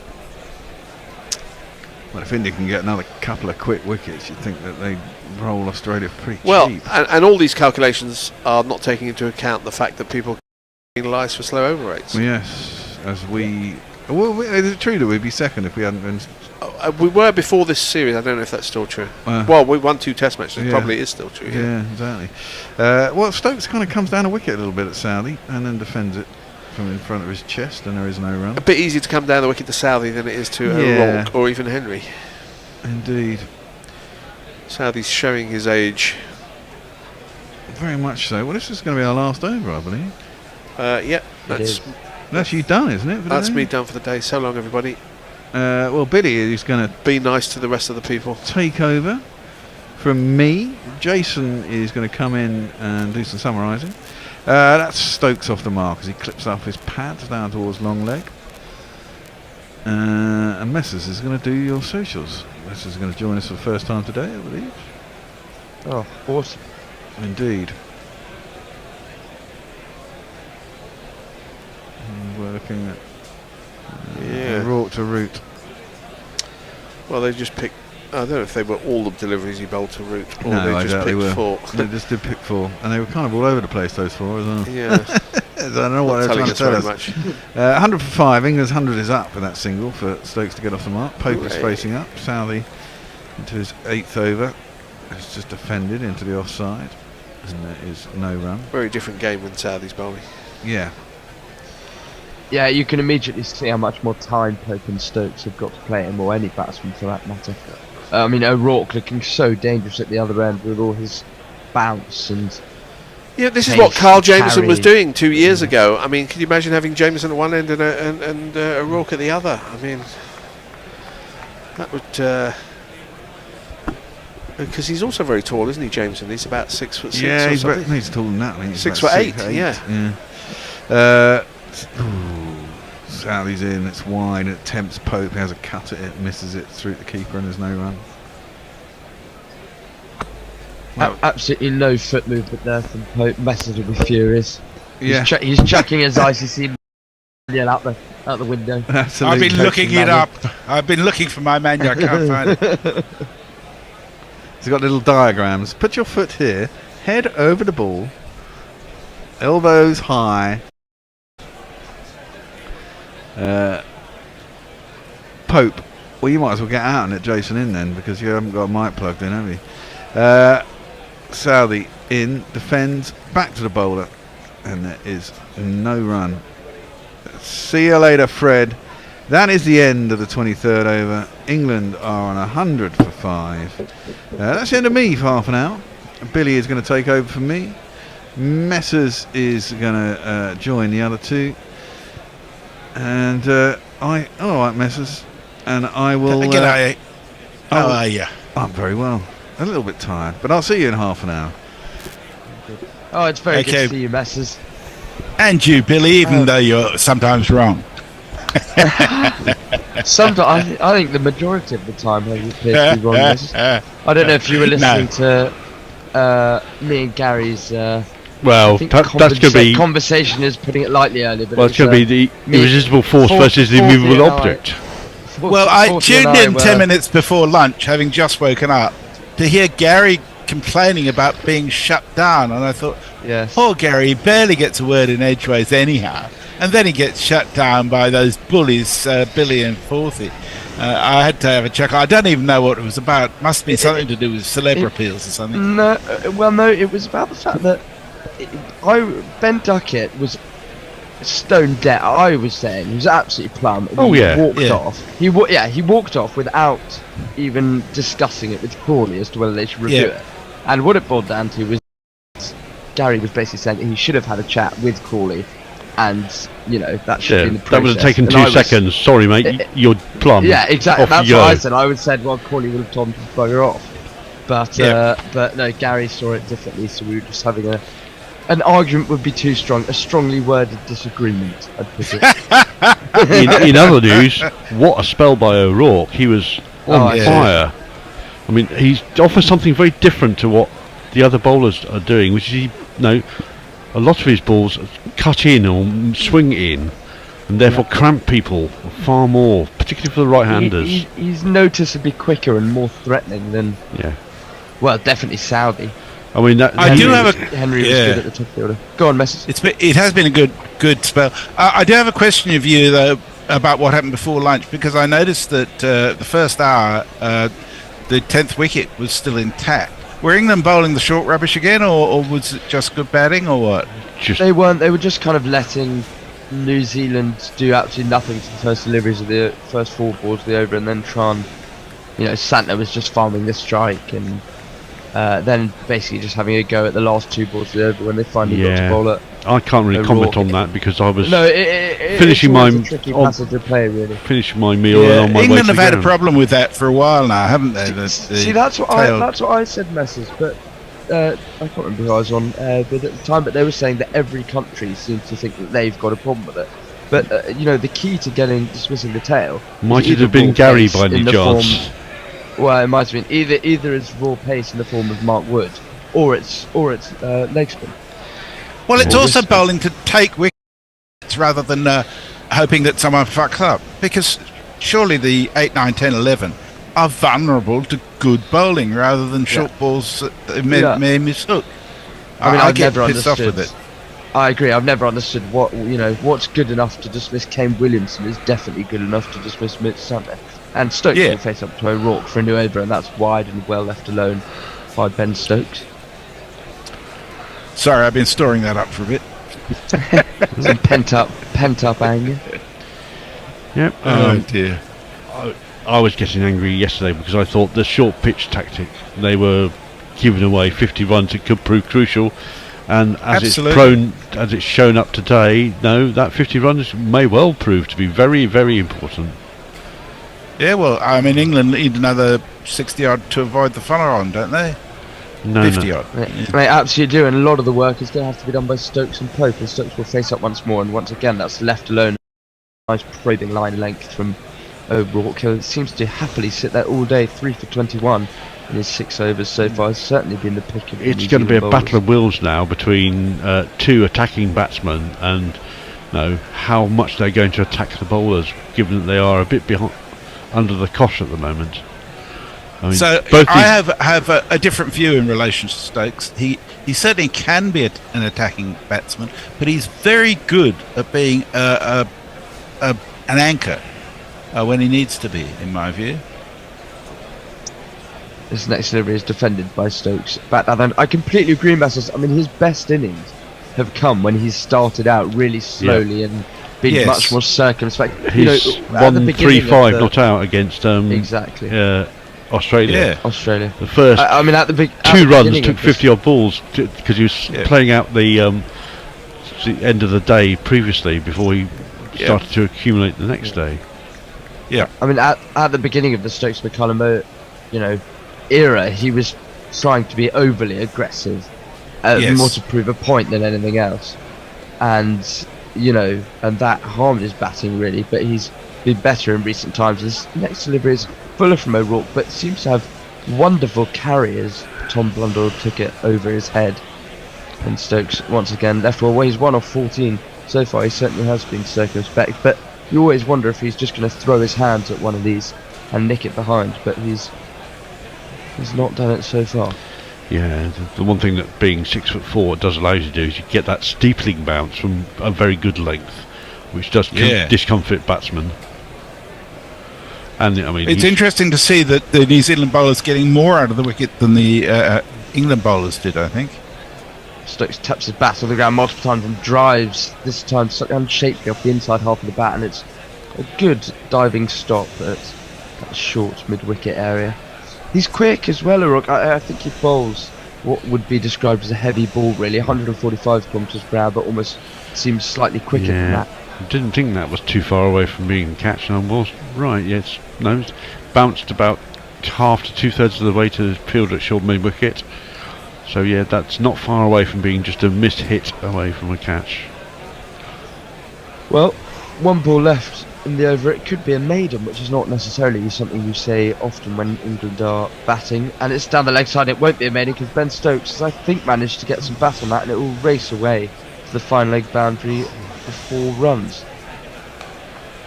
3, 4. Mayank says, ideally the Gabba is a draw. India and Australia win 1 each at the MCG and SGCG, and Sri Lanka beats Australia at home, plus Australia lose points due to slow over rates. It'll be a middle finger to the ICC not having India, Australia and England in the final. Don't think it's likely. Frankly, I don't think it'll be a draw at the Gabba either. There's weather around, but there's always a rush for people to think there's going to be a draw because they lose a day to rain. I bet on both Australia and India yesterday, and as long as it's not a draw, I will win either way. Pope faces up to a new over from Tim Southey, the more sedate pace of Tim Southey, 20 kilometres per hour slower than that of O'Rourke, and this is left well alone outside the off stump. There's a bit of a swing from Tim Southey. It's still doing a bit, this Kookaburra ball. Yeah, Southey's getting a nice shape on the ball now, but it wasn't really getting when he had it in his hand as the new ball. So he seems to be bowling a lot better with this slightly more worn ball. And to answer Messi's point, how many games do we see that finishes on 4 days? Well, the second delivery has been defended back to Tim Southey. Every game that England have played so far in the autumn and winter. Michael Vaughan was saying earlier in the week or today, or yesterday, I think it was, that Test cricket, as much as he loves 5-day Test matches, it's really a 4-day product there. Yeah. In England in particular, the 5th day is handy because of the weather, but also in places like Sydney and Brisbane. Pope faces the next delivery, and that's on his pip, and he's defended it up to mid-on for no run. He just look as frantic and as busy at the crease, even though it's a very high pressure situation. I don't know if you would agree, but he just seems to be a little bit more relaxed. Who, Pope? Ollie Pope. Pope than when he comes to the three. Yes, he can be a bit frenetic when he first comes into the crease, and I don't know whether a couple of 60s has calmed him down a little bit in this series, but maybe taking the pressure off him ever so he certainly slightly. kept very well. He would love a century here. Oh well, he's slashed at this one. He's reached for it way outside off stump. That's the hand-eye coordination that we were talking about, Messi, and it runs all the way to the fence for 4 runs to Pope. It's Nissan Shi.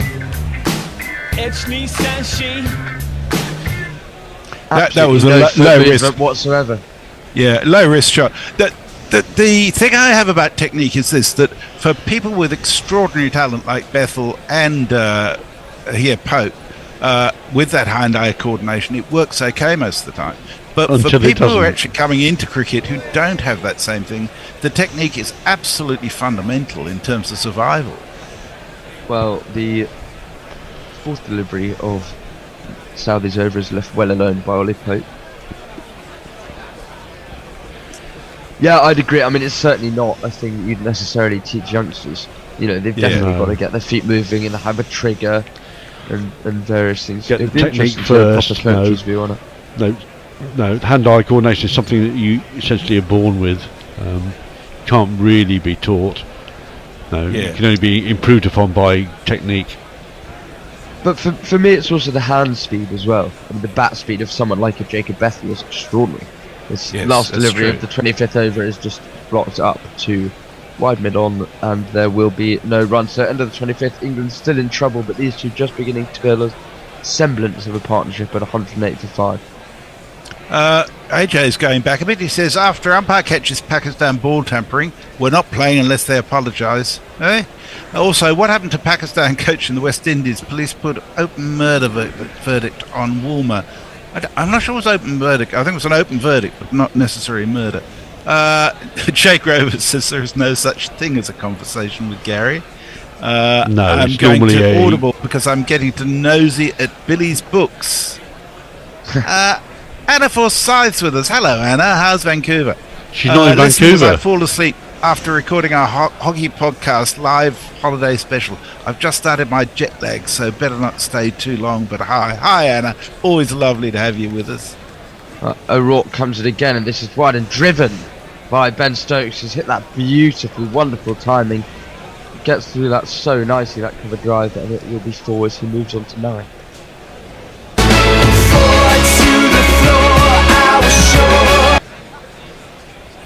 Lovely shot on the up. Maybe not quite so much footwork, but fantastic placement. got all his weight beautifully through it. You know, potentially could have been stopped at cover, but it did go very quickly off that GM bat of his. And he's on 9 now, just getting into his stride as he stands poised, waiting for O'Rourke, and he clips this through the leg side. A really nice shot once more, good timing from Stokes, and that will once again reach the fence. He's really getting into his stride, and that's 4 more.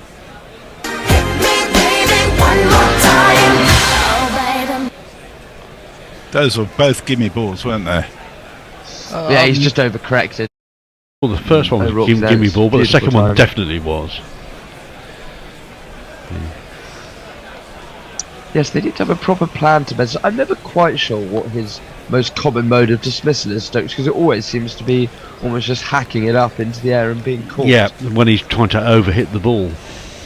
So I'm not sure if New Zealand necessarily have a plan as to what to bowl to him, but he's on 13, and this is short. He'll just tack it into the leg side for no run. Mayank tells us that at the Gabba, Siraj has broken down 2 balls into an over. It looks like he's done a hammy. Oh dear. Cricket Info says he walking off to a few boos. It's so precious. Pantomime villain.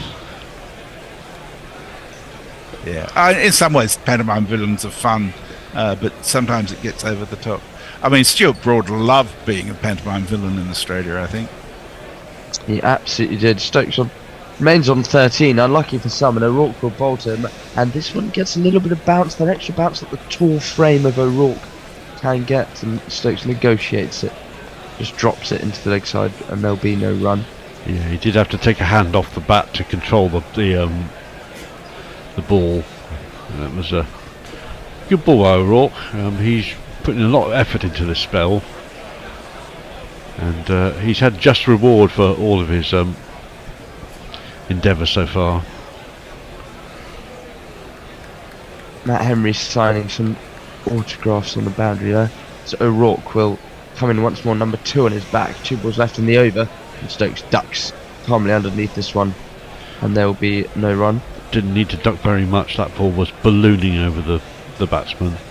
At the end of the server, guys, I'm just going to close Zoom and restart it. My computer's seem to have a few problems this evening, so you might have to let me back in. Yep, okay.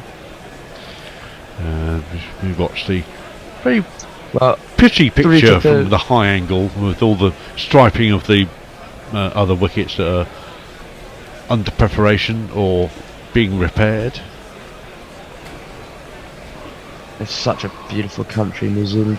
O'Rourke bowls, and this is sought again, and Stokes fends it into the offside, and there'll be no run. England 116 for 5 at the end of the 26th. Okay, there is a message from Jay, which I'll read out in a second, but before I do that, I'm just going to say there's a fairly long-standing tradition at Guerrilla Cricket that rather than read out the C word from any messages people send in, we substitute it with the word Bradman, who was indeed one of those. And sometimes the C word slips through, but if you use it in a message, I will be continuing the tradition of substituting Bradman for it. I actually find that rather more amusing than just the plain abuse. But just so those who don't know about that are aware of it. I'll just let Billy back in. Hopefully, first ball of the next over is defended by Pope from Southie out to short mid-off. There's no run. And Billy is back. Thank you. So hopefully that's sorted out. Yeah, these just building a little bit of a partnership. It's difficult to almost know what tempo England will go up. We'll know that they'll try and be aggressive and put pressure back on the New Zealand bowlers where they can. I mean, I wouldn't be surprised if we see a little bit of spin soon to try and tempt Stokes and Pope into playing. Otherwise, why pick a spinner? Exactly, and that's driven beautifully. What a gorgeous on drive. That's a sumptuous shot from Ollie Pope, and he'll get 4 down the ground as he moves on to 22. 1, 2, 3, 4. Fabulous little punch drive down the ground. No real follow through. Just punched it back past the umpire. And no real walk after it as well. It was 4 from the moment he left the bat. Yeah, wonderful timing.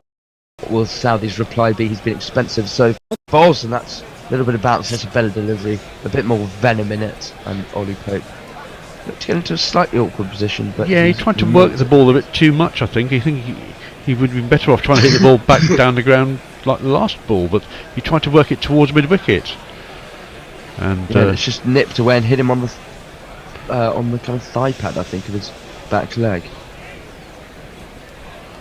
He likes to twist his bat in his hand, as he's just doing now. He's very much a Alex Stewart. It's a nervous tick. Yeah, Alex Stewart was the best one for that. Southee bowls once more. This is driven by Ollie Pope, but unfortunately doesn't pierce the infield. It was driven nicely, but not quite with the timing that he probably desired. And 2 balls left in the 27th over. England 120 for 5 at the moment, just ever slowly digging themselves out of this little hole. But as I say, I think spin could be the answer. What do you guys think? Well, forces you to bowl length, forces the batsman to be, maybe change his stance very slightly and be more in the crease because the man is standing up. Yeah, it's worth a try. This is driven nicely by Pope, but once again it's fielded by mid-off. He just looks like he has so much time at the crease when Southee's bowling. You have to say, very much the right time for Tim Southee to retire. And he had some fun with the bat, but I do hope he can take a couple of wickets to round off his Test career. And a couple of sixes to get to the 100. Exactly. As we watch the audience filling up even more than it has already. There've been 3 good tests with good attendance so far. What is the ground capacity for? I think it's about 10,000 here, and Hector was saying there were considerable gaps in the crowd there. They're doing a good job of hiding it. Such a nice place as the other ones to visit either. Pope faces up the final ball of the 27th, and this is defended into the offside. A little bit of swing from now, but nothing that would trouble Ollie Pope too much. England 120 for 5. Jay Grover says, I have no functioning left eye, no depth perception, and a mutilated left hand. My fault, cut a finger off slicing a muffin. Pretty pleased my 46-year-old ass can achieve batsmanship due to footwork. England are already thinking about getting home. Mog says, please do, Messi, you old Bradman. He didn't say Bradman. Jay says to Mog, dirty old town. Out of respect to you, Messrs. You were just off for a moment. I did say, Billy, that instead of the C word, I'll continue the gorilla tradition of using Bradman. Can we use Labuschagne instead? No, Bradman's too good to miss, to be honest. Yeah. Well, he's not a current player. It needs to be a permanent thing. Yeah, I mean, Labuschagne's a dickhead rather than a.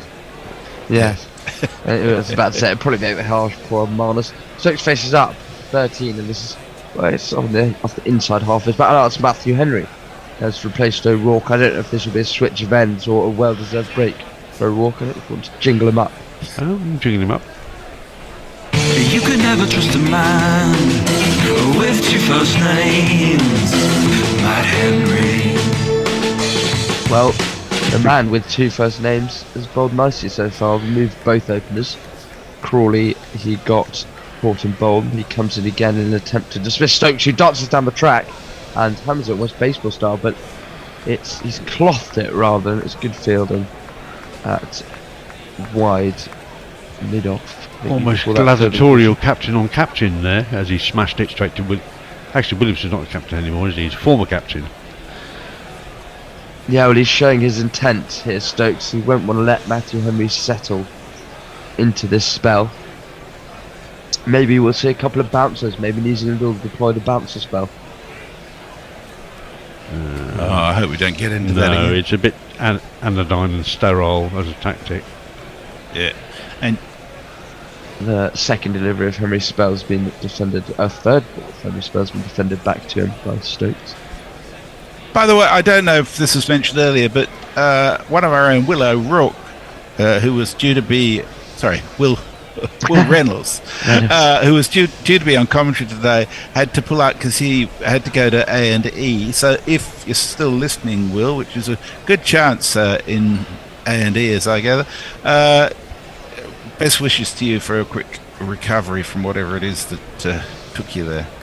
England setting off for a quick single there. They will get through it. Stokes is finally off the 13 numbers. He defended it into the offside, and it was very good calling.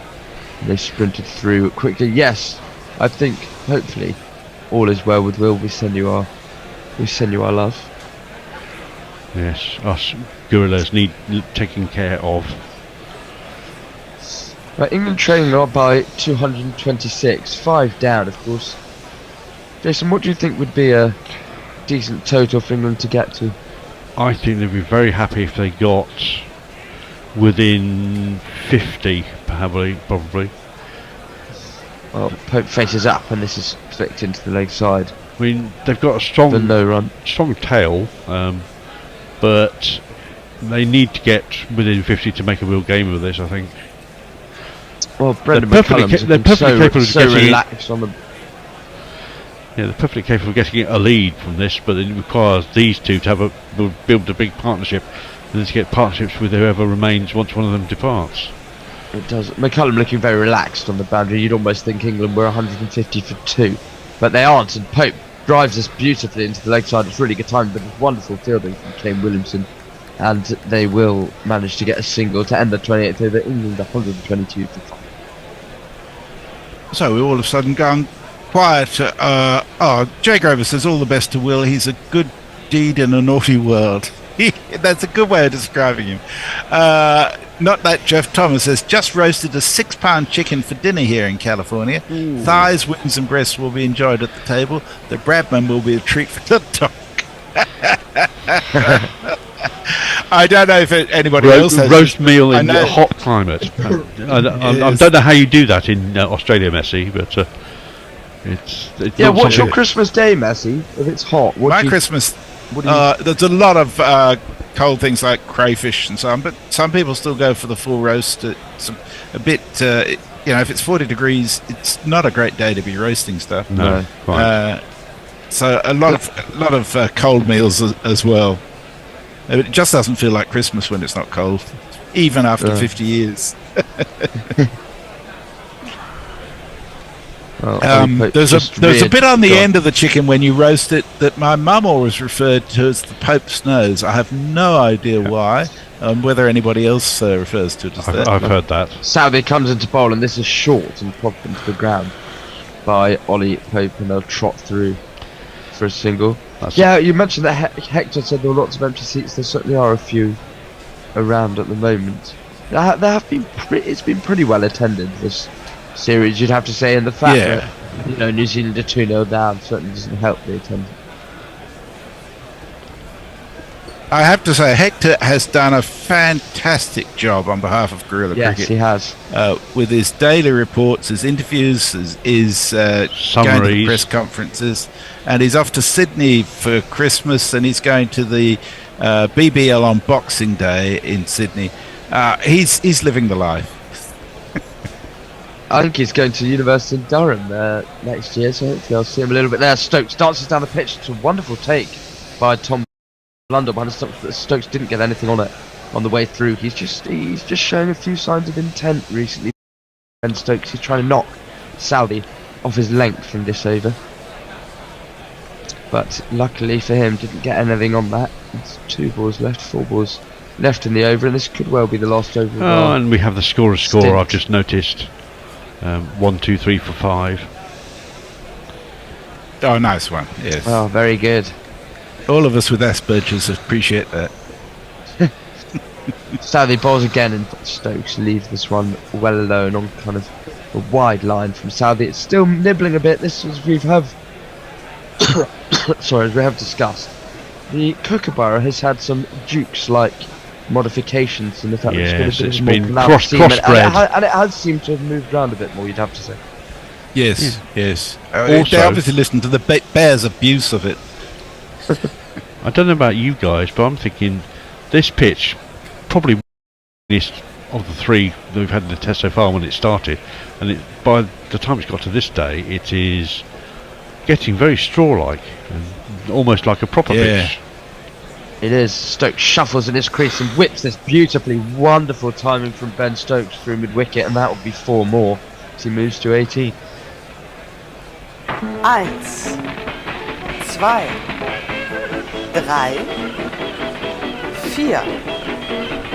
4. It's all hard work for Southey at the moment. He's doing his heart out here, trying to get something to happen in this last test of his on his home territory, and it's just not coming together at the moment.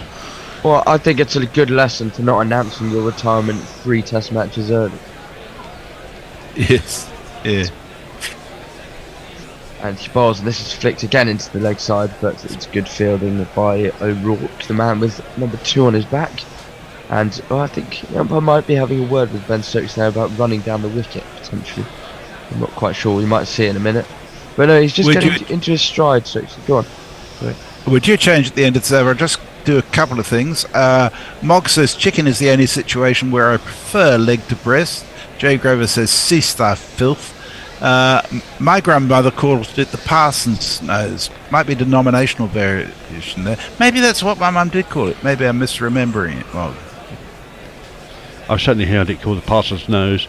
Parson's knob, says Richard Milgate.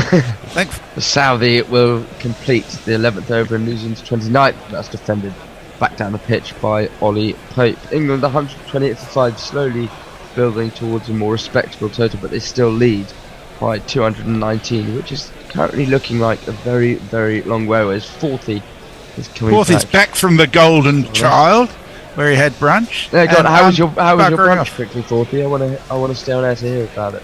Yeah, really good, thank you. My partner had she had the pumpkin and quinoa salad, very Melbourne, and I had the salmon Benedict, and nice. two large mugs of almond latte, and we were very happy with that. Perfect. Such a nice day though that we had to eat indoors because the bloody Melbourne mafia had reserved all the outdoor tables. Still, there has to be a little grey cloud in everyone's life. I'll see you guys tomorrow. Will do, thanks guys. So Jason's heading off. Mog, hello. Oh, hello there. An extravagant shot from Stokes to the first ball of Henry's 11th over. Doesn't time it at all. Goes out to the man at wide mid on. This partnership is 46 runs from 67 balls, and it's certainly stabilised things at a time when things are looking very bleak. When Joe Root got out to a mistimed ramp 46 runs ago. Yeah, England have kind of done the typical English thing and thrown some wickets away here and there. Oh my word, it rather looked as if I thought for a second Stokes had played on. He did that, smashed it into his toe, I think, and then ill-advisedly went and picked it up and threw it back to a fielder. One of these days someone's going to appeal. Probably an Indian or Australian. Yeah, actually, didn't it happen 3 or 4 years ago? Someone did actually appeal. Was it? Who was it? Was it Angelo Matthews? No, that was another. That was a timed out. That was a timed out. That was in the World Cup. That was a different bit of shithousery. Shakib Al Hassan, wasn't it? Shakib Al Hassan. Stokes does a sort of helicopter shot after he's come 2 strokes down the wicket. Completely misses the ball. We're seeing a classic latter-day Ben Stokes innings here. Some superbly, crisply executed and timed shots, coupled with some totally mistimed, ugly heaves. Some not. Late period. It's like one of those albums from later on in a band's career when there's still some good tracks in hit or miss, yeah, a little bit hit or miss. R.E.M. after about 1999. Exactly right. Yes, in comes Henry again. Oh my word. Well, he's lost all his timing and all his mojo in this over. Let's hope it's temporary, because I don't even want to describe what kind of a horror shot that was. Most importantly, he's not out. Dot ball. I thought he chopped that on for a second there. Yeah, that's what I thought as well. He chopped it onto his back foot, which is probably just as well, because there's one of those that could easily have flipped off the back foot and trickled backwards onto the wickets, as they occasionally do. but it didn't on this occasion. England trailing by 219, seems a long way off. And just dabs down on that one, just closes the face of the bat on it. Slightly dangerous shot, you can play on doing that. And, well, yeah. I mean, that was it. I mean, Pope nearly got himself out when he cut one. It was going to hit the top of off stump. And managed to glove it just short of gully. Root played one, got out to one. It was well too close to his body to be playing a shot he was playing. And he was settled as well. It's really annoying. Yeah, that was very annoying. But O'Rourke bowled extraordinary aggressive spell. Henry in for the last ball of the over. He's got a man short in at mid-off here. Oh, and it defends it, but it gets quite big on him, and it goes out to point. In fact, it eludes point, and they will come back for at least one as Will Young scampers after it. And Stokes, yes, will keep the strike. At the end of the 30th over, England 129 for 5, Mark. Jay Grover has a query that I would also like to put in. Almond latte. Yes. He says, well, live and let live. I'm asking, why wouldn't you use oat or freekeh or teff milk? Because almond tastes nicer. Oh, what's wrong? Does it have a slight sweetness of almond milk? Yes, I would say it does. It's all the slight sweetness without any sugar. People do complain that it uses colossal amount of water to produce per almond, which is not good for irrigation purposes. Like rice milk, then. Yes, that would be the legitimate complaint about almonds. Ashley Greerton would like to know if you had lunch in Lygon Street. I did not. I had lunch in very close to either Burwood or Hartwell Station, I think. The Golden Child. I recommend it. Very nice. The Golden Child. Was Eddie Murphy there? Centenor baby, get some drift into the pads for me. Been an awful good Kiwi. Centenor baby, and dart them in quickly tonight. Am I right in thinking this is the first over of spin of this test match? It is indeed. Dorothy, you would be correct. Thank you very much. Mitchell Santner has come on to bowl. We will see whether spin from pundits, just not from the bowlers. Oh God, yes. Gary's been on top form today. Santner in again. Well, not in again, in for the first time. Very first ball, Bazball style. Stokes unleashes the reverse sweep, and it's cut off. No, it's the number of the day. Who could ask for more? The number of the day is 4. Well, it didn't turn. Didn't have a lot of time to turn, but it didn't seem to. Turned it into a half volley really with that reverse sweep, so we don't quite know yet. The jury is out. Not the best bit of, well, to be fair, it would have been very good. He went feet first. Yeah, it was a bit odd. Stokes. Santner to Stokes. One shot that Stokes plays beautifully well is that left-handed forward defensive. And that's the 50 partnership, 51 from 74 balls, so at a Bazballian clip. A very even spread, 23 off 36 and 24 off 38. Yeah, that's right. Ollie Pope very judiciously not outdoing his captain there. No, you have the extra run. Skip. And that's played back down the track by Stokes to Santner, dot ball. Do you think Bashir will get a bowl if Santner takes 5 for 15 here? Yeah, possibly. You'd think he would. It was a bit of a mystery why I didn't get one over in the first innings. That's a half volley on off stump, which has been pummels down to long on by Stokes for a single. He moves on to his quarter century. Never celebrated in cricket. No. They'll be celebrating 30s though soon, won't they, in T20s? Oh, T20, off some places do have 30s and 40s listed as. They do, yeah. The IPL has 30s listed. Fucking IPL. Fucking hell. It's the world coming to. I know. First Donald Trump, and now 30s being celebrated. It's the end of. It's like the last days of Rome. Jesus. Jeez, you, sweet Jesus. Alaric the Goth's coming over. Hill. That turns, and it's been taken. Oh. It's been taken. Poper's gone. That's a classic left-handed delivery to the right-hander. Just kisses the edge of the bat, taken down low at slip. Santner strikes in his first over, and Poper's gone. The 6 wickets fallen. Yeah, we've got a little bit of bounce and a tiny little bit of turn. He got of it, and oh, Jesus Christ, there we go. Another one bites the dust. I think that is going to be out, Fred. Another one bites the dust. Well, yes. Well, what can we say? Amongst all the excitement about some new blood emerging in the English cricket batting lineup, there's a couple of significant question marks against Crawley and Pope right now, I would say. Well, I think Pope's done all right this series, hasn't he? He's got 2 50s prior to this. No, maybe I'm being a bit unfair there, yes. He can hang his hat on his keeping skills. Yeah, and he's done all right behind the stumps. Anyway, we got one of these. Super chat cash, super chat cash, super chat cash.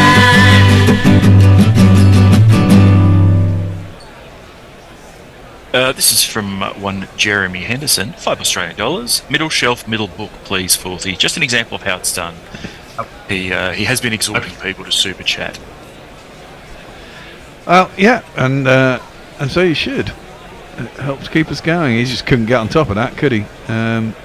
Bounced too much on him. Oh, sorry. Yes, I was busy getting the book out. That's fine. You carry on getting the book out. I was just explaining how Santner got his wicket, and he kind of felt that was coming. He got a 60, having been called back into the side as the lone spinner. I just always think with Ollie Pope, could you not learn to play with soft hands against spinners, mate? It would make such a difference. Yeah, it would do. Can't expect him to have multiple skills. Gus Atkinson is in. He's got that, and that's an immaculate forward defensive from him, and it completes the 31st over. England 134, but for 6. They could be asked to follow on here. Yeah. Likely, I don't know.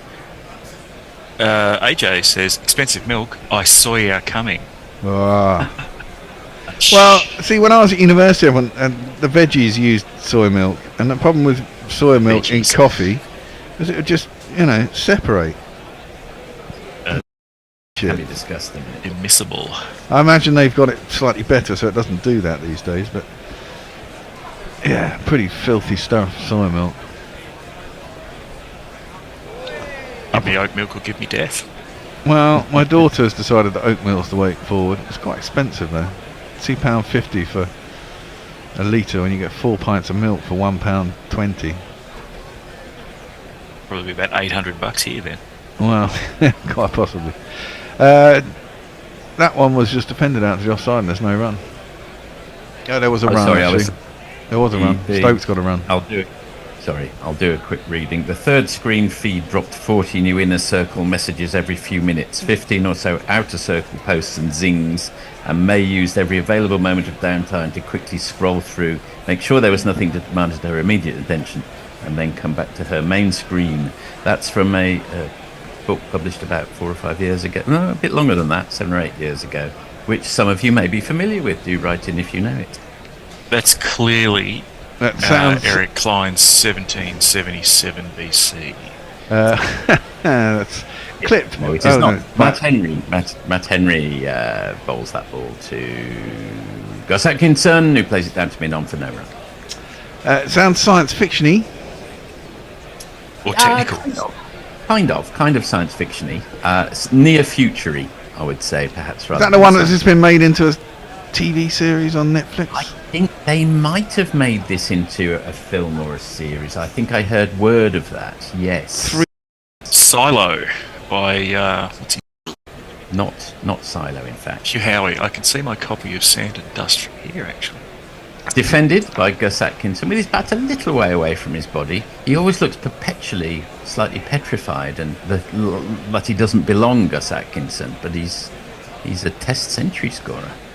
The three body problem. Not that. No. Okay. Dark Forest. A reasonably famous author, by recent Oh, studies. that's going to be some foundation book by Isaac Asimov then. No, much later than that. A recent. And that's played down to mid-on by Atkinson for a single. He's quite a trendy author. I don't know many authors. It's not going to be Ian Banks because he's been dead long enough for it not to be a recent. No, they're much more recent and more trendy than he. An American Who's author. trendy these days? No, that rules out all the people I read. I don't read, so yeah. Apart from the Guardian, That slightly rules you out. it slightly does rule me out. Yeah, I do my Wordle every day, and I read an awful lot of the paper online, but I don't read books. Henry ran the wicket to Stokes, who plays a nice crisp shot, and they hurry through for a single. What else has been adapted into a TV show recently? Oh, did he hit the stumps? He must have, because they've gone upstairs for a review. I think that was pretty close. Well, let's have a look. I mean, Stokes doesn't look concerned. Or maybe he should. No, he shouldn't. He's fine. Well in. Well in by a yard and a half. If that's well in, then that's well in. Over the line's well in, as far as I'm concerned. Yeah, That's getting her pregnant in. That's how far in he was. Cheeky. 10 more to avoid the follow-on with 4 wickets in hand. Walk in the park. A walk in Seddon Park. Henry in again. Defended off the back foot by Atkinson. And that's the end of the 32nd over. England 137 for 6, Mark. Jay Grover has posited China Mieville. Is it the city in the city? No. He's not American anyway.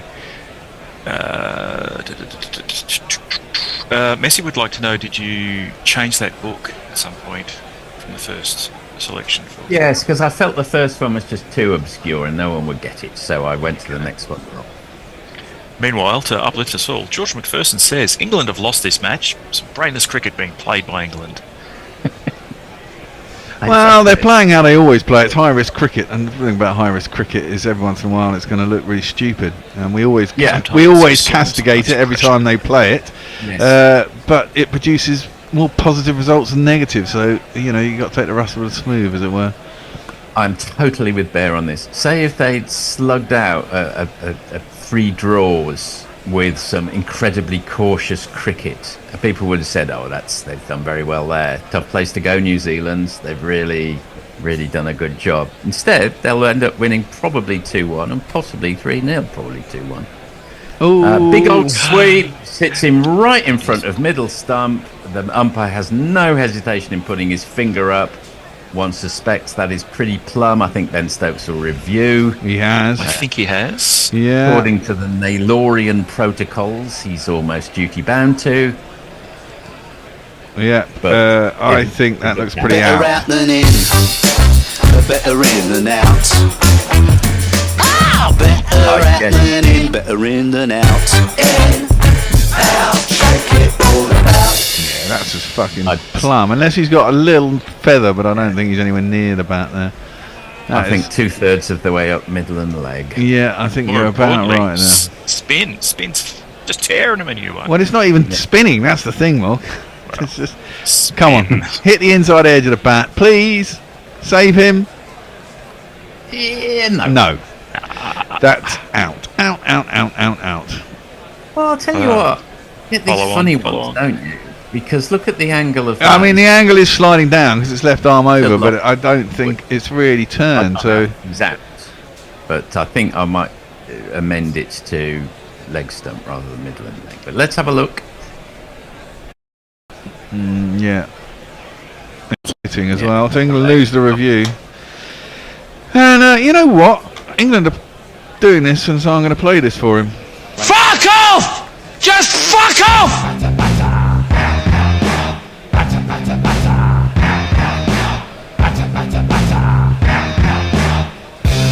On your bike, mate.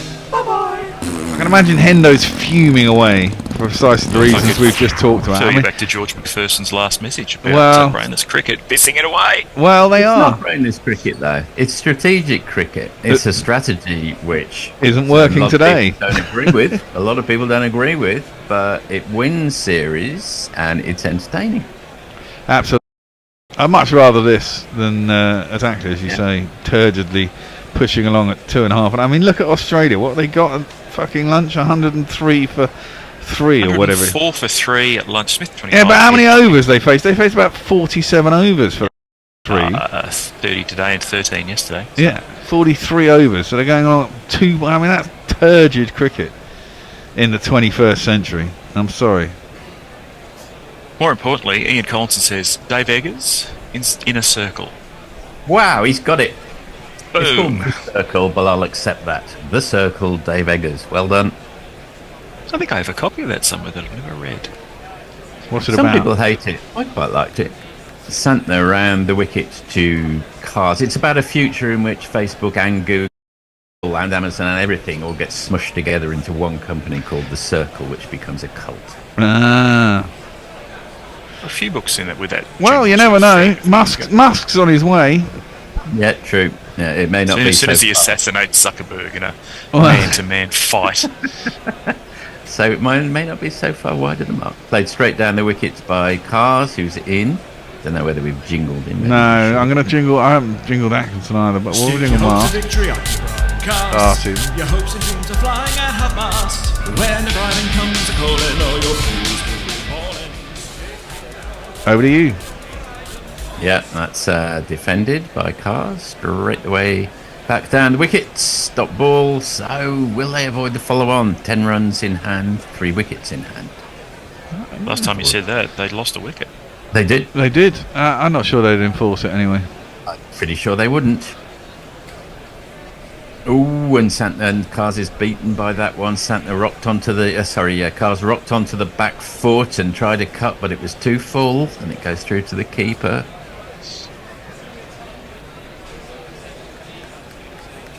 Okay, last ball of the over. It's gone very rapidly.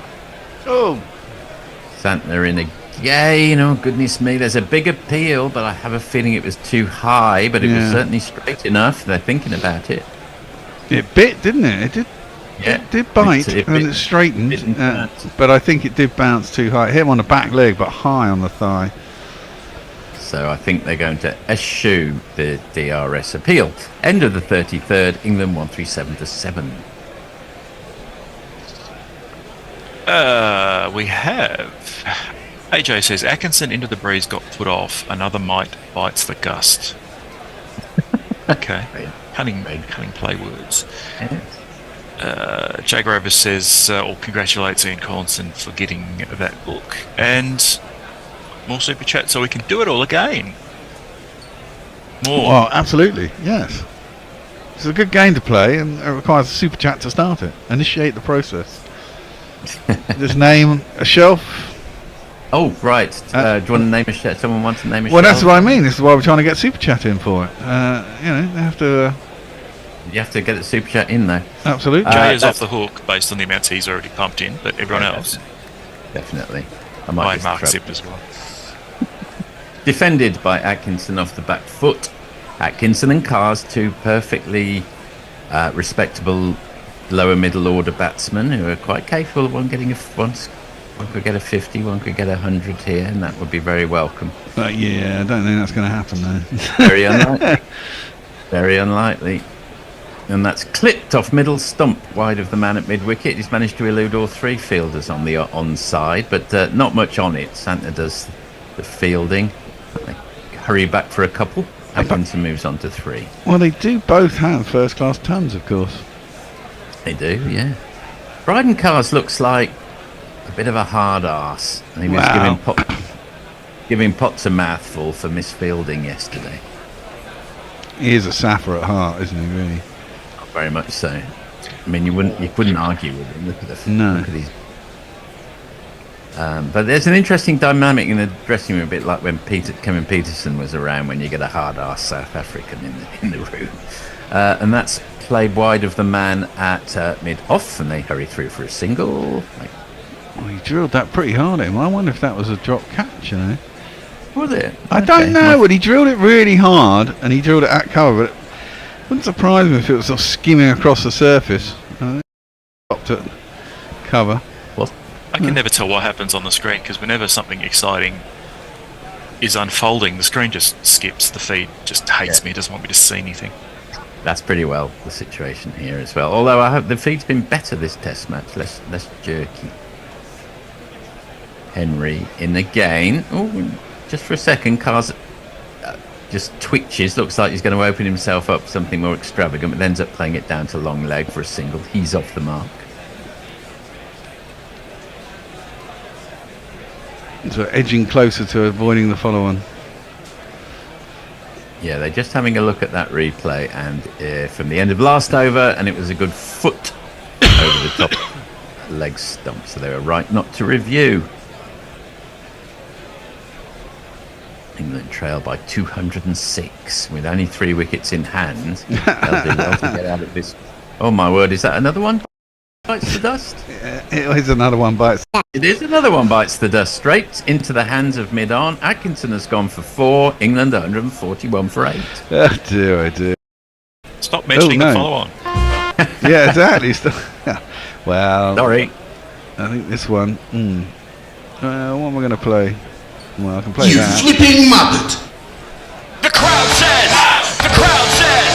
The crowd says you! That was just a bit of a check shot, wasn't it? Yeah. He seemed to mind halfway through with the inevitable sad consequences. He was trying to clip it into leg side, got it a little bit wrong. Well, 141 for 8. Not even its best friend could put much of a spin on this. This is not looking good. No, it isn't looking good. Don't think it'll be over until tomorrow, though. I don't think New Zealand, unlike England, won't sort of charge 60 overs and get 300 runs and put us back in. No. I think they'll probably, if they get us out, well, what are we in now? We're coming up to tea, so we've still got a little bit left of today. And they might stick us in tomorrow. Getting a lead of 500. If anyone was going to mount an unlikely 4th innings chase at Hamilton, it would be this English team, and they are capable of it. But you know, those things only happen once every 100 matches or so. So, oh god, that was a poor dismissal. Yeah, it was, wasn't it? Bombed it up. It's like catching practice. It's just, have a catch at mid-on. No, Santner took it, so spin strikes again, sort of. Yeah. He's caught in about 3 minds there, I think. Whoa, there it goes. Okay, got that one. Yeah, caught that one. In comes Henry again for the last ball of his over. Plays and missed by new batsman Potts. So at the end of the 34, England remain 1 for 1 for 8. I think he's got first class ton last summer as well, I think. Did he? Yeah, I believe so. I think he got, yeah. They're all getting hundreds. Yeah. Not I mean, they're not going to win this match, no. Over to you, Mo, come on. AJ says, really enjoyed Hector's interview with the Barmy Army trumpeter. All these tunes are relevant apart from Go West. Bit harsh. Jay Grover says, never heard of the book he's referring to. I shall now exile me send to the smashed avocado mines just to satiate the Melbourne hipster mafia who dominate guerrilla cricket. Yeah, you know how often I go into a cafe? I go into a cafe once a year. With me. Yeah, yeah, it's your fault. Very full ball and dug out by Cars. Well, that was. Can a spinner bowler a Yorker? If they can, then that was it. It was close to it. Yeah, I mean, I only really associate them with the speed merchants, but that effectively was a Yorker. In for the second ball of the over.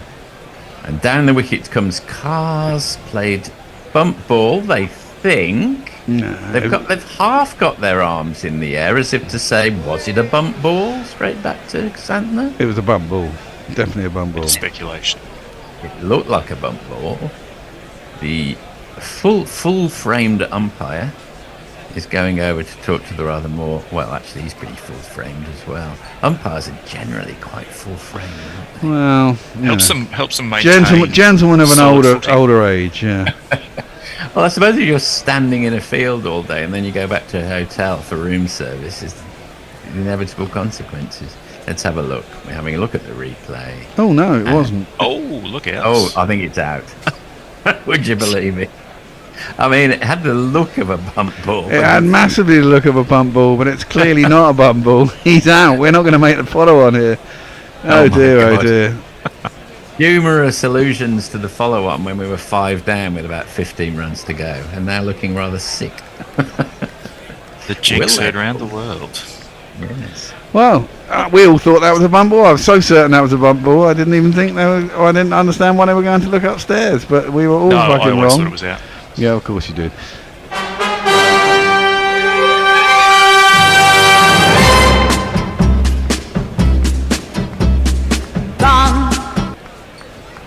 There'll be some Afrikaans invective flowing around the dressing room right now as Bryden Card storms off the pitch. Number 11, Shoaib Bashir, who, unlike the 10 players above him, has no real pretensions with the bat, but let's see what he can do. Well, let's give him a jingle.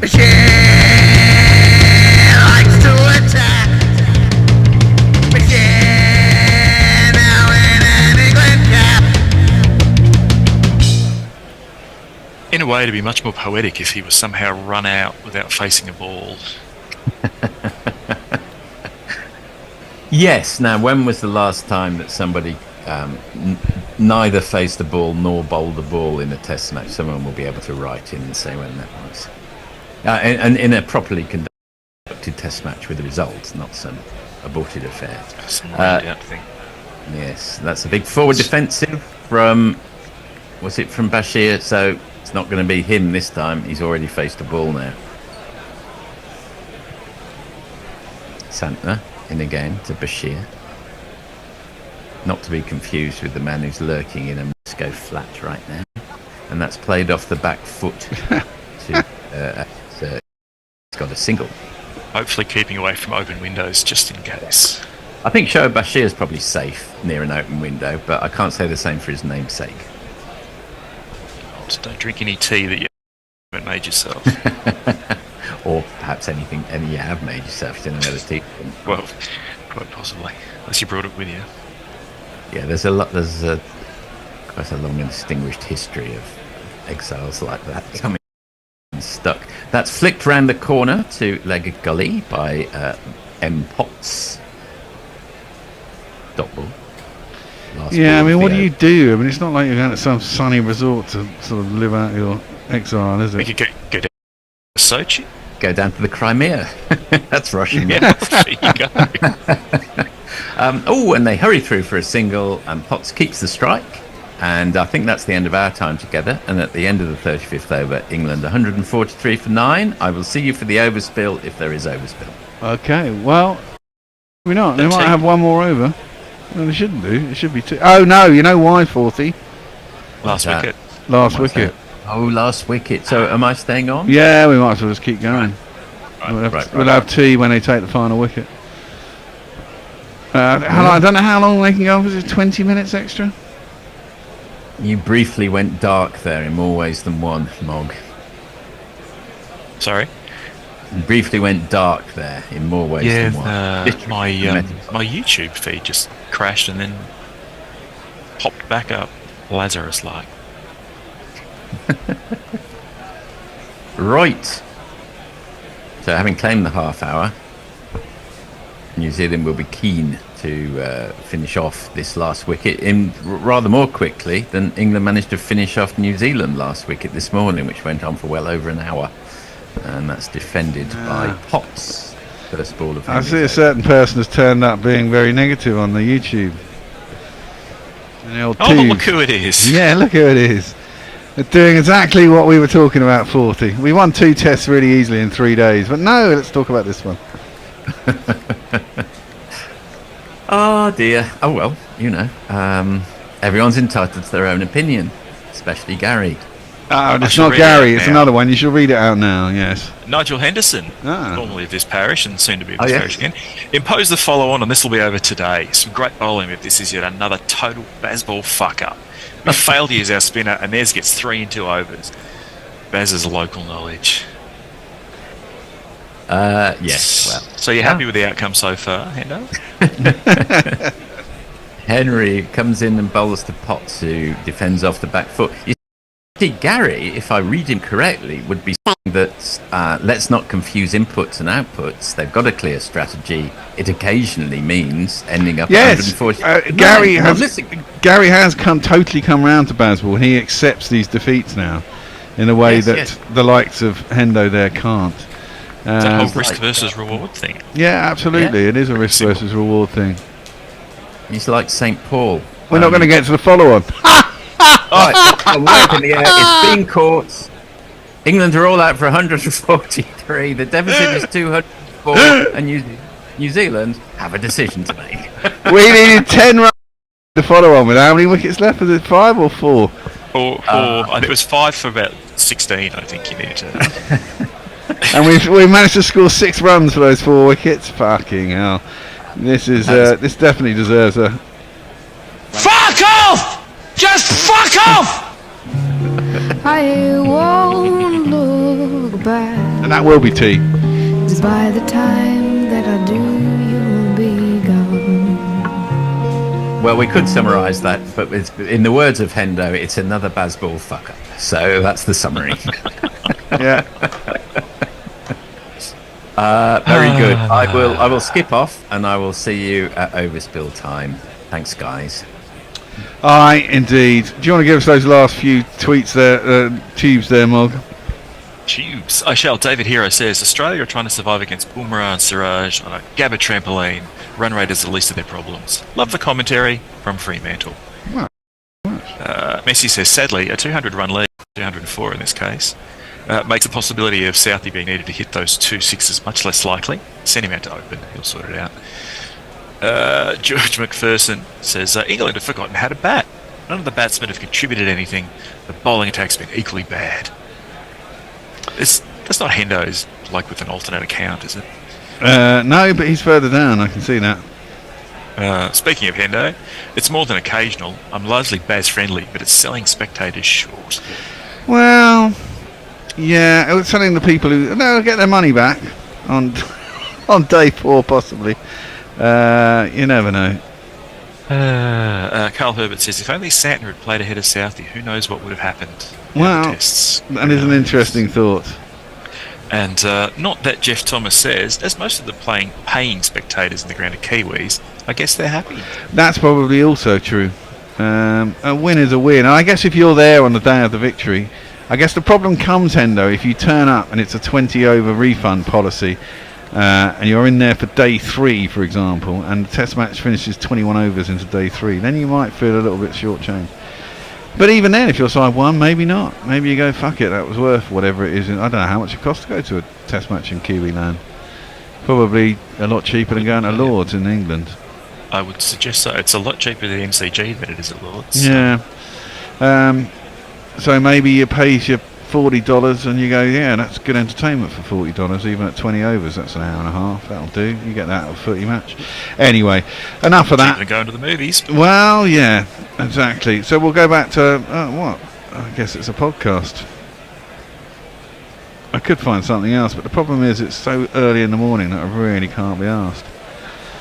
So you're going to get more of this podcast. It's only 20 minutes. We'll see you in a bit. Bye. That's the spirit. Although obviously we might see something different when the county season starts. The Hampshire in me cries for James Vince to get another shot.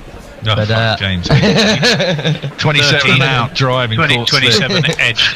Yeah, exactly that. Although his career might have changed if he hadn't run himself out in bloody Australia. He was on 80, in Australia. Idiot. Yeah, but I mean, he's I do like the idea of looking forward and not back. I will say that. But there has to be someone you blood in who you can bring in who's positive, possibly at that number 3 position. I mean, Ollie Pope does look cooked at the moment. Maybe he'll do something in New Zealand. I like Ollie Pope, and I always had high hopes for him, but they're starting to wane for me now. He's 26 still, isn't he? Yeah, he's still quite young. You could still give him a little break and just see. He comes back because the problem. Did England not do any people don't by play giving him enough the captaincy? Well, I think I said it at the time. Michael Vaughan's article was absolutely shocking. I can't remember which paper he wrote Probably the Telegraph. Michael Vaughan. But basically saying, Brooke Brooke should be captain, Pope's not fit for etc, etc, etc. And I just don't think that kind of noise would have helped. I mean, maybe he isn't a future England captain. We've seen Brooke do it in the Australia series and in the 100, so he's a possibility. I mean, you have to have a line hard to tell looking in from the outside, but his body language as a captain didn't quite seem to convey a man who was fully happy in his job. I completely agree with you. But also it changes his job batting, because your mind's immediately on the field and then England lose an early wicket and you've immediately got to come out again. And I don't think that's helpful. And of course, with that unfortunate Ben Duckett finger dislocation, he immediately put his hand up and said, I'll go out and bat, and spanked one to mid-wicket and got a duck. And of course, if that goes for 4 and he manages to make some runs in the first test, then the complexion of the series for him might have changed. But we'll never know. It's kind of sliding doors moments. Yeah. Okay, let's move on, shall we? And shall we think a little bit about the extraordinary performance of, well, New Zealand, who's having a fabulous time recently. I mean, we talked about the women's T20 final last time, I think, and that was a fantastic day out. Then they win the America's Cup and they win the first test. But they went on to beat India in India. As we said at the beginning, that's the first time in 18 series. The last time India lost in a series at home was when England beat them, Panesar and Swan et al. In 2012. So that's 12 years. That's 12 years, isn't it? It was quite a fantastic effort by New Zealand. Are India just a team that's not over the hill, but some players there, the best days are behind them and they might be looking for a refresh? Or was this just a one-off? What do we think? I mean, I think a hell of a lot of credit's got to go to New Zealand. To be honest, you know, to come in and perform like that, it's simply extraordinary. I mean, India getting out for 46 in the first innings of the test, of course the first day had been washed out. Sets the tone, doesn't it? Completely washed out by rain. But the thing about that 46 is I obviously, as I'm sure you guys did, you know, watch the highlights of it, and most of them were really, really terrible dismissals. It wasn't like when the Aussies got out for 60 and Stuart Broad got 8 for 15 and they were all nicking behind. They were truly terrible swipes and, you know, mostly caught. And I really think that set the tone for the series. And then for New Zealand to score 402 and win by 8 wickets was unbelievable. But you kind of thought, you know, England took the first test off India and got hammered. You kind of thought that the same thing might happen. But no, New Zealand were magnificent. And wasn't that under Blundell's captaincy, am I right? Yeah. Yeah. And I mean, it can't be often that a team goes to India and 2 of their bowlers are in the top 3 wicket takers for the series. Mitchell Santner, 13. I mean, to me, he just ambles into the wicket. The Bears are better critique of bowling than me. You know, bowlers to excite. You don't put him in your top 5 globally, well, and yet, look at what a performance! What a performance! Well, it's interesting, isn't it? to win them the series. Yeah, exactly. He got 13 in that last test. But it's interesting when 13 last test. When you look at the difference between actually how you bowled in Pakistan and India, actually is quite interesting, because in India you look at someone like Jadeja, doesn't really vary his pace or his flight. Well, certainly not his flight, and his pace doesn't vary that much. In India, you get Washington Sundar, you get Axar Patel. The wicket does so much, and it has a variable bounce as well. So what they tend to do is just bowl actually quite fast, quite flat, and let the wicket do the work. Whereas actually in Pakistan, it was as much about flight. It was so slow and low. Slightly different in India. And Santner is very much give it a bit of darting and let the pitch do the work, and it's been very successful. I mean, it is interesting. You wonder whether India just expected to roll New Zealand and kind of got caught on a hop. The thing that interests me with India is when they play test matches, I always wonder how much do the players really, really want to be playing test cricket. It's kind of always a question I ask myself. You know, I think the crowds were okay for this series, but I don't know, for some reason you always get the impression that they'd rather be playing white ball stuff and rather be playing the IPL. I think potentially different when they come overseas to England and maybe Australia. But for a test series like New Zealand at home, I don't know, are they really up for it? Well, that's interesting. Maybe not. I mean, they certainly seemed to play like they weren't. It was very carefree. It's almost like India decided they're going to play baseball too, and it failed them drastically. I mean, they're all exactly as you said. I mean, Indo was saying on the WhatsApp, wasn't it? It's time for a change. You know, some of these guys have got to go, and blah blah blah.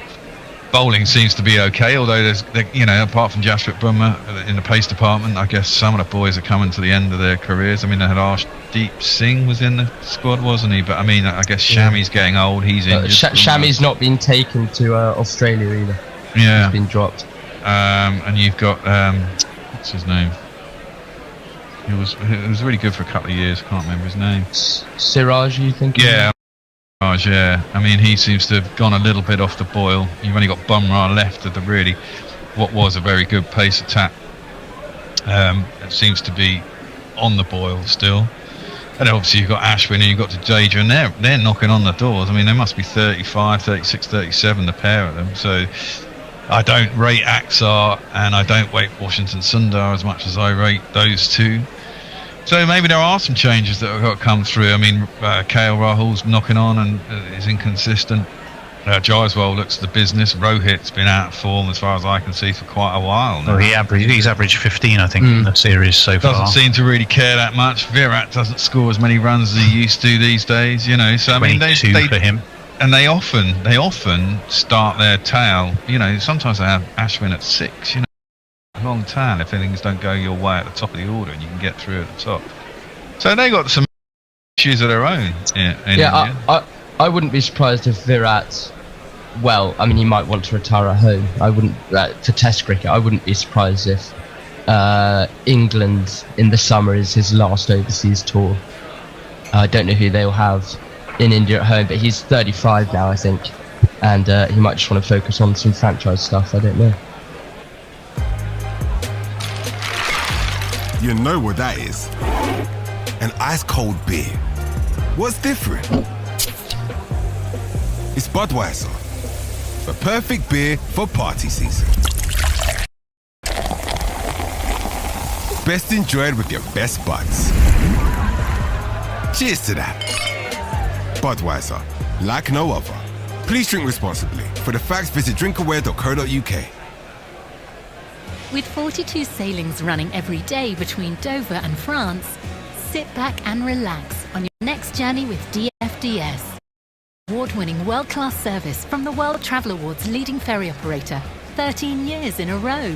Daily sailings means lots of choice, and with 2 fast frequent routes to Calais and Dunkirk to choose from, we'll have you on your way in no time. DFDS. Now that's a breath of fresh air. Visit dfds.com to find out more. Yeah, I mean, let's not forget, it's not the end of that series. There's a test at the Wankidi, the third test that starts at the Wankidi on Friday. Yeah. How do you approach that if you're India? I mean, to me, you know, there's 2 schools of thought on dead rubbers. One is there's no such thing in a test series, and a test match is a test match. If I was India, I'd be busting everything to win that and at least get something back. Well, the World Test Championship, Tony, as well.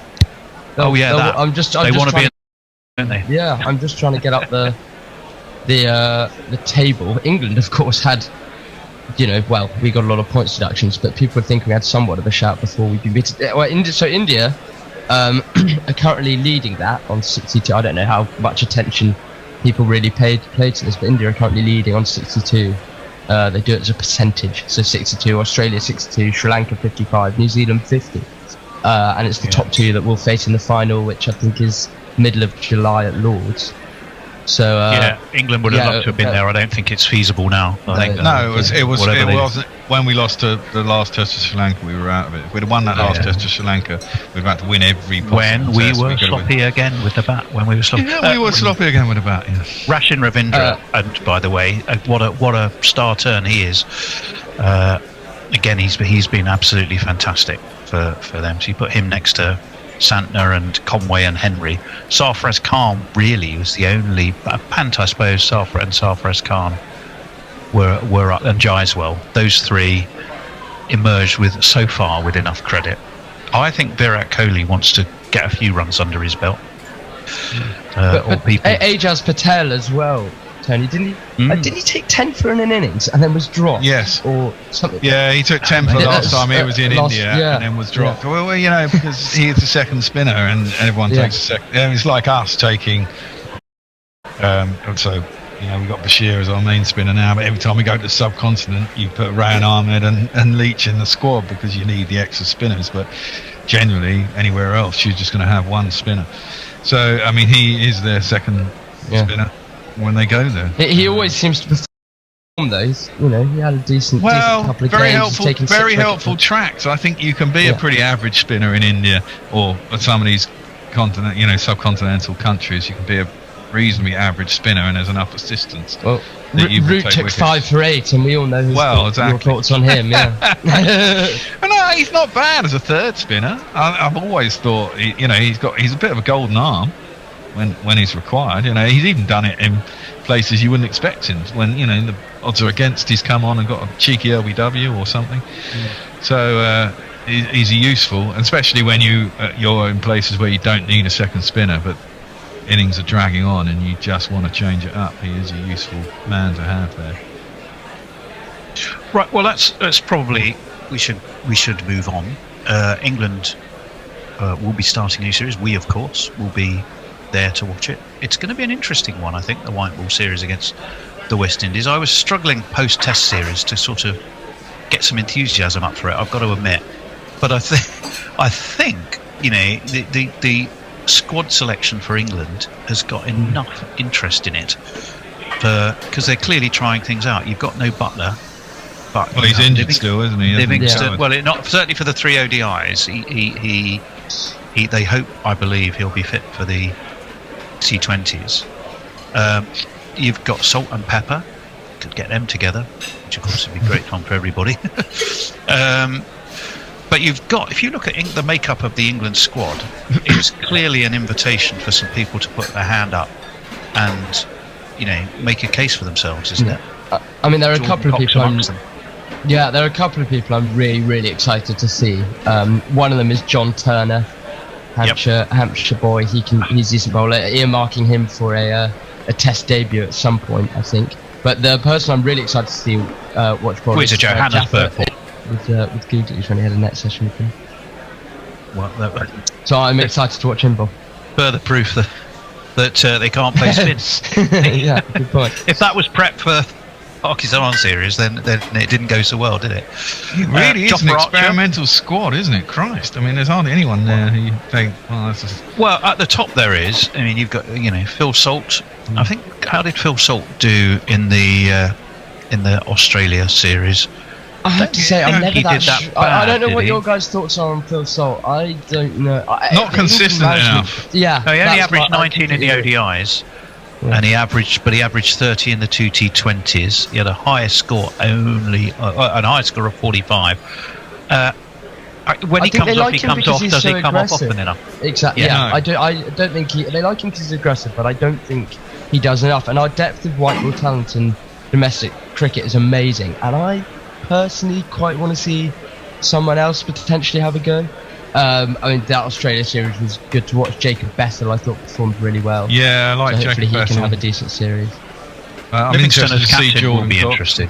Well, Livingston as captain first, I think, is going to be really, really interesting. And where does Livingston bat? Well, I like Livingston batting up slightly a little bit higher because he can be so destructive, but comes in and just goes too hard too early, whereas if you give him a little bit of time, I mean, he's knocking on a bit. He's 31 now. He had a very good series against Australia. Yeah, averaged 36 in the ODIs, 62. I think Livingston performs best when he knows. I agree with you. I'd like him to bat it all, but I think he performs best when he knows that he just has to smack it from ball one. I think he gets his mind in a bit of a muddle when he, I think I remember maybe he came in kind of the 30th over or something against Australia at some point, and he just didn't really seem to know how to play the situation. Well, wasn't that when he came in the 30th over? Wasn't that when he got his 90 or whatever it was? I thought that innings was. I'm the opposite. I prefer it when because he does have so much power, and if he gets his eye in, he can be really destructive. But when he goes straight for the off, he seems to throw it away too often for me, just trying to smash it out of the park. And I think, well, yeah, great, 2 sixes and you're out. Whereas, if you'd have had time to work it around, get your eye in, hit a few fours, and then really accelerate after you get to about 20 or 30, then he can be massively destructive. But too many times for me, he comes in, hits a couple of sixes, looks pretty, and gets out, and that irritates me. Especially in an ODI where you've got this more. Would be a good litmus test, in ODIs, you've got so much more time than you think you have. It's different in T20s, but in ODIs, the problem with this England ODI side is they play ODIs almost like they play T20s, and it is actually a different. Okay, enough of that one. Andy's not turned up again. Oh, Mog, do you want to come in? Is he still there? 5 wickets for 9 runs. That's I think that qualifies as a bit of a collapse, doesn't it, Bear? I think it certainly does, Messi. It was a bit of a shite end to the innings. Happens with Bazball, as we were talking just before. I blame Forthy. Yeah, of course, it's always Forthy's fault. He kept talking about the follow-on. It was just tempting fate. What do you think was going to happen? Indeed. Well, might as well have some jingles for the people coming out. This guy's going to face the first ball. He opens up a thing or sometimes keeps wickets. He doesn't bowl great, but I still don't want to face him. Tom Latham. This man is facing. I've heard from pots that the kettles are filthy black.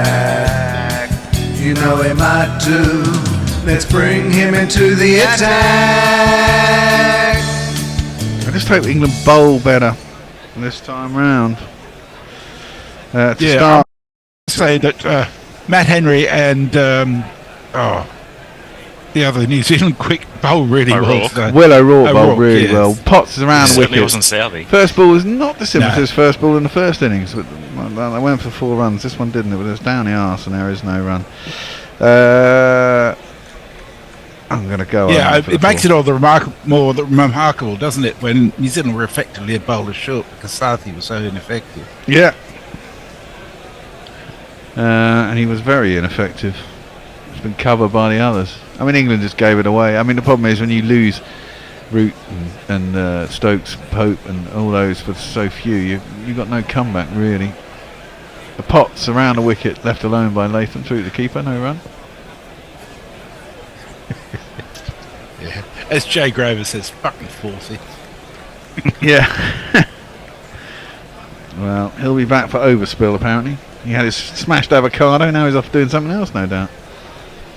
And his almond milk. And his almond milk, yeah. He's probably recording another podcast. I spent a good deal of time on Friday listening to the latest episode of Sombrero Fallout, which was great. Excellent. Popped around the wicket. Inside half of the bat by Latham. Gets it out on the leg side. They'll get 1. They'll think about 2. It's not going to happen. And New Zealand away must be feeling happy. They're already 205 for none. Time to declare. Put him in.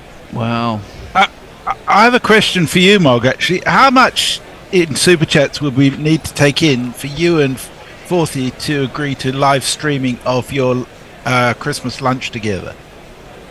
Ooh.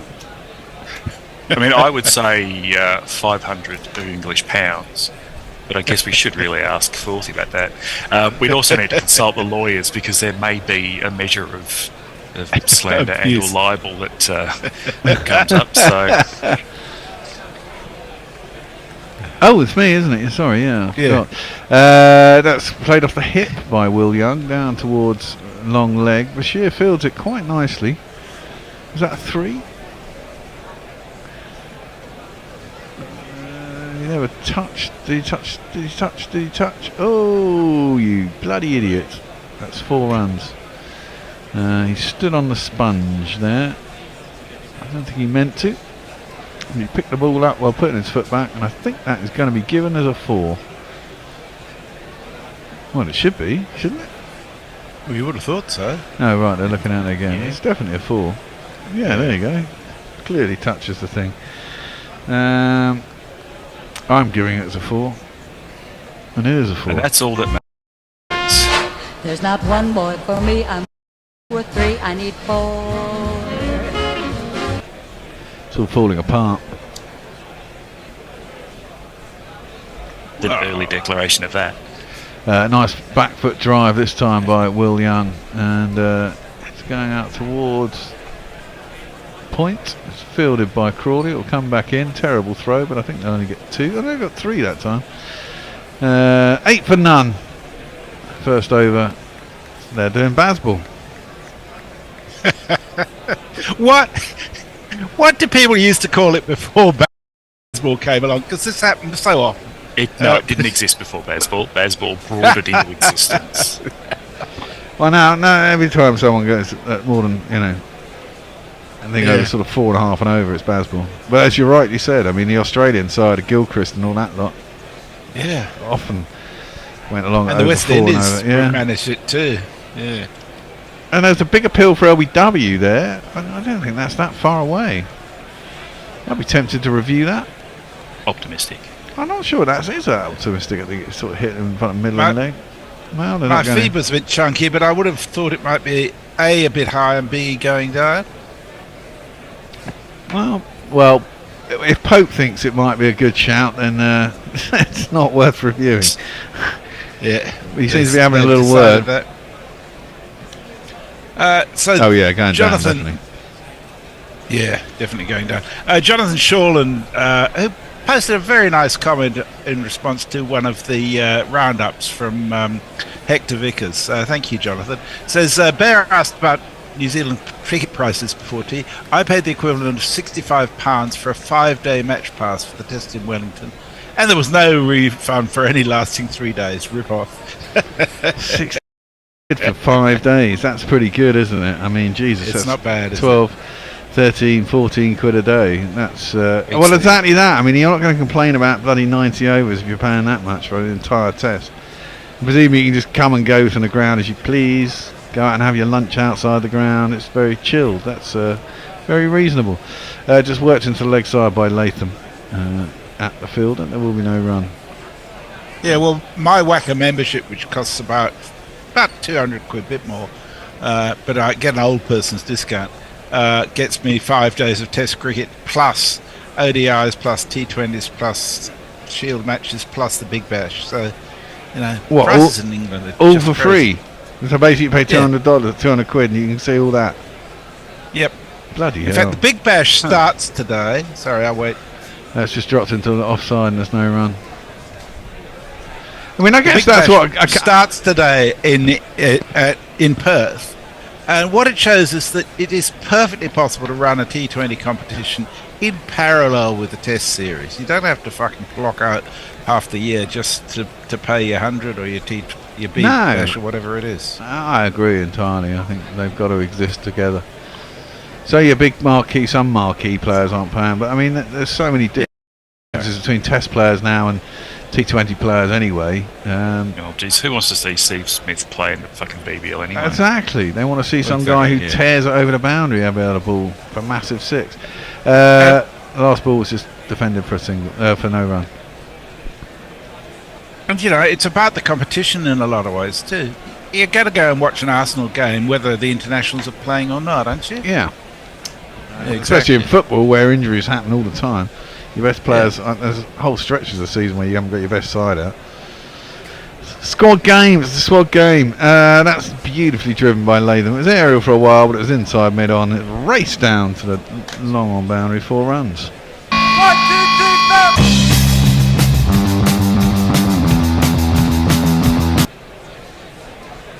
4. This is Atkinson. I should give him a jingle at the other end. He sounds like this. Gus, the hat-trick son, there's 3 wickets in a row. Gus, the hat-trick son, I'm bowling in Rosario. That's a great update, Mog. Yeah, it is, isn't it? Defended by Latham out to Gully, and there is no run. I'd like to claim full credit, but somebody in the chat did say Gus Hat-Trickson, and I immediately stole it and forgot who it was, so I can't credit them. Ah, well. Such is the way of the muse, huh? Take it to court, champ. That's what I say. Well, Latham is facing up. 13 for none, New Zealand. And Atkinson around the wicket. It's just played into the leg side. There is a mid wicket and there is no run. I can tell you that in Brisbane, Australia are 115 for 3 after 45 and a half overs. Heads on 25 and Smith on 31. See, if they get head out now, I mean, this is the problem with Australia's go slow. If they get head out now, they're 100 and whatever it is before after 50 overs or whatever. Yeah. Then you're in serious trouble actually, because you've only got 30 overs till the new ball, and you've hardly any batsmen left, you know. Yeah, that's the point. Head's doing a lot better than he had previously. Previously, his last 4 deliveries at the Gabba had got him out. Oh, right. Had 3 golden ducks in a row. Jesus. It's not a great record. No, it isn't. That's defended. And it comes off the outside half of Will Young's bat to a gully. And there's no run.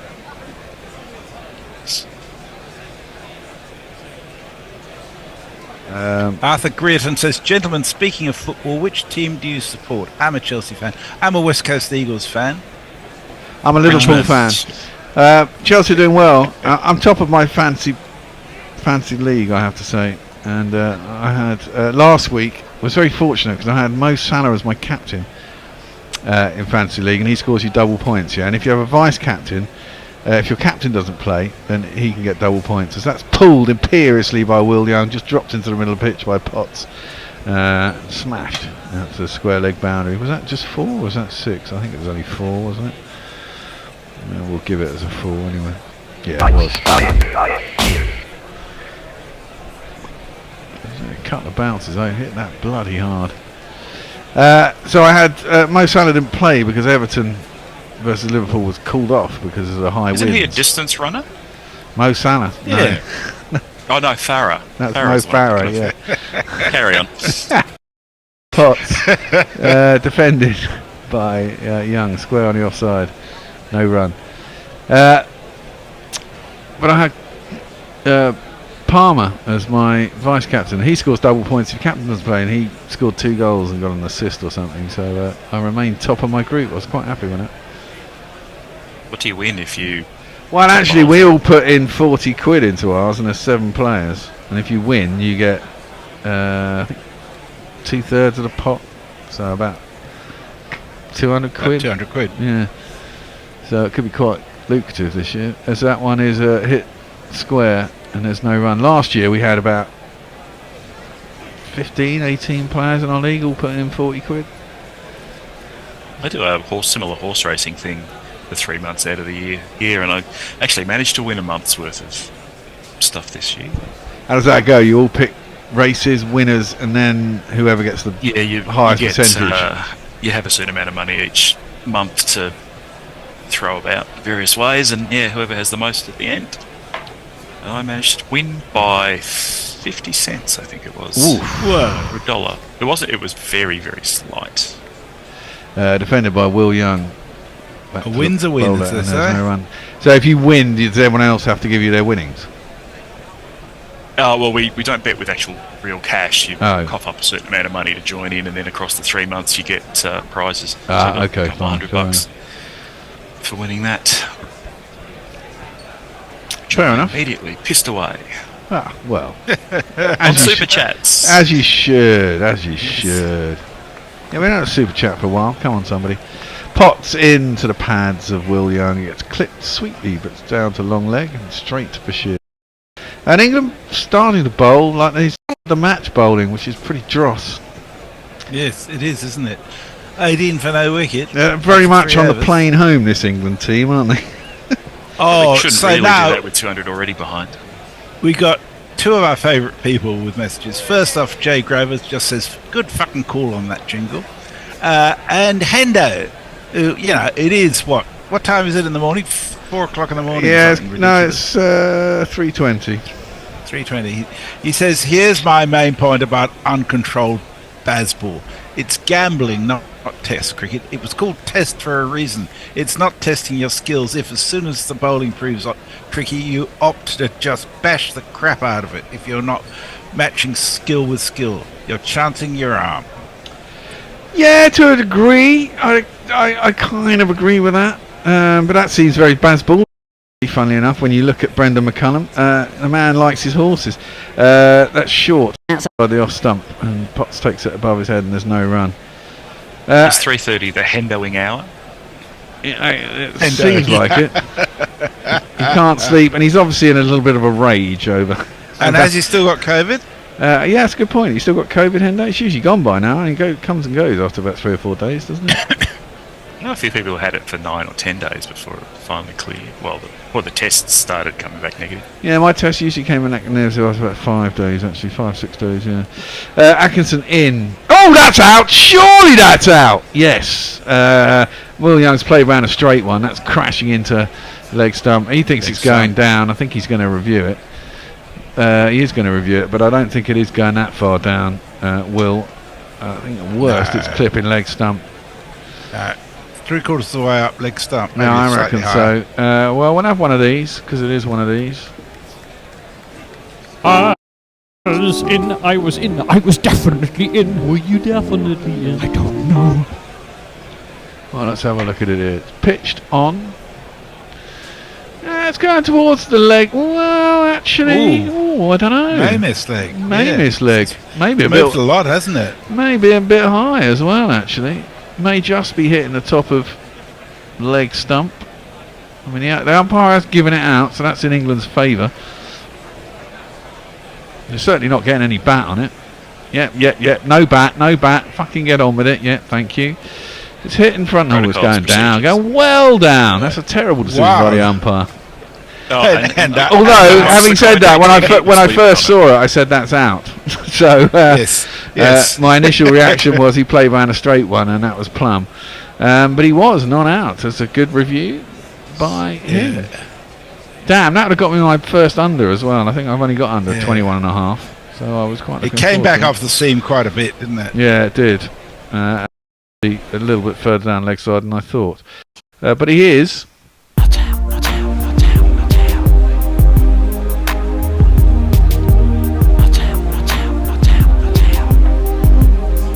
Well, Atkinson's in again. That one's defended into the offside, and there is no run. Jay Grover says his football team is Sheffield United, and all I want is Leeds not to go up with us, because I live about 134 yards away from Bramall Lane and I'm too old to sleep on blood. Actually, he meant slip, but that works out as well. Yeah, they both do. On Leeds top of the championship. They were a couple of weeks ago anyway. Atkinson in again. That one is through to keeper left outside. Will Young's off stump. I don't know Will Young's jingle, and I can't even remember what it is. So I'm going to have to play it anyway. Tonight, oh yeah. I'm Will Young. No, not that guy on Papahito. I won't sing out, score some runs.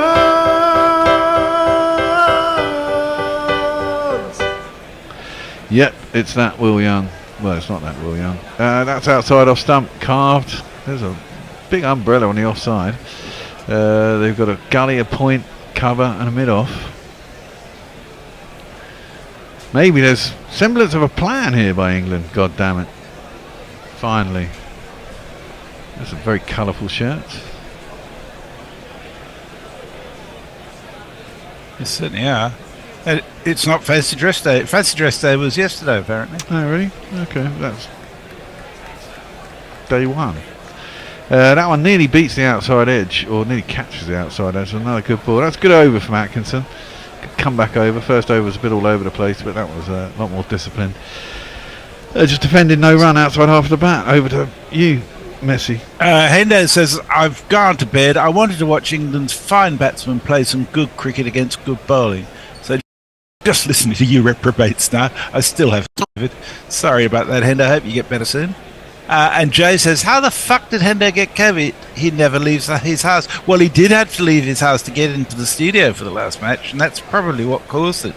Actually mixing with people outside of his house. It's dangerous stuff, people. Well, bloody is. Well, none of us had it, and he comes in his car, so it wasn't in that sense. He had to probably had to go to the off-licence. Yeah, he did have to go to an off-licence. He probably went to buy a coffee. Probably caught it there, Hendo. Never go in those places where you buy coffee. Potts, there's an on Hayden. Potts is in, and that's left alone by Latham through to Pope, and there is no run. Well, he says the reason he got it is because the world hates him. Oh, Hendo. That's not true.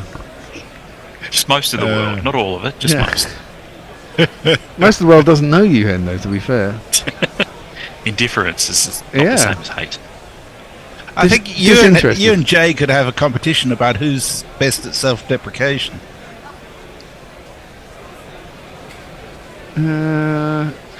Potts around the wicket to Latham, who just defends back to him, and there is no run. Jay says, is there any disease you haven't had, Endo? I'm going to make one up and then convince you have it. Well, you can do that easily by going onto Google and looking at symptoms that you have, and suddenly discover that you're almost certainly dying of some strange Panamanian disease that you didn't somehow know you got had. Ehlers-Danlos syndrome with a touch of Williams disease on top of it. Exactly. Dr. Google convinced me I had esophageal cancer about 5 years ago. That one is defended into the offside, and there's no one. Turns out I had a hiatus hernia, which is obviously due to excessive slightly better, and due to excessive drinking and partying in my youth. Is the NHS that bad that you've got to go to Google for your cancer diagnoses now? Well, no, I just Googled something and then panicked, and went out to the doctor's appointment, and everything was fine. They just put me on some pills, as they always do, Oh dear. Getting older and having more pills seems to be the way forward. Potts. As opposed to when you're young, having pill after pill. Wow, different type of pill, yeah. Different things written on them. Absolutely, different effects. That one is not necessarily good for your health, but that one is left alone by Latham through to the keeper, and there is no run. I totally don't understand why Big Pharma hasn't worked out to put smiley faces on the nasty pills. Yeah, they'd sell so many more. Well, no, Big Pharma decided that what they would do is actually, legalise fucking heroin and sell it in painkillers, especially in America.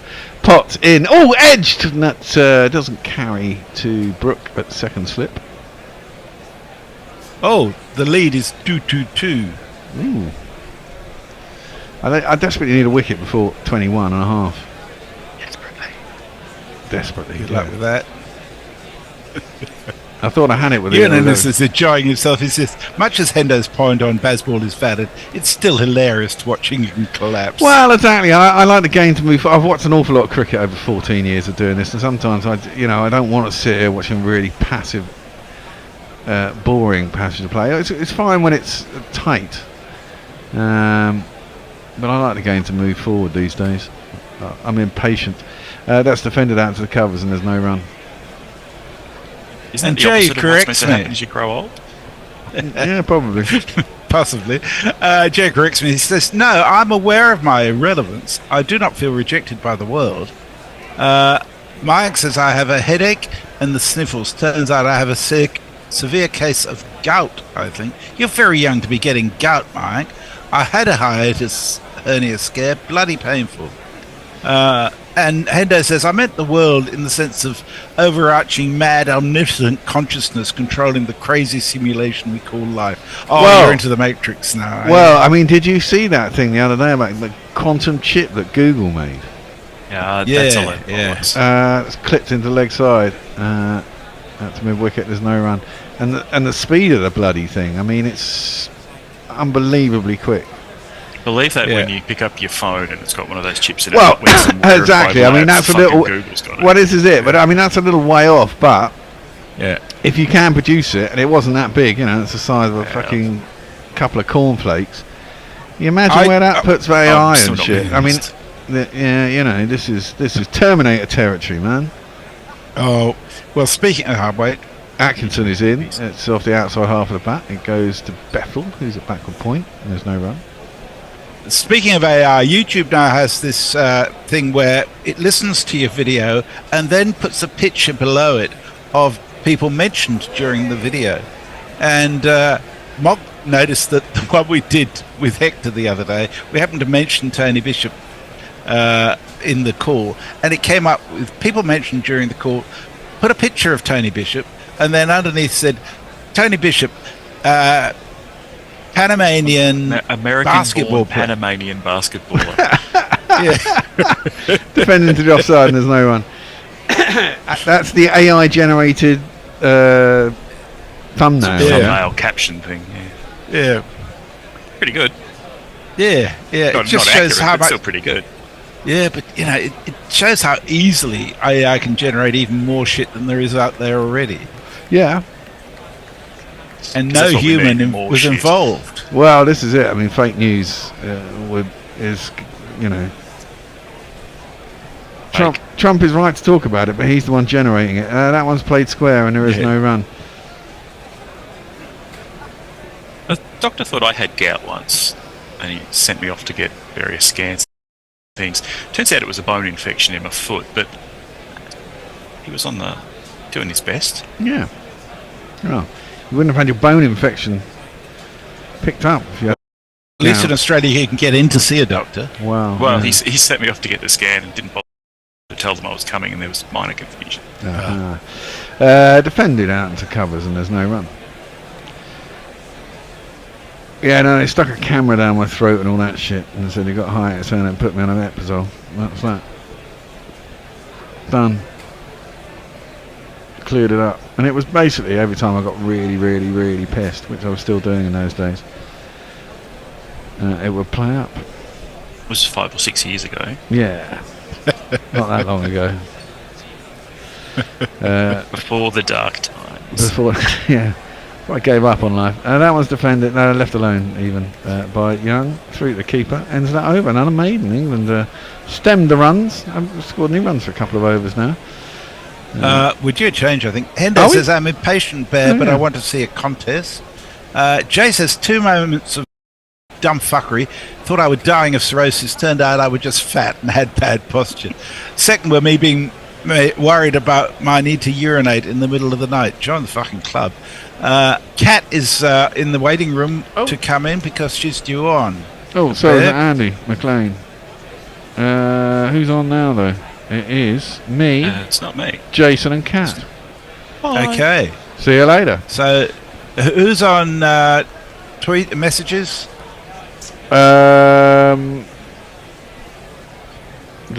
Jason is on messages. Hi, Kat. Well, just tell Jason that I'm doing Hendo's last message, which says apparently your air fryer can listen to you now. Yeah, everything's smart these days, isn't it? So, you know. Good time to leave you. Absolutely. How smart could an air fryer really be? Well, when it gets one of these Google AI chips, it'll be really, really, really fucking smart, Cat. Around the wicket is Potts, and it's defended out into the offside, and there is no run. You coming in, Jason? You're supposed to be doing social. Have you fallen asleep on me? You might have fallen asleep next door. It is a terrible time of day, isn't it, for you guys? Oh no, he's here. It is. It's the middle of the night, and I've come in here now. It's Andy. Okay. Well, I actually did your spot because you were supposed to be on first session. I didn't see you in the waiting room. If you've been there for a while, I'm sorry. So you might as well do my spot then, and we'll swap. Okay. So Jason, you come in. That means you're ball by ball, yeah. I'm summarising. Is it Mog on socials? No, Jason on socials. Jason on socials. Oh, that's right, yeah, Jason on socials. Yeah. Okay, good. Well, look, sorry for the mix-up there by myself. Can't blame anyone but myself, a bit like the English batsman earlier. Anyway, it's 2 runs there to 2 runs Eddie Young. In fact, I think he might have even gone through 3, did he? Just looking at this again. He's come back for 2. Yeah, they've actually picked up 3. So Young's adds 3 more to his total. He moves on to 15. Latham's with him on 6. And it'll be Latham to take strike. Facing the right arm pace bowling of Potts. Comes around the wicket to Latham and just defending that one past Gully. In fact, he's timed it very nicely. I didn't realise he'd got right onto that, but he did and ran away for 4. So boundary to Latham. Moves on to 10 and New Zealand on to 26 without loss. The lead already 230. So this is looking very, very similar to the last match, except the other way round. It's looking pretty similar to the first innings, actually. These two may bat till, I don't know, 110, and then there'll be some kind of collapse, we're pretty sure. That would be Speaking nice. of collapsing, Potts has just collapsed in his follow-through, but he seems to be okay. Yeah, he's learned that one from Mark Wood, his teammate at Durham. Throwing yourself to the ground as you exert yourself too much with the ball. Here's Potts once more. And Latham defending, and this time it beats second slip. And that's also going to run away for 4. Oh no, great bit of fielding down there. Not sure it might have been Duckett, I think, might have just cut that off. Incredible Diving save on away. the boundary. That actually dropped in front of second slip. It wasn't a real chance. But still, maybe someone could have got a limb to it to stop it going all the way to the boundary where it's been fielded extremely well by tumbling whoever that was. That might have been Bethel. Yeah. So he's normally been sort of in the Gully area. Gully and Point. Latham facing again, and this time he's playing it into the gap between cover and cover point, and they'll take a single. So Latham on to 13, with him Young on 15, and that looks to be the end of the over as I see the ad break flash up. Right. Lots of love for Cat. Nigel Henderson says, apparently your air fryer can listen to you now in the new AI-enabled world. And Scott Natto on it, Ewan in it says, hard to imagine compare gout with the sniffles. For me, eating shrimp equals toe joints with stabbing pain and swelling and inability to walk. I miss shrimp. Jago just sums it up by saying, fuck aging. And also, hooray, Cat! Thank you for saying hooray. Hooray to you too. And, for anyone who's listening, actually, and watching. And special news for you from Hendo Cat. He says, Cat arrived just as my cat has flopped down beside me. Yes, I'm good at that. Everyone's cats will immediately come and expect skin-to-skin contact. Here's the first ball of the new over from Atkinson, and Latham just timed it nicely, pushing it down the ground, but Bashir, coming across from mid-on, managed to cut it off just inside the boundary. Yes, the anonymous Bashir, who seems to do nothing apart from chase balls to the boundary at the moment. The textbook sort of drive there was really quite a beautiful stroke from Latham. Yep, he moves on to 15 with that 2 that he took off the previous delivery. Here's Atkinson, wide of the crease. Latham just plays it to mid-wicket where it's fielded and there's no run. And the field placement's really interesting at the moment. It's looking like there's a second or even a third slip and a gully. It's a bit like when the under-10s try and put themselves into slip and they have no idea where to stand. That's a bit what it looks like. Lots of gaps there. Are we going to see some balls played into the gaps? I hope so. Yeah, you mentioned Bashir's been a bit anonymous. He took 4 wickets in the first innings in Christchurch and have barely figured ever since then. So there's Latham. And he's driving down the ground again. Well, actually, it's not down the ground at all. I thought it was, but he's played it just wide of mid-on. No, it was deflected to mid-on by... Atkinson has got a hand to it in his follow-through, so dangerous for the fingers, but probably good for runs. From England's perspective, they've prevented a few there. Harry Brook looks like he's looking forward to playing some golf in the next day or so. Should be looking forward to batting in the second innings after his first ball. Here's Atkinson once more, and Latham just lets that go through to Pope behind the stumps, and there's no run. Yeah, they're moving. More glorious the news field on the fielding positions. There is also a short bowler. I know that Bear has a different name for this fielding position, but just wide of the non-striker. So it's a very weird place to be. Do you think it's going to elicit any chances? Well, he's Latham's been playing in that area, hasn't he? Just wide of the offside. I like the expression short bowler. Actually, I've not heard it before, but also with apt because it's Duckett. Here's Atkinson. Direct. Yeah, just Duckett, the short bowler. I like it. Definitely already causing a difference in the way Latham's playing. So he's not playing to that offside anymore. He tried to hit one to the onside there. So we might see a mistake from Latham if he's changing his natural stroke play. Yeah, he's trying to now play it across the line of the ball rather than back where it's coming from, which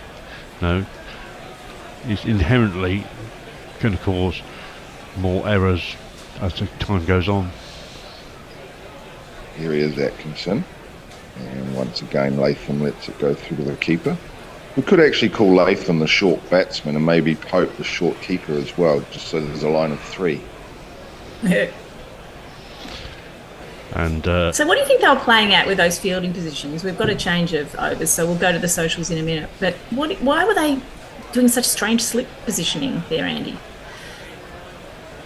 I don't know. I think captains tend to just sometimes overthink it, or kind of think, well, he played a last one there, so maybe we should put a fielder there. But I'm not really a fan myself of moving the slips around. I mean, if I'm a bowler and then he nicks one straight between a keeper and a slip, I'm not going to be happy. Not like the but kids we want you to tell us screen. on the socials why. So please, everyone who isn't falling asleep, tell us the reason for these weird and wonderful fielding positions. Before Jason doesn't get a chance now to do any socials at all as the next ball is coming in. Yep, new over beginning, and just as my picture freezes, wonderful.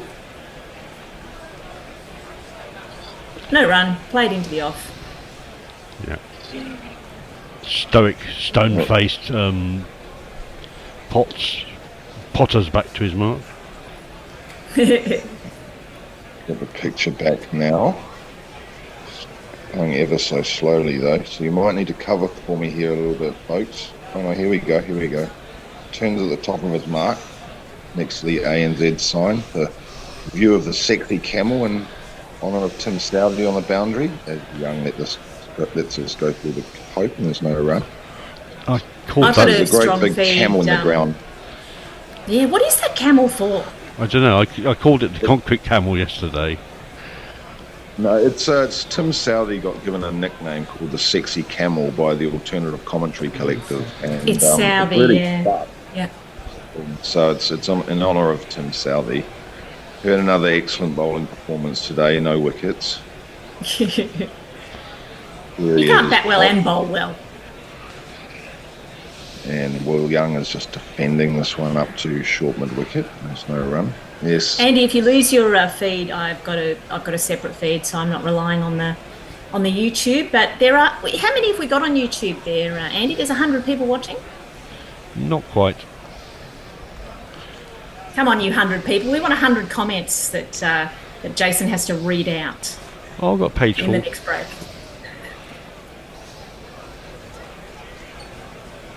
Yeah, a lot of steady the ship caps in the crowd today. They were in honour of Kane Williamson.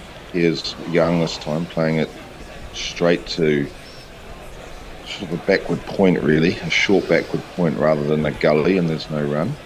But yes, Kane Williamson is the guy known in New Zealand as Steady the Ship, and those hats that that people who are watching on television can see were designed as a tribute to the captain, Kane Williamson, at least when he used to be the captain. But of course, the premier batsman on the side as well. Here comes Potts once more, and Young is defending again this time to mid-on, and there's no run. 31 without loss. Yeah, Young's got his dancing shoes on that one. He's dancing all down the wicket, a bit skittish, and then straight back to his crease once he couldn't get it past the ring of fielders. Both these Young doing a batters good now job. on 15, and the score 31 for no loss after 8.5. One to come. Yeah, so Young doing a good job here for New Zealand once more. Spots comes to him and he's just defending. So that is the end of the over. 31 without loss. Young 15 and Latham 15. Jago says, I can say with no fear of contradiction, I am not smart. He also says, hooray, Andy! So everyone's getting a You're shout smarter out. than an air fryer, I suppose. Yeah. Andrew Cook says, thanks to Willis for providing an alternative so I don't have to listen to that terrible Mark Richardson. Is he commentator as slow as he used to bat? Just saw a ad there in the break for a Jonah Lomu thing called The Lost Tapes. Never heard of that before, so I'll certainly be checking that out afterwards. Lomu, of course, just from not too far away from Hamilton. He came from the Pukekohe area, which is in the south of Auckland. Played for Wesley College, and of course went on to become a global superstar in the rugby game. Mind me, I've been watching him steamrolling people in the 1995 semi-final for the last 2 days. Here's Atkinson beginning a new over, and Latham just defending. What was that, Jason? What were you watching? Just some highlights? Or Just some highlights. or what? Some highlights intercut in some sports coverage that TNT are providing, I think. And it's a famous sequence where he runs over Mike Catt and then runs over Tony Underwood and scores. Yeah, and he got the ball in a really difficult position too. The ball bounced in front of him, and then he just went on this amazing run. Here's Atkinson. And Latham this time playing off the back foot to point, and there's no run. No, I was gutted at the time, I have to say, but no. If you score 29 points against New Zealand and you lose, you had a good day. Even if you still lose. I mean, New Zealand were unstoppable that day. I mean, if I'm not wrong, that's the day in which Zinzan Brook also hoofed over a drop goal from about 55 yards. He did, yeah, on the run as well. Like, he didn't even slow down to kick it. It was a phenomenal drop. Here's Atkinson, and Latham this time is working it off his pads behind square, and he's timed it beautifully, and it's gone all the way to 4 in front of the flag from Reigate. I assume that's Reigate, Surrey. It is my neck of the woods. Oh, right, okay. 1, 2, 3,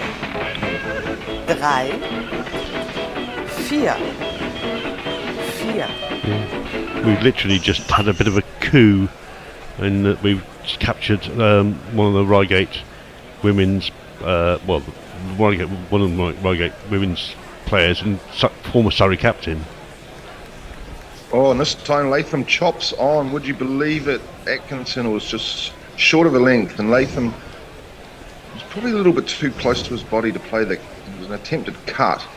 He got a bottom edge and it went straight onto his stump. So Latham's gone for 19. As we just see the replay here, it was well outside. In fact, it wasn't that close to his body, and he just chopped it on. So bonus wicket there for England and for Atkinson. Let's pause for a jingle.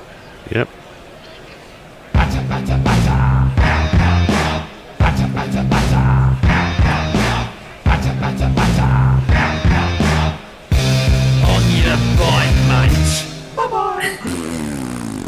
I think that fielding position, that clever captaincy has caused that wicket to come, because we saw that it was cramping up Latham and he was not playing his shots quite as confidently through the offside as a result of those strange fielding positions. So good work, captain's wicket there. Atkinson's too, of course, but mostly the captain's.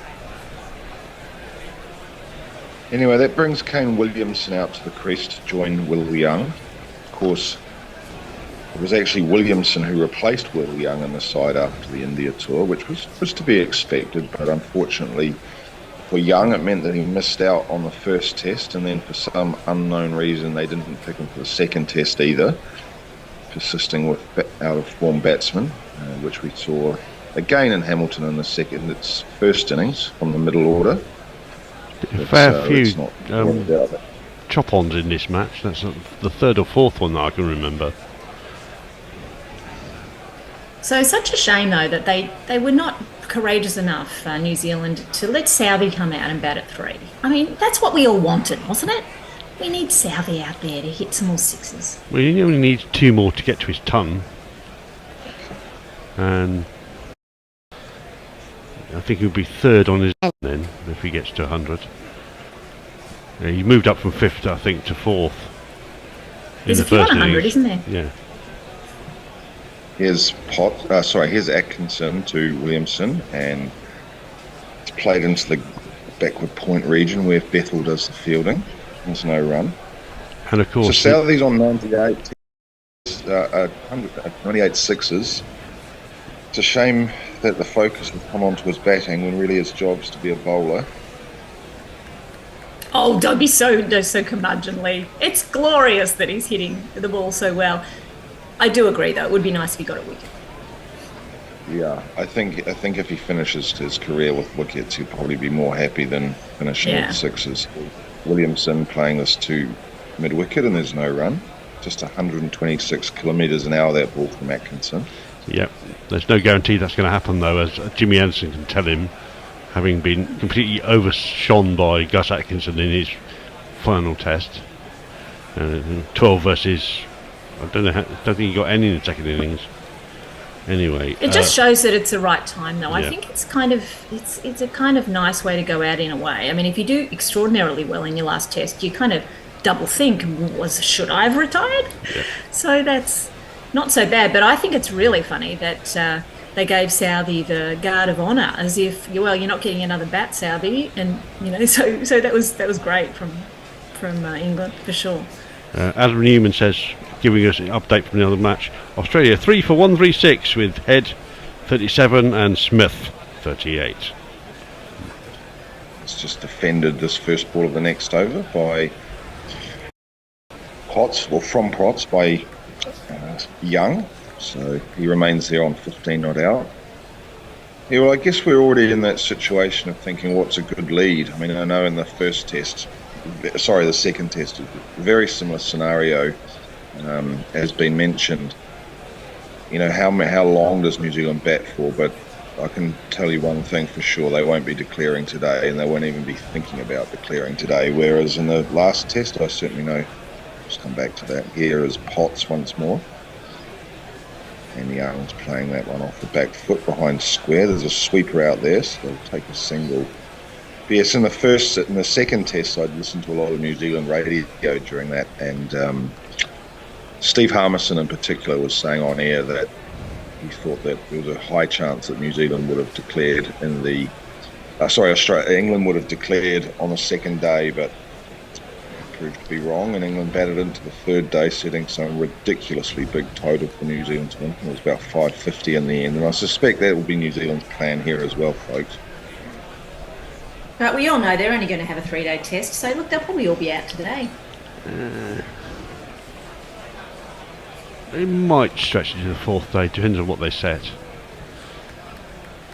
Here's Williamson taking guard, as he's done so many times on this ground for New Zealand, and this time he gets an edge and it goes past second flip and down to the boundary for 4. I don't think Brooke was that far away from that, but I don't think it was going to carry to him, and I also don't think Williamson was in control of that shot. Well down miles before it got to Brooke. Second bounces it past him, but what was more interesting is that, of course, it was an edge and he didn't have control of that, and it's not good signs there for Williamson.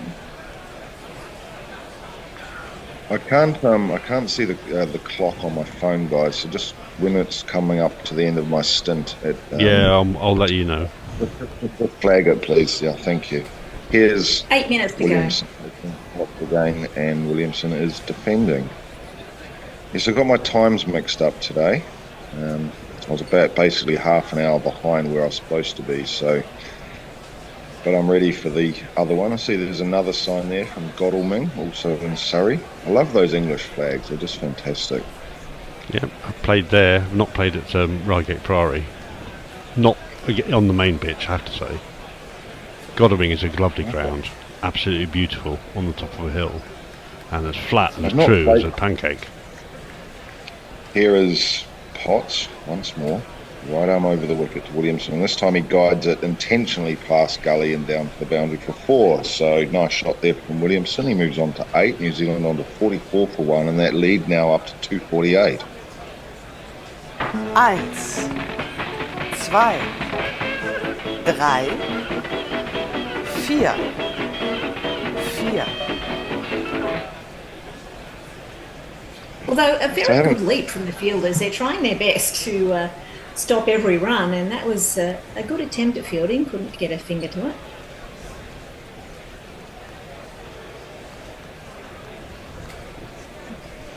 It's Potts once more. Excellent crowd in at 7 Park as Williamson this time plays it straight to mid-wicket and there's no run.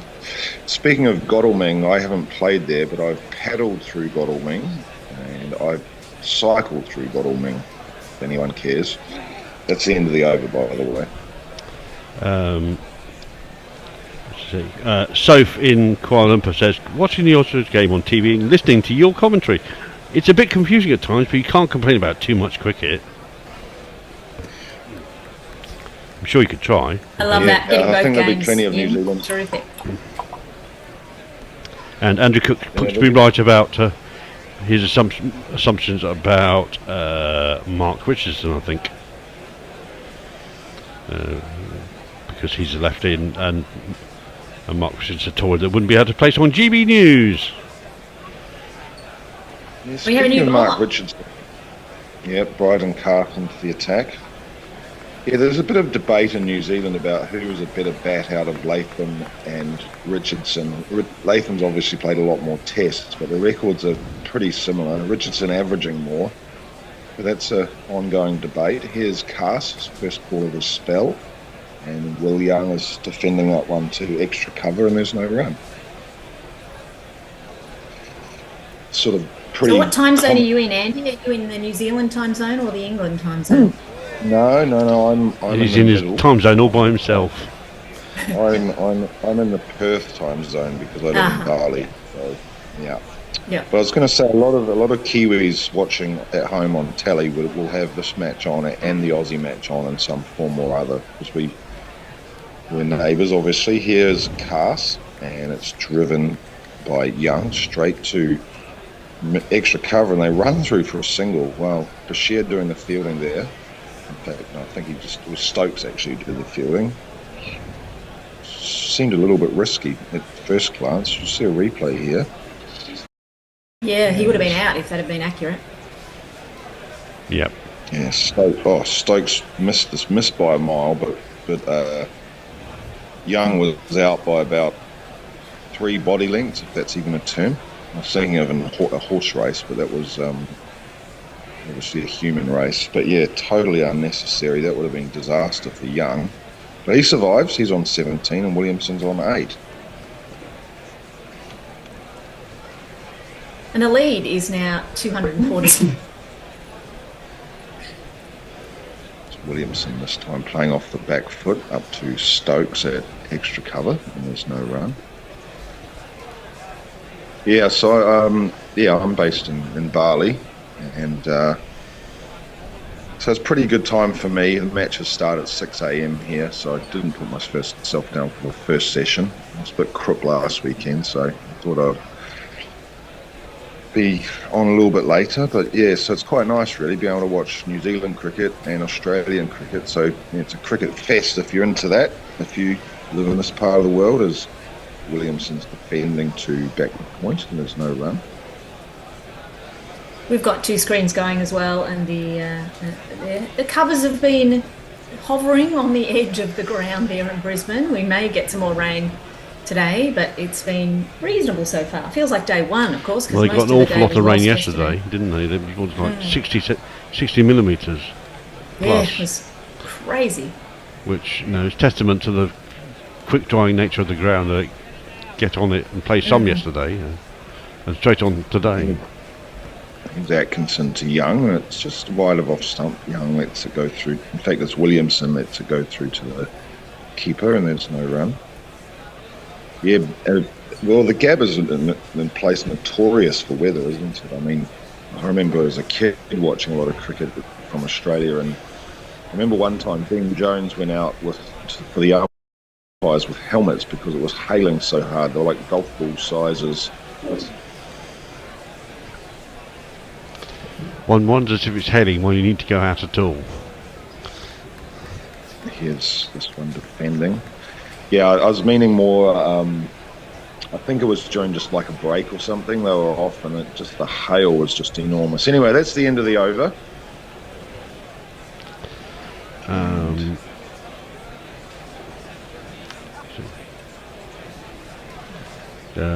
Jago was getting annoyed about some of the adverts on TV, I think, and he's having a conversation with Andrew Cook about it.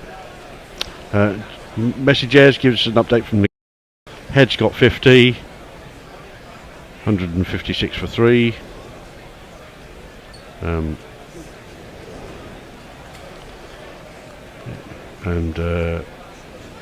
another new bowler we might have to check out. Yep, Ben oh Folkes my word, yeah. Ben Folkes bowling, that would be something to see.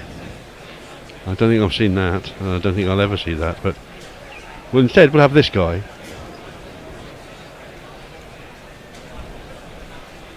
Oh, come on. Ben?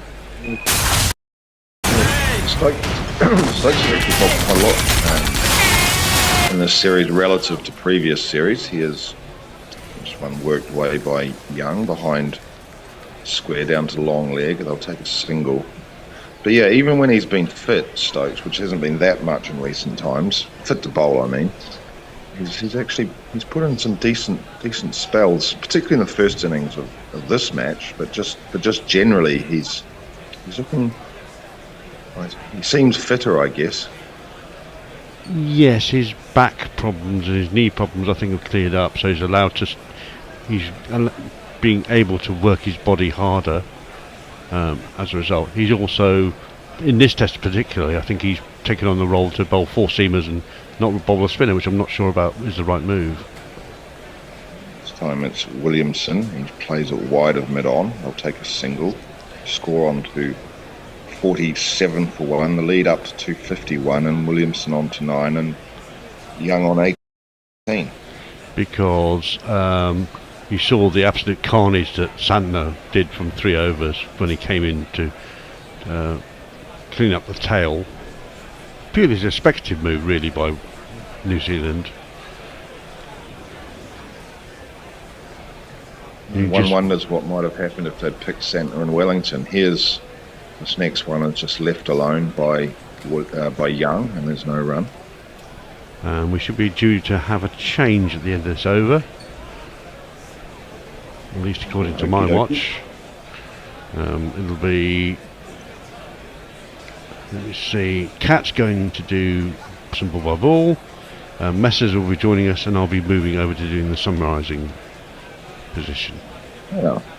Excellent team. Always enjoy a little bit of Messers. Here's Stokes, and Young this time gets one wide. Yorker length delivery, but outside off stump. He clamps down on it, and for a moment he thought it was going to roll onto his stumps, but it didn't.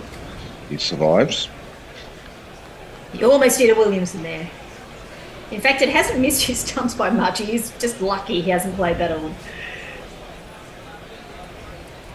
Yeah, it was an awkward shot, wasn't it? It just didn't clamp down on it with a closed face and just went past his body, but more importantly, past his stumps.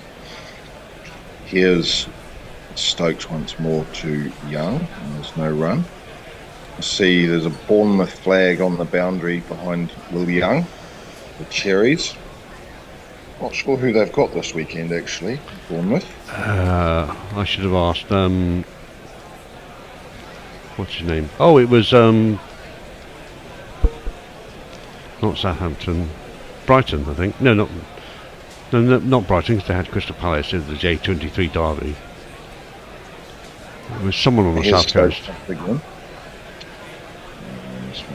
ended by Young once more. Yes, well, I watched Fulham-Liverpool last night, and I'm a Liverpool fan, but my second team's Fulham, so it was pretty epic, actually, 2-2. That's the end of the over, anyway. Thanks, Andy. We'll see you at the next shift. Yep.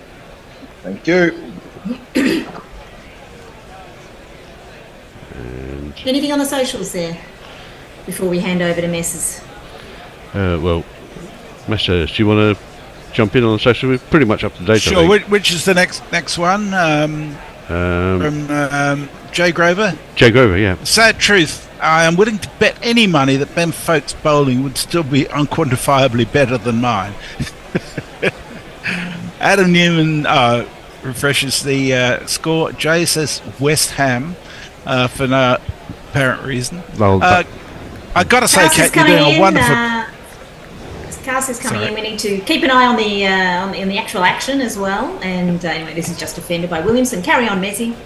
Sorry about that. I was expecting a drinks break, but of course it'll be after an hour and a quarter. I was just going to compliment you on brightening up Sunday with your fluoro top. It's a great way to be on a Sunday, I it's reckon. very Ishiguro or Kate Mason on TNT. Yeah, that's what I'm going for here, and it's about 34 degrees in Melbourne, so it's beautiful. This Ooh. ball back up a length, and it's played almost with one hand by Williamson, who seemed startled. Did he close his eyes till the last minute? But he safely played it out into the off defensively, and he does some gardening, and he's 9 from 13, so he's almost basballing it, isn't he? About as good as you can get for him with basballing. Yeah.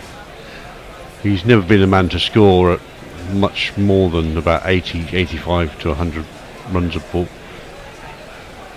Anyway, they've got heaps of time here. New Zealand are leading by 251 after England collapsed for around 150. I can't remember what they actually got. What was 143, and it's absolute capitulation. I'm being generous there, giving them 150. The next ball is defended again by Williamson. So Cass in his second over, he's only conceded 1 run so far. We all have to blame Forthy, because Forthy was the one going on about, no, England only got 10 runs to get past the follow-on, and still got 5 wickets in hand. This is the most important thing about being a sports fan, knowing who to blame when your side fucks up. It's very important. Yeah. So who are we blaming this time? Forthy. I guess no, we're blaming the England side for winning 2-0 and taking the eyes off the prize. Yeah. Williamson faces up to Cass, and he's doing it. He's tightly leaving a ball. It fizzes past the outside edge through to the keeper. Running in. Given that Mitchell Santner was remarkably successful at the end of the England innings, do you think it a little strange that Bashir is still not being given at least a try? Maybe. Feels like they're going to offer all of the bowlers up before Bashir gets a turn. Is he putting his hand up sufficiently well in the outfield?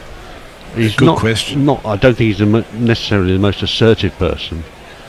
But Williamson's on 9. He's facing up to a shortish delivery from Cars and defends it back down the pitch. Cars does his own fielding. Cast looks a bit better in this spell than he did yesterday, where he was a bit labouring in his run-up, and we did wonder at the time whether or not he might have got a little niggle and was just protecting one part of his body. But he looks a bit more limber and lithe today. Seems to be running in a lot more freely. He's obviously had a good massage, or maybe a good night's sleep. And a nice We have two bath. strange slip positions again as Williamson faces up to Cass. We've got a second slip and a gully, and this one doesn't bounce as it goes wide outside the off stump and through to the keeper. End of the over, and over to socials. Jay says, Cat has now crippled my retinas. I shall now flee back to linguistic textualism. I shall always blame Forthy in his smashed avocado ways. Say nothing of the almond lattes. And Adam Newman says, Dave... And, you can always turn off the video on YouTube. Just listen to the audio. Adam Newman says, Day 3 of the Gabba test in Brisbane has rain interrupting play tomorrow. Yeah, The thing about rain in Brisbane is there's showers and then there's Armageddon like yesterday. I don't think it'll be a draw in Brisbane. I still think they'll get enough play to have a result. Yeah, I agree, I think. So I'm a little bit ahead of you in my feed, but we have Stokes coming into bowl. It's played out to point. And this is Young, who's batting, and he's just defensively playing that ball, and it's another dot. Yeah, Young's look pretty solid, safe most of the time. Good series against India. Mog's on the bandwagon too. Just says fucking 40.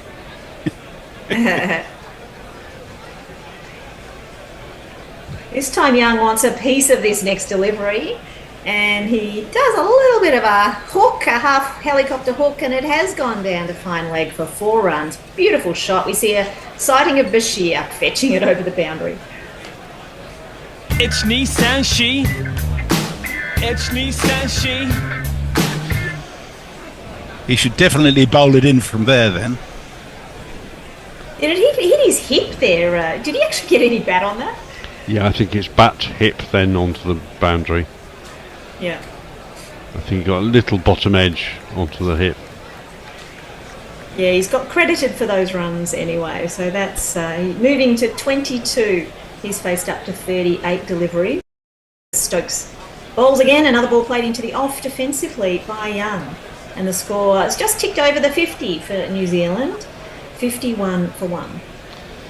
Yes, I hadn't actually worked out the link with the camel and Tim Southey, but I should have got it from the hat, the captain's hat on top of it. Right. Because of course, I still don't quite know why, but you know, any tribute of to course, Tim Southey famously can pilot aircraft. There you go.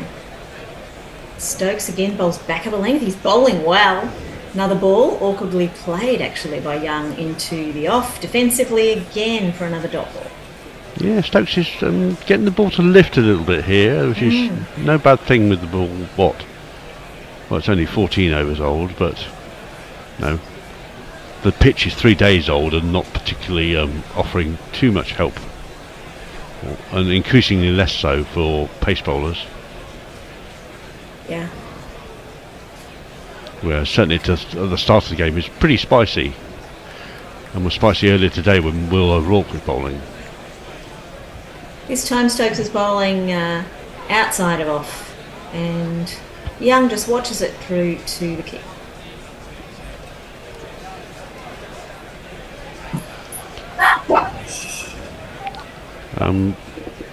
Messi, do you have information from your weather cave about what the heat and humidity is in It's currently 30 degrees, the humidity is 50%. So it's pretty warm. It's warmer but less humid. Not as bad as yesterday. Yeah. Whereas at the Gabba it's 30 degrees and 60% humidity, and it looks pretty uncomfortable. Stokes bowls again, offers a juicy half volley, and Williamson says thank you very much, leans on it and does a glorious stroke out to the boundary at long off for 4. Stokes is pissed.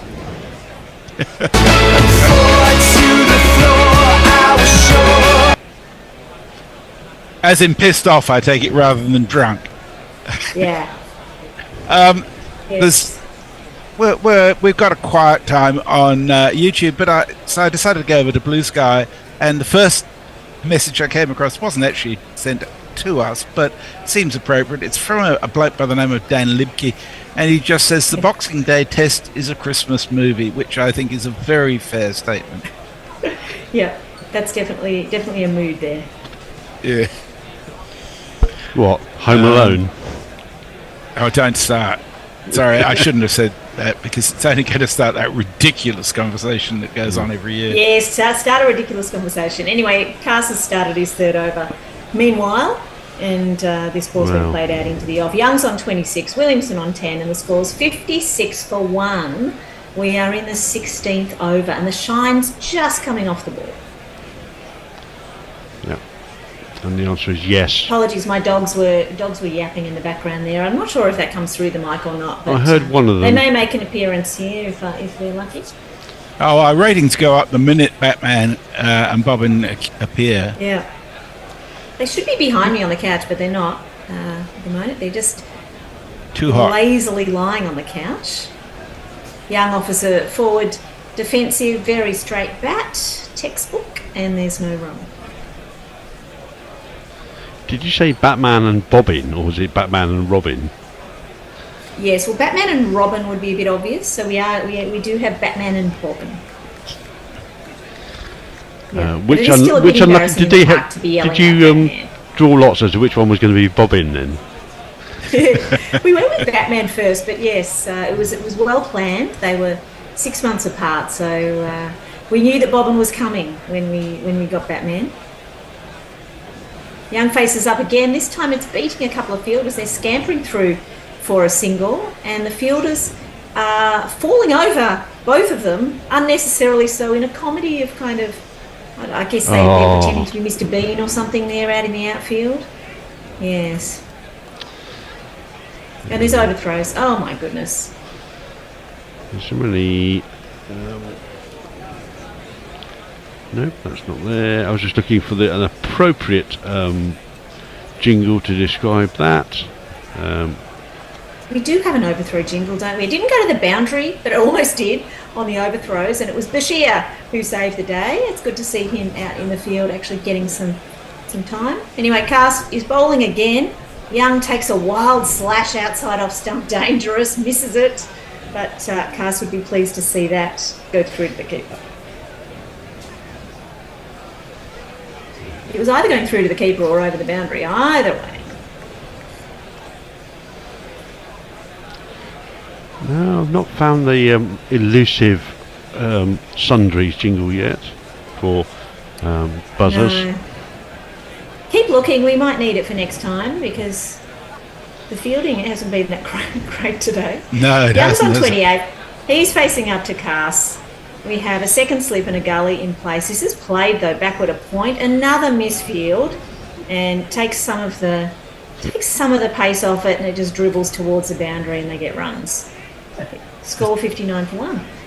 This is very end of term from England, isn't it? Yep. Yes. There's not that much intensity in their play. There hasn't been for pretty much the whole test. Up after they won the series, so it's like, oh well, we don't need to worry about this dead rubber.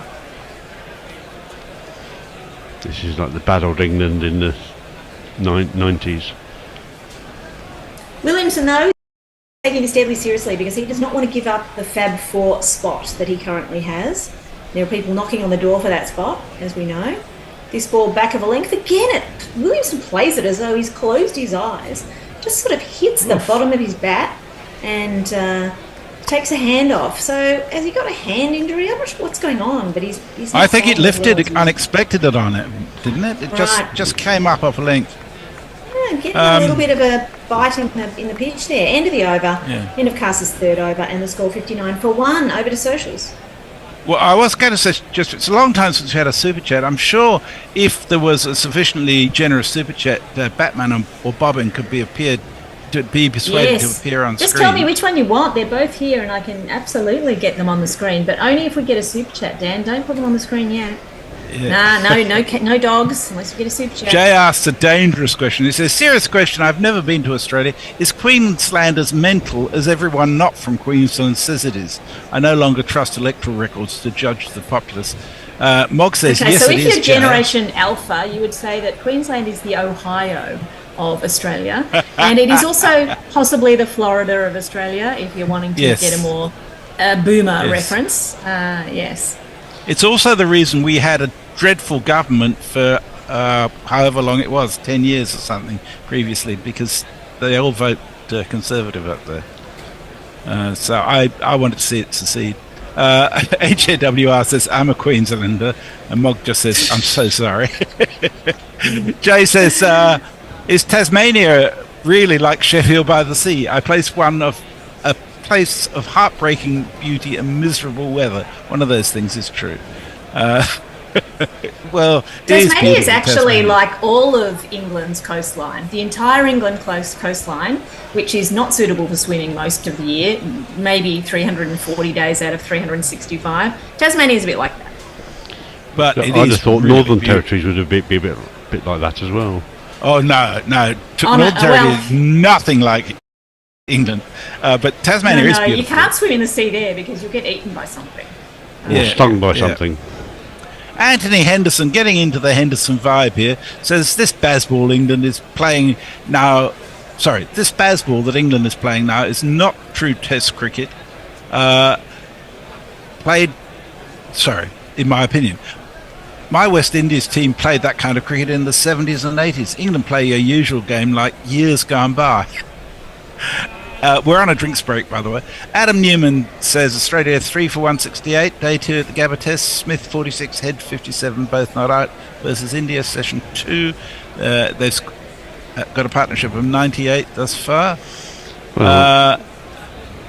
AJWR, this is going to get ugly. Queenslanders are the coolest. The southern states are just snobs. Carl Herbert says the camel is a reference to the alternative commentary collective, New Zealand's version of guerrilla cricket, but less PC, nicknamed Sorthy the Sexy Camel. Oh dear God. You can't be less PC than guerrilla cricket, just quietly. Oh, you can. You definitely can. We're inclusive. We include non-PC as well as PC. Sorry. Adam Newman says, that's a repeat. Mog says Tasmania is very England up north.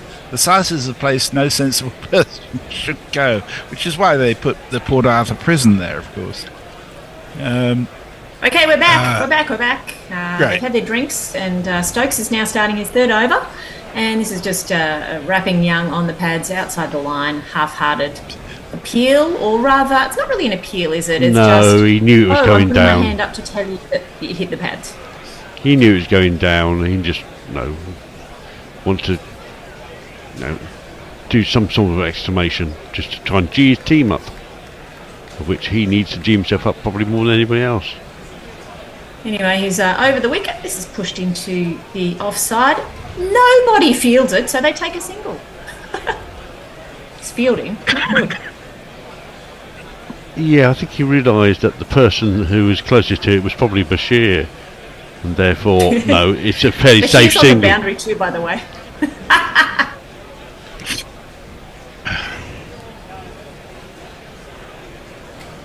So Hamilton looks like a beautiful place to watch cricket. We have been watching cricket in a number of different places. Wellington is just glorious, and I would have loved to have gone to this particular series, but anyway, watching it on TV is wonderful as well. We haven't even. Have you got your tickets to the MCG unboxing it? Oh, sorry, this is Stokes is bowling outside off, and this is lofted away by Williamson. It's a beautiful stroke, and this has gone all the way out to the boundary for 4. Lovely. 1 2 ka 4 4 2 ka 1. My name is Lakhan. My name is Lakhan. I was just wondering if you'd managed to secure your seats for Boxing Day Test match, Kat. Oh yes, we have. I think we're going to day 2, day 3. I don't like day 1. It's full of casuals. I'm too snobby for day 1. Yeah. Day 1 is booked out, by the way. Yeah. I do not want to watch the cricket with casual blokes talking in the background. Anyway, Williamson has left a ball alone, and still 2 to come in this over. Stokes is none for 15 after not even 3 overs, so a little bit expensive. Yeah, but he's trying to make And things Jason, happen. how close was that to being caught, that lofted stroke earlier? Sorry? Was it close to being caught? No, it's about. It's ducket. It's not going to be close to being caught. It's a good 5 feet over his head. I was setting you up there, Jason. Yes, correct answer. Oh dear. No, ducket's not small, but that was plenty high to. It's the shortest 5'8" I've ever come across. Williamson's on strike, and he's driving a ball down the ground where it is a lovely shot. Fielded competently for a change. Not sure who that was. It was Potts, I think. And he takes some runs, and the lead stretches, and the lead now is 270. And Stokes has got the double teapot on. He's not happy with the way this is going, but he must just got to realise he's not in control of the situation. All the advantage is with New Zealand at the moment, and I try as hard as he can to try and wrest the initiative away, it's just not going to happen unless they make a mistake. Indeed. Stokes is still bowling fairly full, and this is just pushed out to point.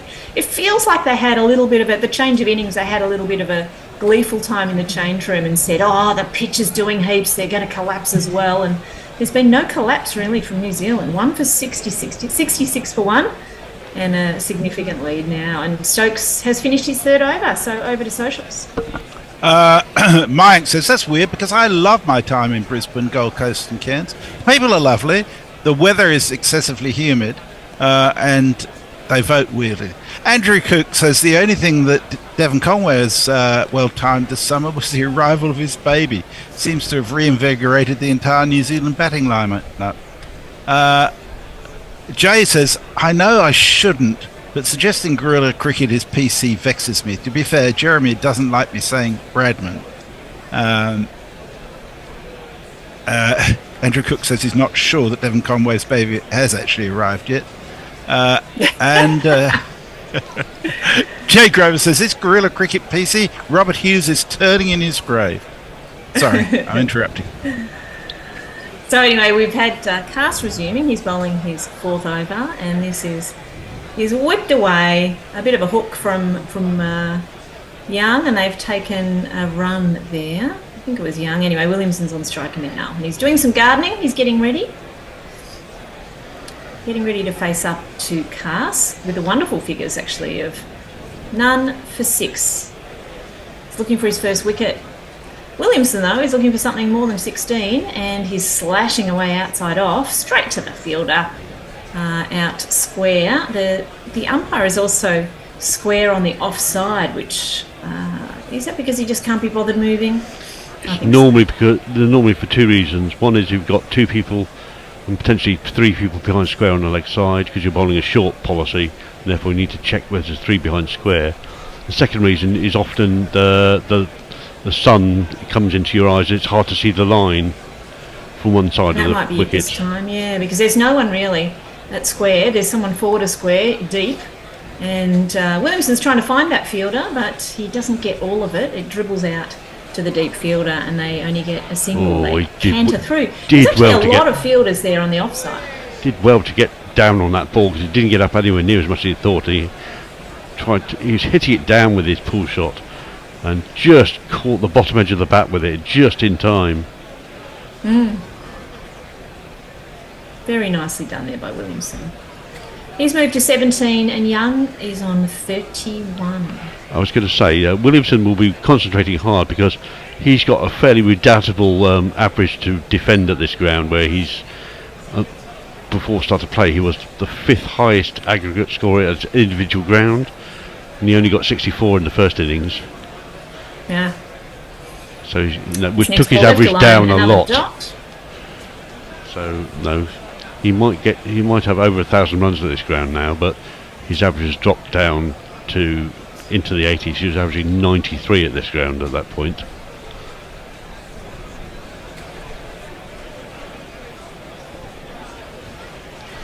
So he's got a long way to go. The lead at the minute is 272, and Cast, has he been the best bowler? Yeah, probably. Economy-wise, he's doing pretty well. He's been the best bowler in the series, without a doubt. He was a bit expensive in the first innings. This next ball's played behind square, and they've got another single, so they're turning over the strike nicely, and Cast has 1 to come in this over. Yeah, I think he's being asked to do a different role than he's been doing thus far in the England side. He's always been the spearhead of the attack in terms of being brought on to take a wicket. I think in this innings he's now got the role of coming on and bowling dry and bowling without conceding very many runs in every spell that he comes on. And there's only 3 minutes to go in this commentary spell though, so if you want a super chat, you're going to have to hurry because I'm off after this, as this next ball is through to the keeper. End of Cast's 4 overs, his figures none for 9, and New Zealand 70 for 1 with a lead of 274. Baby Shaker says, crikey, when I left for my meeting, it was 120 for 5. Shame. I thought we were going to have a good battle. Yes, England amazingly lost 5 wickets for 9 runs at the end of the innings. Mog very helpfully translates Cat's phrases for us. He says casual blokes equals drunk dickheads. But it's not something Cat would ever say. I think what he means was non-cricketers who come to the MCG on Boxing come to Day. The cricket, you're right, Jason. Come to the cricket once a year. Yeah. Jay says I identify with one of those. Adam updates us. Australia 3 for 184. Smith 49, Head 71. Mog says to be fair, the place is extremely well. Oh, we're back already. Sorry. We are back. Stokes is just insisting on another over, even though Bashir is yelling at him now. And this ball's played out square, and I think they took a run there. Yes, they did. So it's 71 for 1 now. To be fair, says Mog, the places with the biggest bunch of pricks in Australia are Sydney, Melbourne, and during sitting weeks, Canberra. Absolutely. Totally endorse these stereotypes of Queensland that don't hold up, by the way. As another ball's played behind square, there is a man in the deep. It's Bashir. And I think that Young and Williamson are trying to send a message here to Stokes by playing the ball to Bashir at every opportunity. But no, Stokes still thinks that he can't bowl.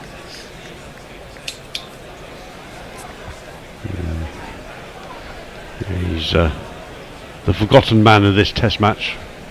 Yeah, it's really weird given how aggressive with Bashir Stokes and how supportive he's been in series. previous matches for Bashir, where he's been bowled him early, bowled him with quite attacking fields, and bowled him longer than perhaps he might have done otherwise. Stokes comes in and bowls short, but it's straying onto the pads, and it's played again around the corner backward a square to Bashir. They're just getting runs and runs. The only thing I can think of is that this is the data analyst problem, where they've got some information from the analyst that suggests this is a seaming wicket, you should bowl your seamers on it to best get your chances of a result, and he's too inflexible to change his plan once it doesn't happen to go the way that the data analyst had told him it will go. Well, there is a Gary Naylor theory which we should be taken with. Oh wait. Another ball played into the offside defensively by Young, and no run. With the normally large grain of salt that should accompany Gary's theories.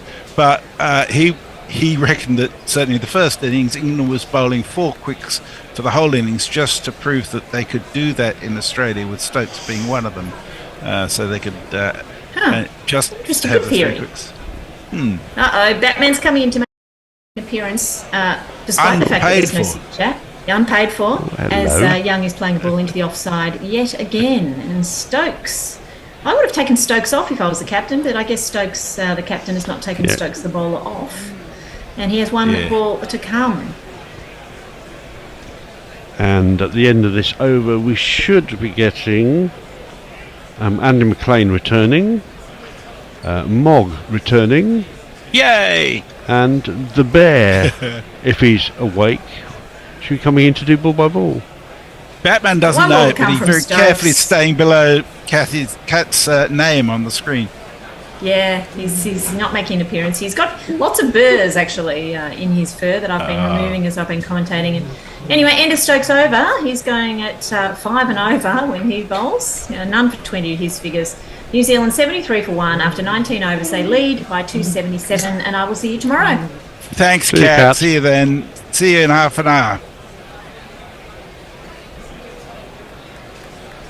As we join with Mog and Andy McLean, and Bear, wherever you are. Get up there, you slacker.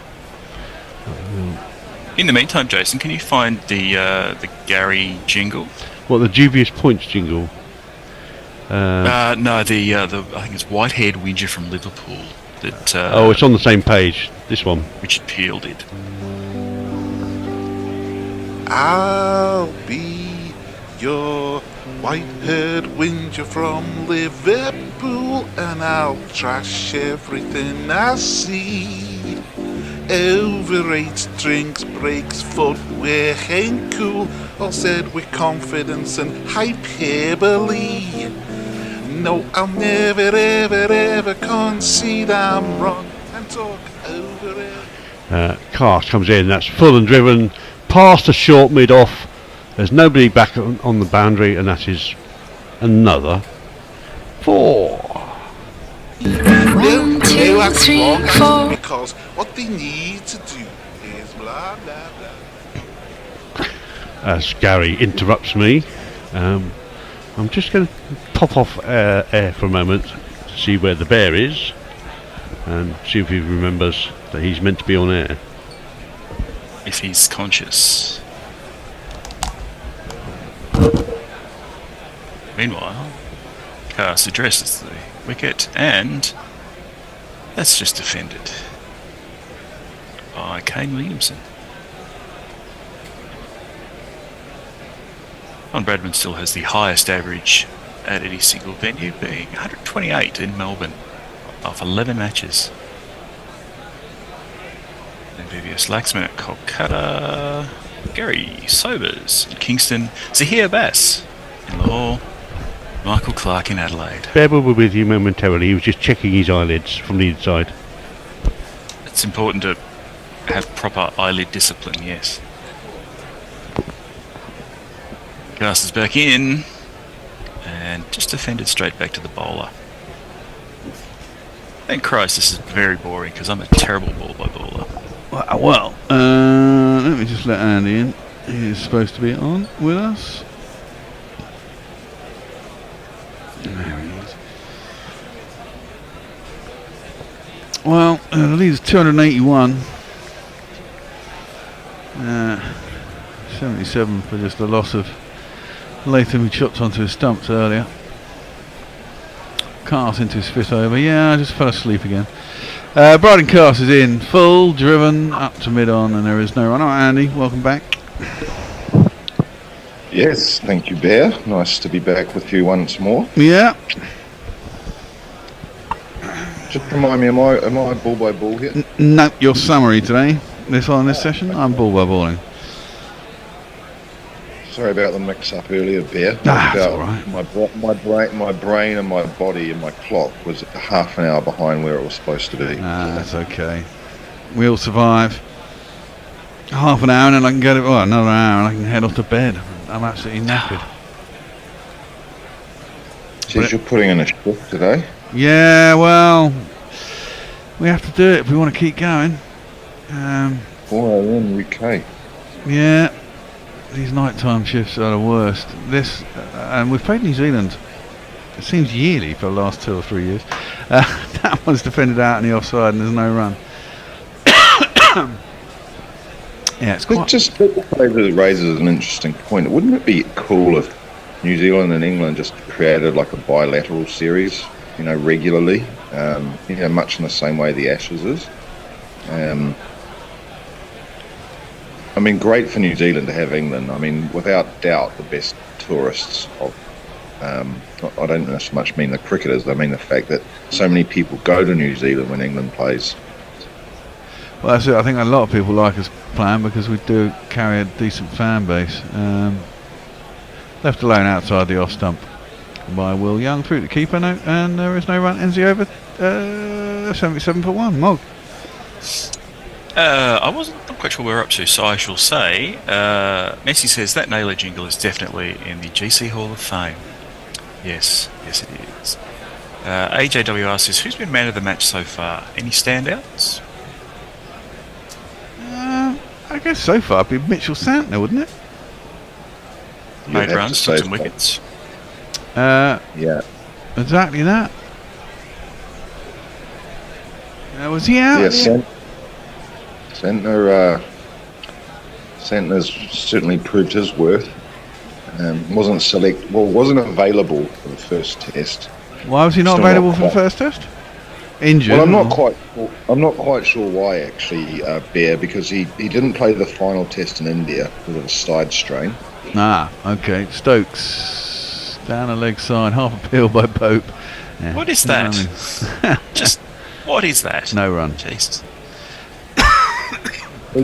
But he then went on to lead New Zealand in a 6-match tour of Sri Lanka, but then for some reason was unavailable, or not selected, or should I say, for the first test.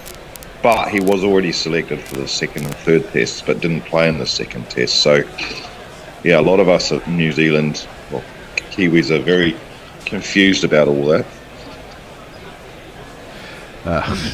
Driven beautifully by Kane Williamson. It's outside the off stump. Full half volley. It's been driven out the boundary for 4 runs. Yeah, Young had to look for that one, but 1, 2, 3, 4. I've had a little bit of I prefer that jingle, Bear. I think I prefer that one to the Deutsch one. Well, we got a lot of 4 jingles. I even sent one in during the week. You did indeed. How exciting was that? Wow. Very exciting. Uppercut. Has it gone all the way? Can't quite tell. No. There was another 4. In fact, we should listen to that one. I put it in here. 4 number 33. Oh, it's a 4 for a boundary where here's a rope. The bowler don't like it, but it had to go. Yeah, nice. Yeah, lovely shot there by Will Young. The ball was rising, and he just helped it on its way, really. Timed it beautifully over the head of backward point, out to the boundary for 4. He's on to 42 now, Young, looking good. Alright, Stokes. I want to fix the YouTube screens too, by the way, Bear. At the moment it's just my stupid head on it. Yeah, I know, my camera one's gone down. I think I might need to go and replug the box over, but I'll do that at the end of the over. No pressure. Yeah, I know. And Andy, because of his Wi-Fi, never comes on picture anyway, so that's cool. 50 ball partnership, 27 for Will Young, 23 for Kane Williamson, both of 33 deliveries. And the Kiwis cruising here. Lead at 500 by tea tomorrow and declaration, you reckon, Andy? I think they'll get to 500 a bit quicker than that, but I like thinking. Well, yeah, surely once they get 300 head and the 300 for 1, they just blast it out. Baseball styley, don't they? And that's played back down the track. And just on my last commentary stint, there was talk about, we were talking about Southey's last test, and well, I mentioned he's not really performing, didn't take any wickets, but just reminded me of Brendan McCullum's last test, since you mentioned the dreaded baseball word. McCullum's last test, which I'll come back to in a moment, in Christchurch. Stokes in, this has worked into the leg side, and there is no run. It's the end of the over as well, so 85 for 1.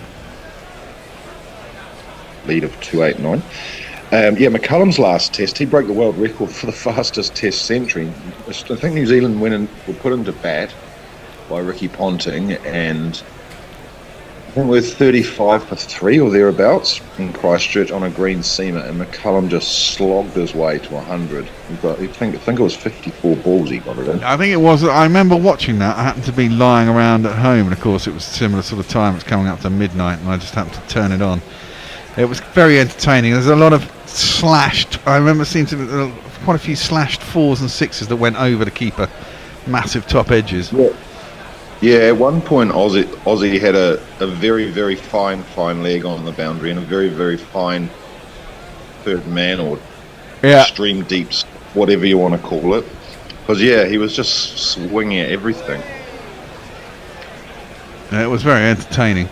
Bryden Cast is in, and Kane Williamson, lovely shot off the back foot, forcing it out towards the point boundary. It's not going to quite make it. It's chased down by Stokes. He doesn't do the old flick back, fields it himself, turns, throws, and that'll just very be athletic 2 runs on a boundary there. Yeah. I mean, they won't like you losing this test, I don't think, England. But I mean, you live by the sword, you die by the sword. That's the way they say. And they certainly died by the sword this afternoon. Is that going to be 4? I don't know. I can look. His foot is quite close to the boundary. It's difficult to see, though. You know what's going to happen? Stokes is going to bowl too many overs and break himself. Well, he's got a lot of time to unbreak himself after this test. We don't play another test, I don't think, until June next year when Zimbabwe come for the warm-up for India. In between, it's just all white ball stuff and the IPL. 'Cause the IPL now takes up 2 months of our year. In March. Hey, only 2. Yeah. I was reading something recently about that. Why do they bother with these endless replays on these boundaries? Does it really matter? No, not when you're 291 ahead with 9 wickets in hand. Just get on with it. Into the pads, and Kane Williamson clips that out the deep square leg and get himself a single. I read something the other day, Bear, about a few English players are having a bit of a tete-a-tete with the ECB at the moment because they're not going to be able to play in the PSL. I don't know anything about that. Why would they not be able to play in the PSL?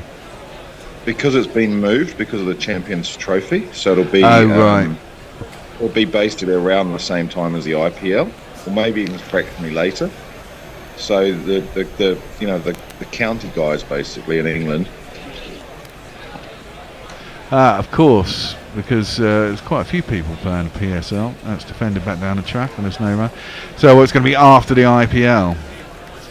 Yeah, I think there might be some overlap because otherwise it'll get too hot in Pakistan. But yeah, there's definitely a clash with county, and so it's guys who are not in the IPL.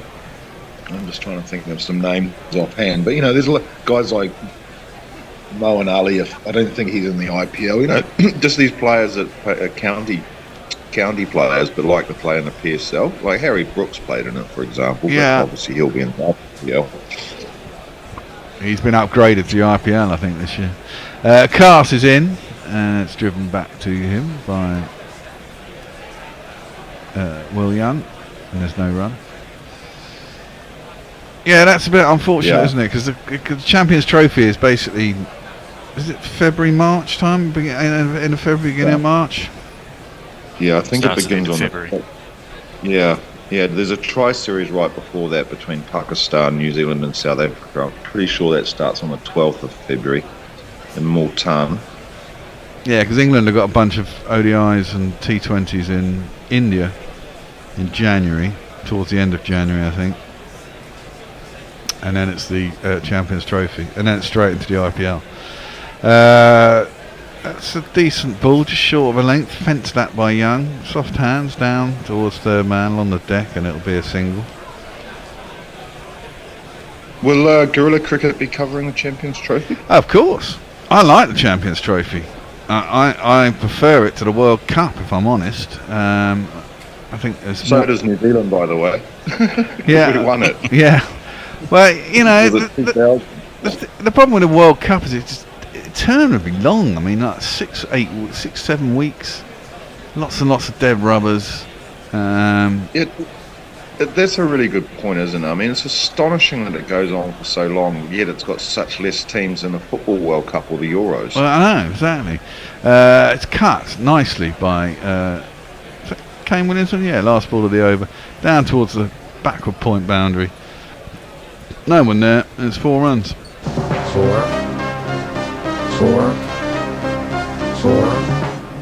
Yeah, I mean, that's the point. The Champions Trophy, top 8 teams, and it lasts about 2 weeks. And virtually every game has something on it because the pools are so small that you can barely afford to lose a game. And if you do, it sometimes comes down to run rate if you just lose one game. Consequently, it's a lot more fun. Yeah, well, the other thing too, of course, speaking of fun, is Bashir's going to come into the attack. Oh, England are going to have a go with spin. Is where India will play its games. Well, that is the big problem, isn't it? And India being India and being uptight as it is, I mean, Pakistan had to go to India to play the World Cup. Why can't India go to Pakistan? Okay, yeah, it's dangerous. I'm sure they wouldn't let anything happen to the team. Maybe they could play in Saudi Arabia. Well, I mean, well, they're talking about UAE, aren't they? Well, yeah, Saudi fucking Arabia. Don't get me started on that. Get into everything now. They're buying everything now, aren't they? Yeah. Yeah, just speaking of Multan, and talk about security. I went there a couple of years ago. You basically can't go anywhere without police with you. It's the only city in Pakistan where it's like that. There's certain areas in the north where you have a police escort of a foreigner. But Multan, you literally cannot walk out your hotel without police with you. Which is a bit sad. Yeah, I mean, the Multan locals think it's a little bit over the top, but and I personally didn't like it particularly much, because getting to the cricket and back was a nightmare. It was kind of funny as well at the same time. Well, sweep by Kane Williamson. That's how to sweep off when it's not on the stumps. Good bit of fielding. No, it's not good bit of fielding. Attempted nearly a really good bit of fielding. Ryan Ahmed is on, I think. Yeah, he's always a bundle of nerves and energy and quickness in the outfield, but he headed around from backward, deep backward square leg. Managed to get the ball, but then couldn't keep hold of it and threw it over the boundary in the end, and it was another 4 runs. Yeah, lovely It's shot me, there from Sanshi. William. Yeah, It's me, Sanshi. good sweep shot. Basically threw it over the boundary. Yeah, he did, didn't he? Now he's on to 47, Will Young. Got 42 in the first innings. Well, Ryan Ahmed, of course, knows about a few things about getting visas for India as being of Pakistan descent. Well, yeah, Atif of this parish. He missed the first test earlier this year. Yeah. Atif, who works for the BBC, used to work for us. He's had problems getting into India to cover cricket. It's apparently been decided India's playing in Dubai, with one semi in Dubai and the final also there. Oh my God, that is ridiculous. There's a big appeal for LBW, and the umpire's not going to give it. Now, he was right on the back foot. The question is it a bit high? I think he hit the stumps, but are probably going to be umpire's call on the height. And therefore, just review it. We're 301 runs behind, for fuck's sake. They're not going to. It is probably high. Let's have a look here. Turns back in. Oh, I don't know. Nah, probably going down leg side actually. And probably a little bit high. I think that was a good shout. It wasn't a bad shout. But I don't think it'd have been overturned on review. I think there'd have been umpire's call on somewhere on the stumps. Come on, New Zealand TV. Sort out this replay. I want to see if that was going to hit the stumps or not. No, they'll get there. I'm sure they will. Well, Young looking for his half century. Goes back, clips it into the leg side, and get himself a single. Moves on to 48. My friend's a cameraman, so it wasn't his fault. He did his job. Well, there was an inside edge, so Bit of an edge. doesn't really matter if it's going on to hit the stumps. So that final's going to be in Dubai. That's unbelievable. That's so wrong. That's what Mayank says. I have no independent confirmation of that as yet. I suppose I could just Google it. Let's do that. That's the compromise then, huh? That is just worked by Kane Williamson down a deep back square leg. Or long leg. Where Ryan Ahmed is fielding. And it'll be 1 run. I mean, so they're going to play one. Yep. See, that doesn't make sense. India are going to play 1 game in Dubai, presumably. What, they're going to play the rest of the games in Pakistan? If they can play 1 game in Pakistan, why don't they just play them all in Pakistan, for fuck's sake? Even if it means, so that's, clips down to Duckett at long leg, and there's a single. I mean, even if that means... officially announced tomorrow, apparently. Okay. Even if that means that India decide that they're going to basically stay in a hotel on the Indian side of the border and fly in on match days or whatever. Some swank military helicopters. Yeah, exactly. Cool. Land in the middle of the pitch and disembark fully kitted already. But, Well, they could just play all their games in Lahore and stay in Amritsar and just walk. Well, exactly. Something like that, Put them in a tank. That'd be pretty cool as well. Yeah. And just bulldoze down through the gate. The PSA issue has been solved. terms of Professional Cricketers Association. Yeah, whatever. Jason says all the games were scheduled to be in Karachi. What, for India? Yeah. Okay. Which is also down south, isn't it, on the coast? Am I right? Yeah. I don't know. I'm not really good with my Pakistan. Not really good with my Pakistan geography. Karachi's the shortest flight from Dubai, anyway. That's left alone through to the keeper, and there's no one. We're on. Will Young is on 49. And New Zealand fully in charge. Maybe we could talk a bit about the game, but this has been great from Will Young. You know, he wasn't the leading run scorer in India. I think Ravindra got a few more, but he was super consistent without getting huge scores. And there was a bit of a question mark about him as an opener. Yeah, that's driven by Will Young. He's beaten the offside. It's going out towards the boundary. It's not going to make it, but he's going to get 2, and he's going to get his 50. And for that, he gets a little jingle. Long drawn out grinds and flashing cameos. Quite accumulation that just grows and grows. Plucky or lucky, inducing reverie. Are a few types of half century. Yeah, there are a few things that have happened in this test that I've sort of made. I haven't made come true. Obviously, that's bollocks. But that's left alone outside the off stump. There's no run. But I did say I don't particularly like Will Young as a batsman. I don't really rate him, and he's got a 42 and a 51 not out, and pretty solid, and certainly better than Devon Conway.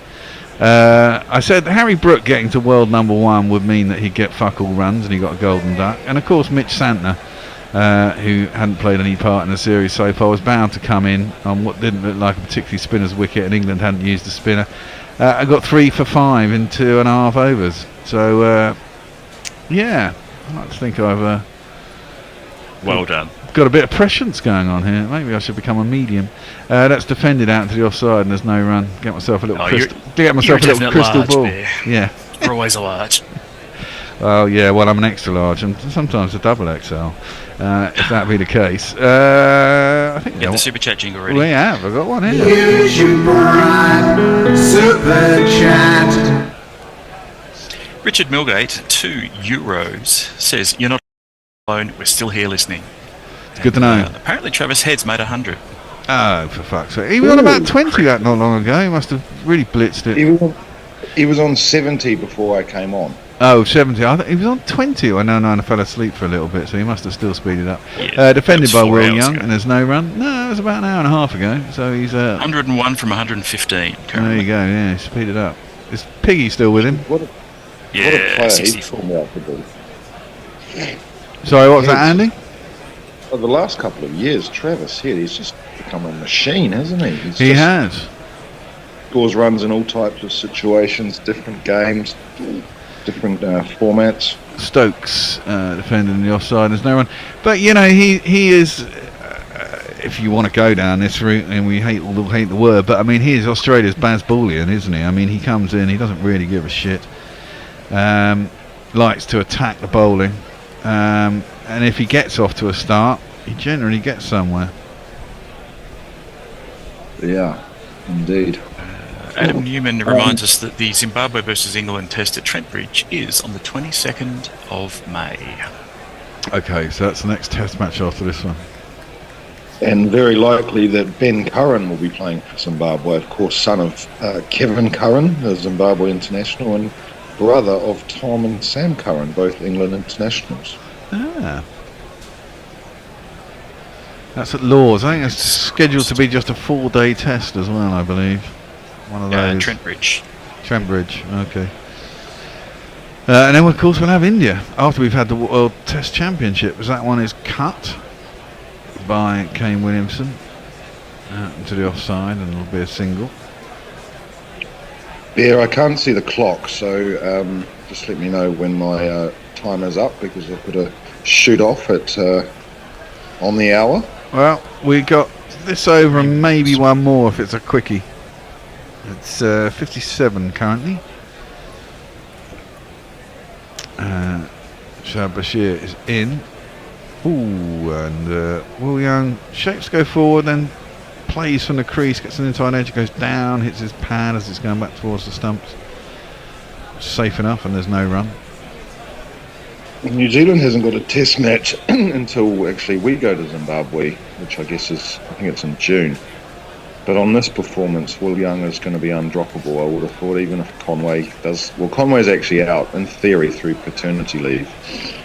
So that one played away before by Will Young, reverse sweep. No, I can't see reverse sweep.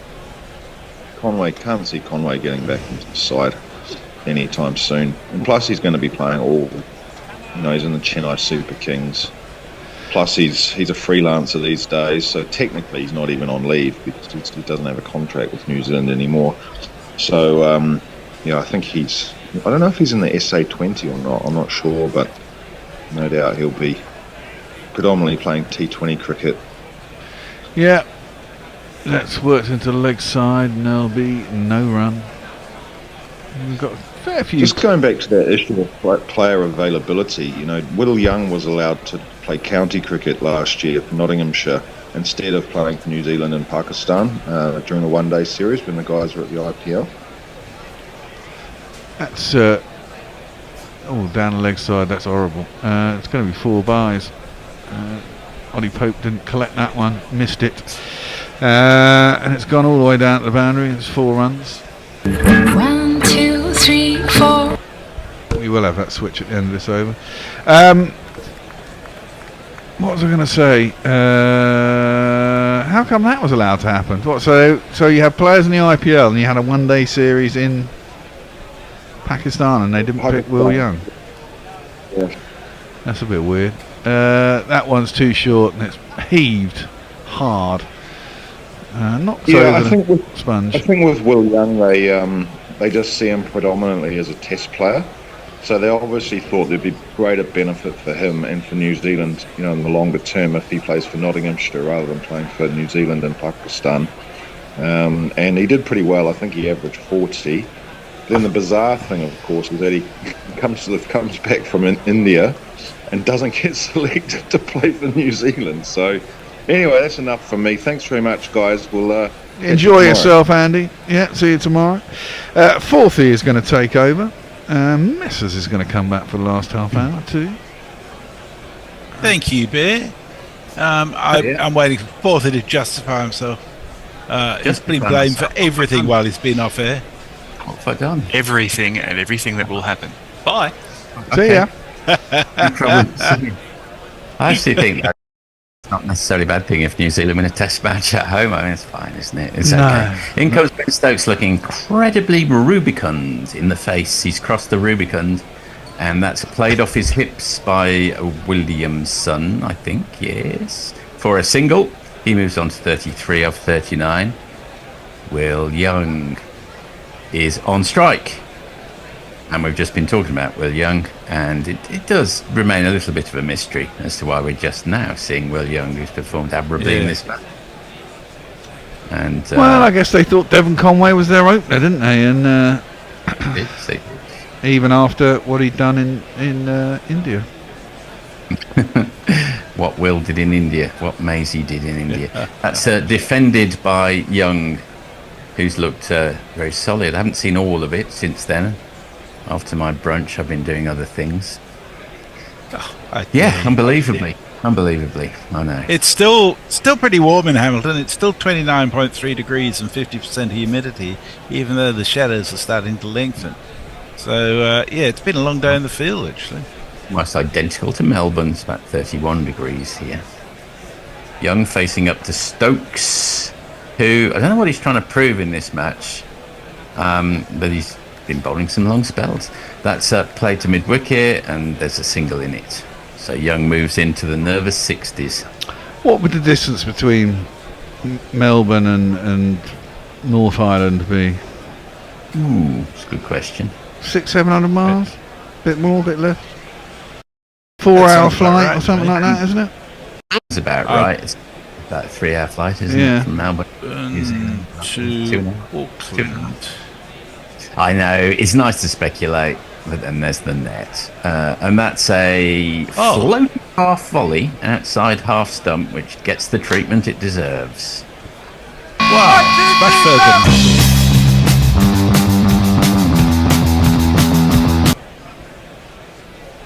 A despairing dive is not enough to prevent the 4, and Williamson moves to 37, which was the number of the house in which I lived for the first 21 years of my life. 37 Grasmere Avenue, Coventry, CV3 6AY.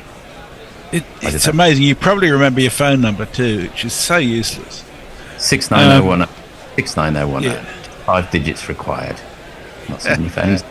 Defended through the vacant gully area. There's a dive from point. You can't get hold of it. I think that's Potts doing the honours down at third man. And the single, Williamson 38. Young on strike on 60. My phone number in 1956 was Eastbourne 4165. It is 1,631.75 miles from Melbourne to Auckland. Is it? Well. Yeah. What's that flight time? About 3 hours. Yeah. A little bit more, probably. I've been to Auckland and I've been to the South Island. I haven't done a little round trip of the North Island, which I intend to do at some point. It's a beautiful place in New Zealand. Big forward defensive from Williamson, looking very solid. End of the 26th over. 122 for 1, Missy. Watford 243876. That was my number. How many digits was that? 243876. 6. See, this tells us all you need to know about our ages. Messi, four digits. Me, 5 digits. You, 6 digits. That's a very good metric. Andrew Cook says the SA20 was one of the reasons Conway isn't under contract. He wanted to play in his home country. Well, he's a Kiwi. He plays for Kiwi, man. Yeah, Jay says, no, it's gone. I thought I'd pierce the veil, but the spirits just whispered Nigel is a bell end. It's about 2,500 Ks, says Mog. Jay says, for fuck's sake, Forthy, don't need to look so smug about the pain that has wrought. And Adam Newman says, Australia 3 for 234, day 2 Gabba test, Smith 65, Head 103, both not out. They've put on 159 so far. And it's still closer than Perth, Mog points out. Yes.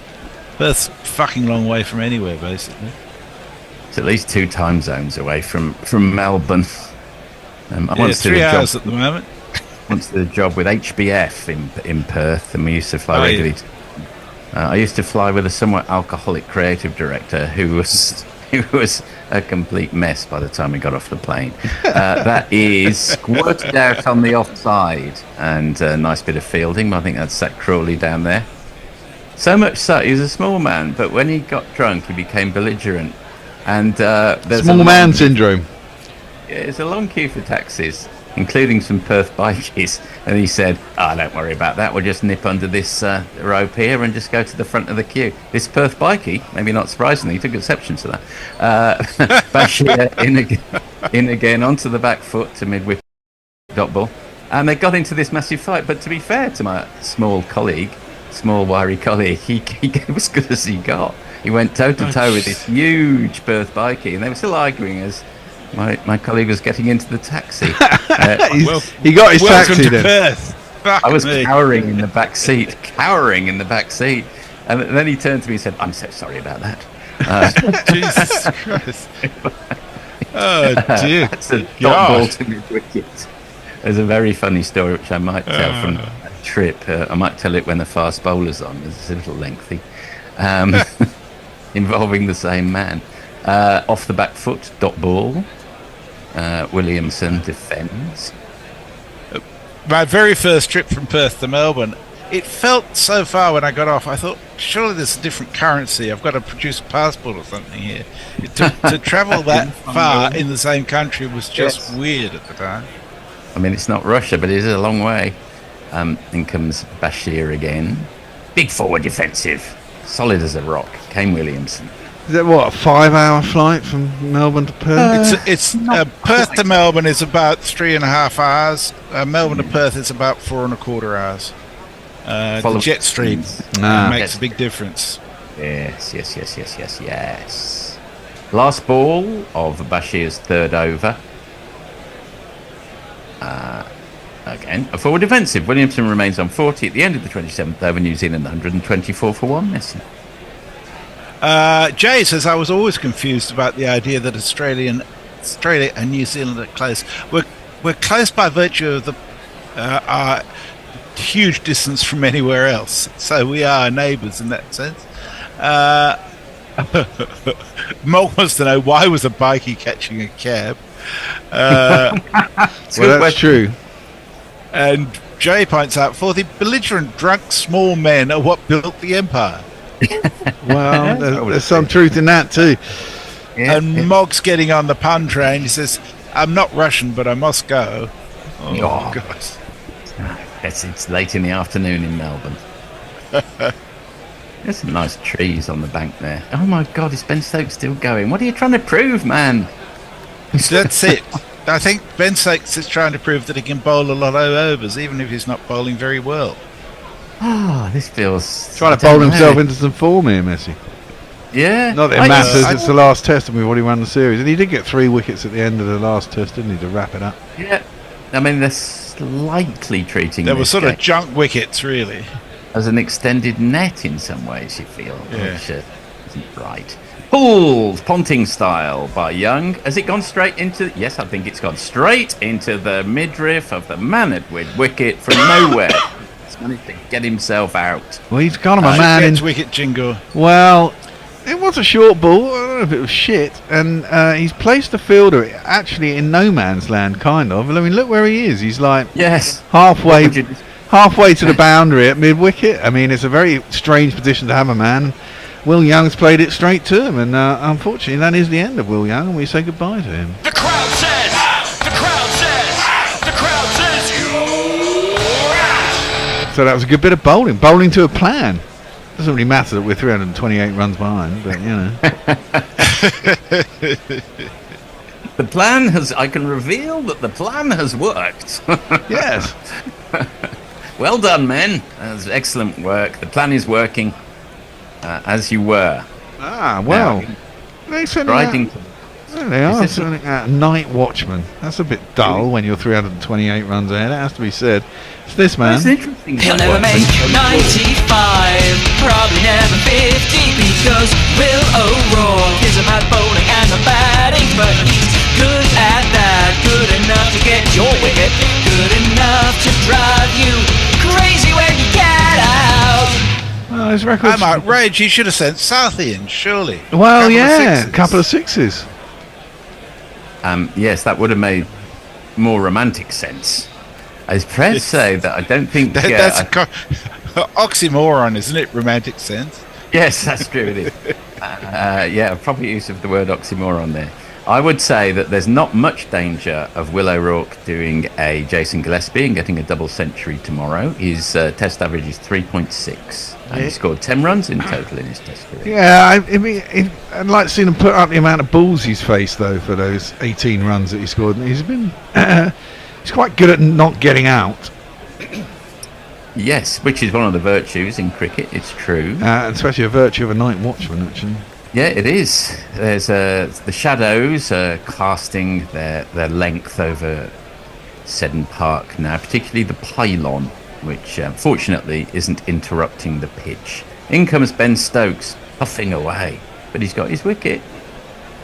And Will O'Rourke rather nervously gets onto the back foot, I think rather expecting the ball to hit him, but it's because he got hit a couple of times in the first innings.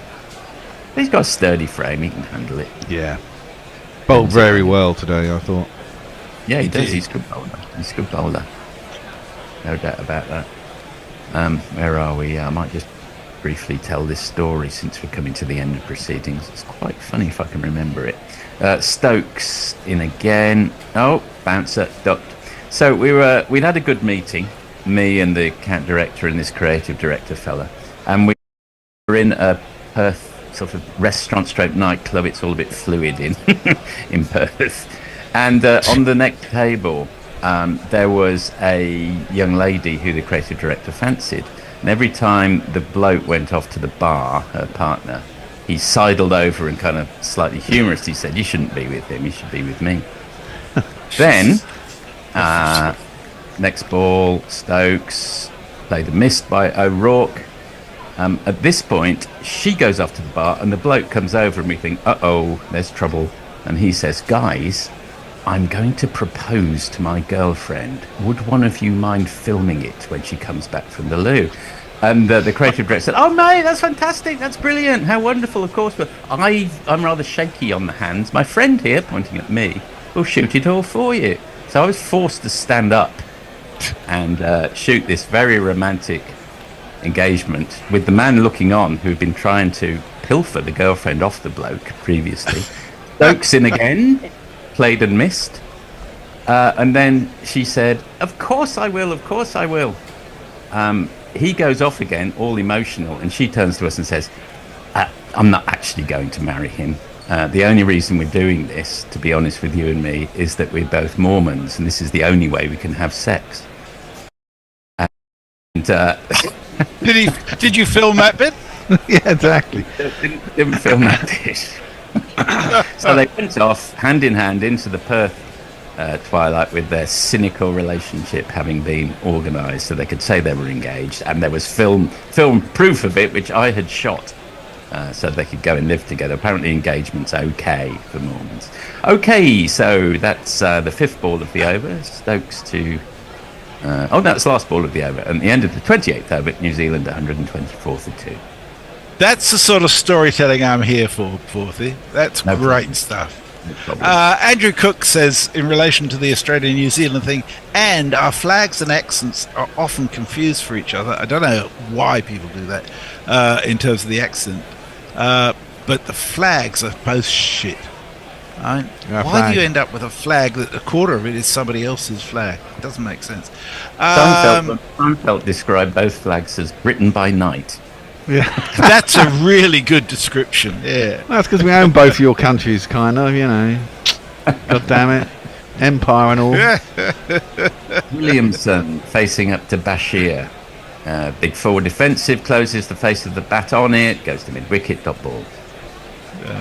Mog says, why not stand outside the belt sixes? Well, in relation to your saying Stokes bowling plan, says the plan is working, as well as when Rishi Sunak was in power talking about his plan for the nation. Well, yes. At this stage with War Perkins, a futile gesture is called for, and we feel you are the man. Goodbye, sir, or should I say au revoir? No Perkins, goodbye. Peter Cook and I think Dudley Moore from the original. Yes. Beyond the Fringe. It's in the early 60s. Right. Williamson opens up and a lovely off drive, which has gone all the way down for one of these. No, or is it cut off? 4 on the floor. Went all the way. No one down there. For the 4. That's what 4's are for. To get funky on the dance floor. Williamson moves to 44. And he loves batting on this strip. I said that his average before this game was 92, and I was corrected by Tony and didn't stand up to him when he said it was 94. Now I looked afterwards and it is 92. I should have had the courage of my convictions. Yeah, I was going to say, Tony got that wrong. And he's a man of stats. He should have written it down. I know. Like, that's what I thought. Oh, well, he's the man of stats. He's going to know. Dot ball. Bashir has yet to provide the spinning wedge into this, to open up this New Zealand batting lineup. Cuts, a full ball, but cut by Williamson. If he could just come in, that might have been a more dangerous shot, but he's seeing the ball well. But anyway, no runner cruise, straight to the man up point. We have a bleat from Farron. Oh, right. No, it's all right, I'll do it. He says, Sunday afternoon greetings to all. Hope everyone is well. It's just past midday here. Bloody cold. 23 degrees, that's not cold. And he says, yes, Auckland, Melbourne, about 1,000 miles. Black Cap's cruising.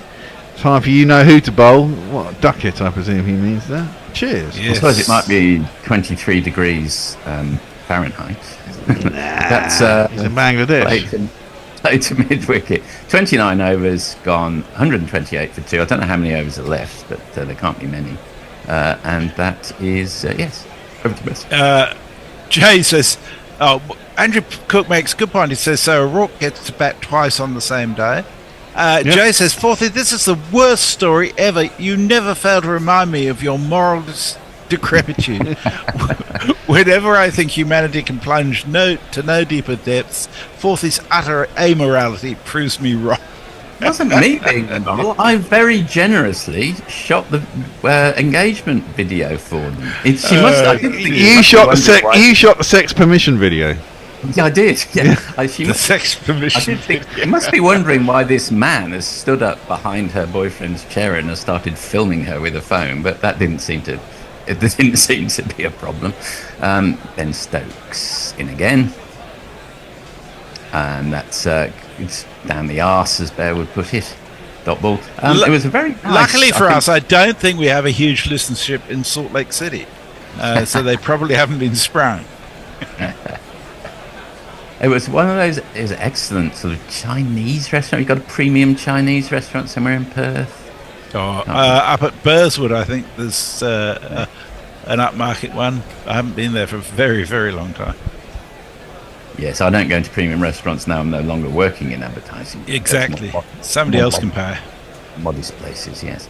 Stokes in again, defended by O'Rourke. He's as has been observed, his defensive technique is fine, and he gets into line with the ball. He's no Phil Tufnell.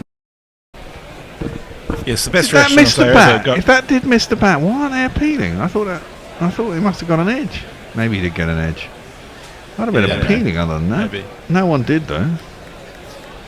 Maybe they just Fourthly, the only 5-star restaurants I ever got to go to were paid for by when I was a superannuation fund trustee, and the investment managers was trying to persuade us to go with them. That's where my fees were going. Oh, is that an edge? It is. Yes, it is. O'Rourke has gone. The night watchman has been watched out, and he goes for a duck. Oh well. Southie, bring us Southie. The crowd says you. Yeah. Big old edge as well. Well done, Pope. Just taking it down by his knees. I mean, it wasn't going particularly fast. You'd expect him to take it. But suddenly, New Zealand crumbling down. Well, yeah. They are 332 effective net for 3, just to remind people who might be coming in late. So it's dismissed at 6:19 p.m. I assume that we're going to have the full allocation of the next 11 minutes then. Will this be a second night hawk? No. Is it Ravindra? It is Ravindra. It is. Just give us a little AJWR has a different point of view on the flag. He says the most beautiful flag in my eyes, and posts an emoji which is rather tellingly slightly difficult to tell if it's Australian or New Zealand. I think it's a New Zealand flag. What's the difference? It's just the amount of stars on them. Yeah, and there's a slight colour difference in the stars, as I recall. Okay. It's the most beautiful flag. How many flags? How many stars on the Australian flag? 7. Is it one for each state? Similar to the. I think it doesn't. It relates to the Southern Cross. But it doesn't include this. Okay. Well, let's have a jingle for Ratchin. He's gonna be a star. Why can't I never ring you? He is Ratchin Ravindra. Go on, Forty. I never knew, understood, or questioned why Northern Territory is a territory, not a state, but I dare say Messi knows. Well, at the time of federation, it wasn't a colony in its own right, whereas each of the other states were colonies in their own right. But why didn't it just become a state later on, like happened in America? Well, the process for becoming a state requires acquiescence from basically all the other states and a referendum to change the constitution. And the population of the Northern Territory was so minuscule for so long that it wasn't even considered. They're campaigning for statehood now, but it's going to be a long haul. Stokes round the wickets to Ravindra, who pulls it to the man at deep square, I think is Crawley. And he's been banished after his failure of the series from the inner circle, literally. Ravindra He could save it with a double century to win the series, though, couldn't he? That is very true. And Ravindra needs a few runs as well, doesn't he? He hasn't scored many in the series. Yeah, so great time for Sacroy to step up in the second innings. That's a shock of hair. That shock of hair from Ravindra looks a little bit like Harvey Elliott at Liverpool. Yeah. He's a funny-looking fella. And so Andrew Cook. Andrew Yes, Cook sorry. corrects you and me. He says, sorry, Forthy, Jonathan Miller and Peter Cook was. Was it? Right. That's good. I wasn't sure. Yes, it was Jonathan Miller. He's the posh officer, isn't he? I remember now. Another bouncer from Stokes. This is almost like he's saying, look, this is how you bowl yourself into the ground for no reason. This is how to do it. Lead is 333, a number which will be redolent to Englishmen. But he's not in the IPL either, is he? So, I mean, literally, Stokes potentially has the effect of 6 months off. 6 months off, yeah. So he can bowl himself into the ground if he likes, get himself injured. That probably is the reason, isn't it? Yeah. Because he thinks, put my feet up after this. If I get injured, I've got 6 months to get better. Full toss outside half volley, floated up, and there's no one at long off. So this is the result. 2 + 2 is a member.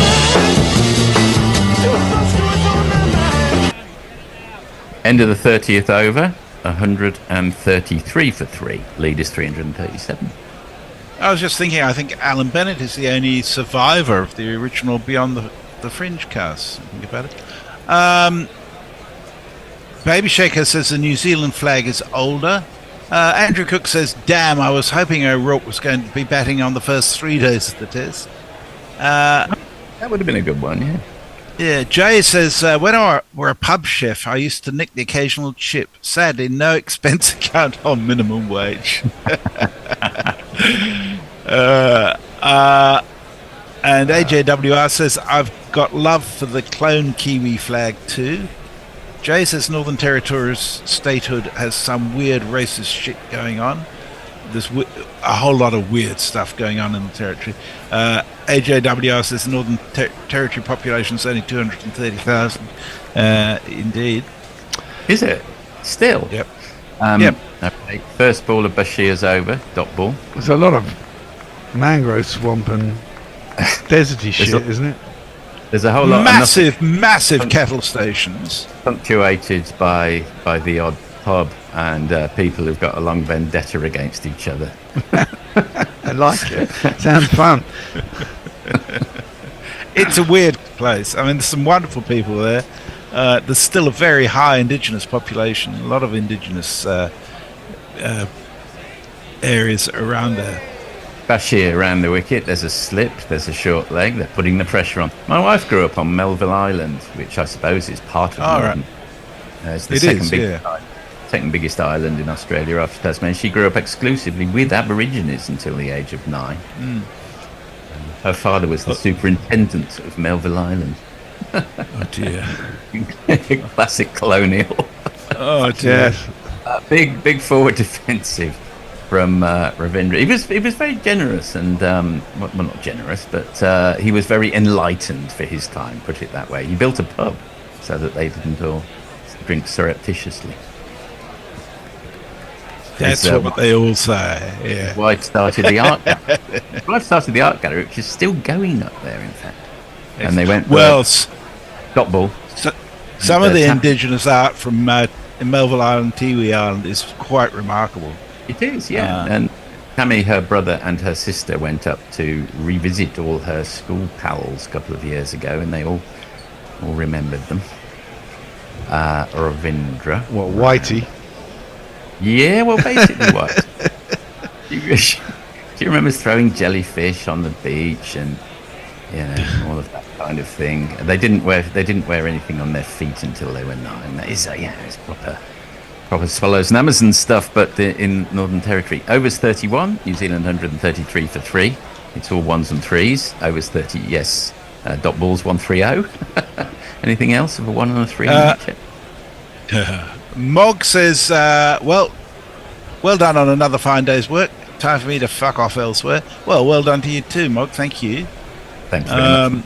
See you Thursday, if not before. Third session at the Gabba is indeed underway. Australia 242 for 3. Head on 110. Smith on 65.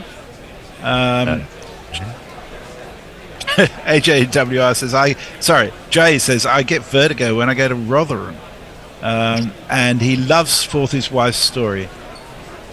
That's nice. Dug in again by Ben Stokes. I wouldn't like to be his body tonight, as it were. It's going to be fucking knackered. Jeez, he's grimacing. He's like Sean Connery in The Hill. He's been. Wow, it's going back. Yeah, it is a bit. I've caught some late night Bond movies over the last few nights. Of course, it's coming into Christmas, so they keep appearing. Oh right, yes. Saw A View to a Kill the other day with Christopher Walken. I thought that was Timothy Dalton, but it wasn't. It was Roger Moore. It was Roger Moore. My friend, who's a great Bond devotee, Roger Moore's his favourite Bond. It's a spoofiest Bond, isn't he? Really? Yeah, he's a little bit camp. Off His Hips by Williamson, so he'll move on to 49. Will he get the big half century tonight? I'm sure he doesn't care too much. The one that the Aussie is the one who's no one's favourite, who just did On Her Majesty's Secret Service. Lazenby. George Lazenby, yeah. That was ordinary. It wasn't popular. It wasn't a popular choice. I suppose Timothy Dalton is probably regarded as the weakest of recent Bonds. Would that be fair? Yes, I think so. I like Daniel Craig, I must say. I don't really like Bond. I like John le Carre films and things like that. Real gritty stuff, not the performative, pantomime stuff with Bond. I'm not. It's good at Christmas though. It's fun. And Ravindra pulls that to deep square leg, so it's a possibility with 2 balls to go. Some might say a probability that Williamson will get his half ton tonight. Yes, Alex Guinness says George Smiley is the best spy ever, I think. Well, the funny thing about Alec Guinness when he was cast as George Smiley is that when John le Carre wrote subsequent Smiley books, he couldn't get him out of his head. So he started writing Smiley as Alec Guinness. Fair enough. He was so perfect, and he was. Gary Oldman plays him in the most recent Tinker Tailor Soldier Spy. Yeah. Very good in Slow Horses as well, of course. And that's pulled by Williamson round the corner, down to fine leg Pottsfields, and that's his half century. It is indeed. Well, hold on. Have they not given him the run? Yeah, they have. I was going to say, they're a bit slow on the telly. Don't stop just cause you got to 50. Don't stop, treat it hard. You can use this to get a better score. The first 50's done. The first 50's done. Ooh, don't look back. Off just 58 balls, so he went along a good lick there. As you were discussing Bond, Jay had tweeted Tinker Tailor Soldier Spy, Guinness the Smiley, and then it just says great minds, misses. Yeah. Well, it's such a stand-up performance, it really is. Yes, indeed. Stokes in again, and Ravindra pulls out of the way of that one. Another short ball from Stokes, gets a glare from Stokes. I would say that I loved the TV adaptation of Tinker Tailor, but it's almost too faithful to the book in the sense that it moves at a glacial pace, which I rather liked actually, but I don't think it would have got made that way today.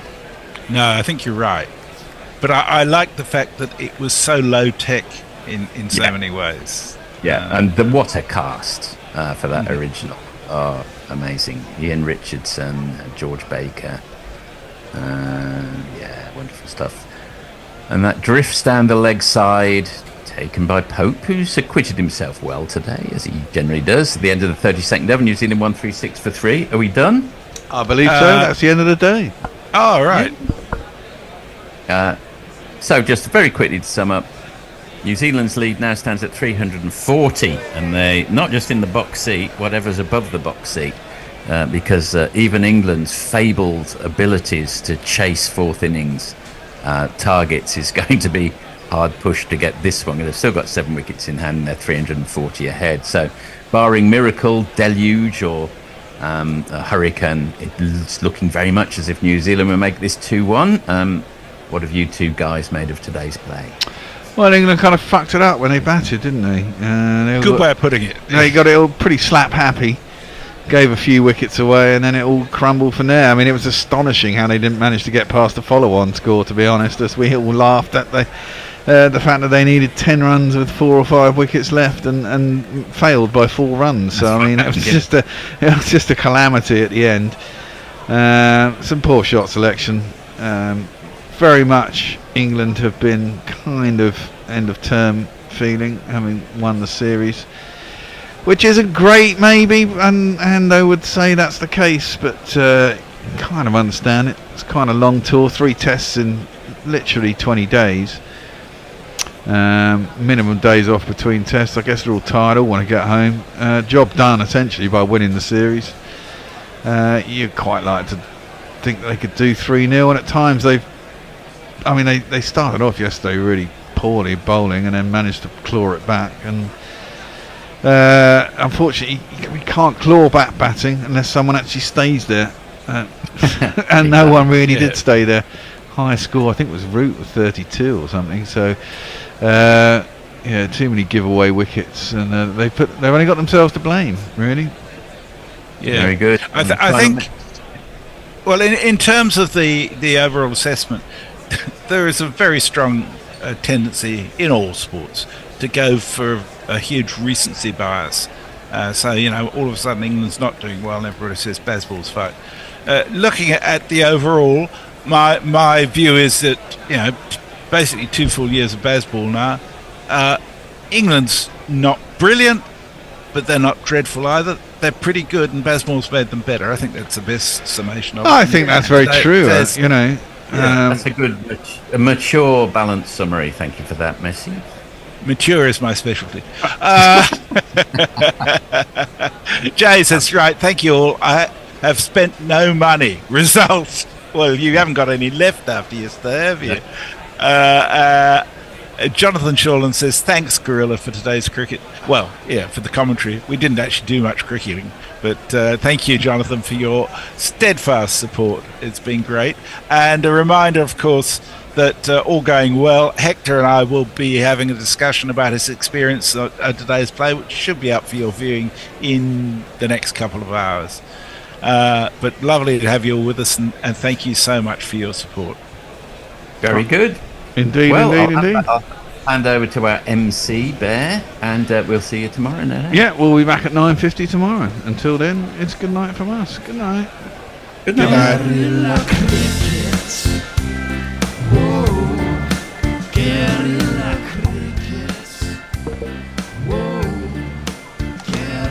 Take guard, man the barricades, patrol the cover boundary. At last the time is come, this is a cricketing emergency.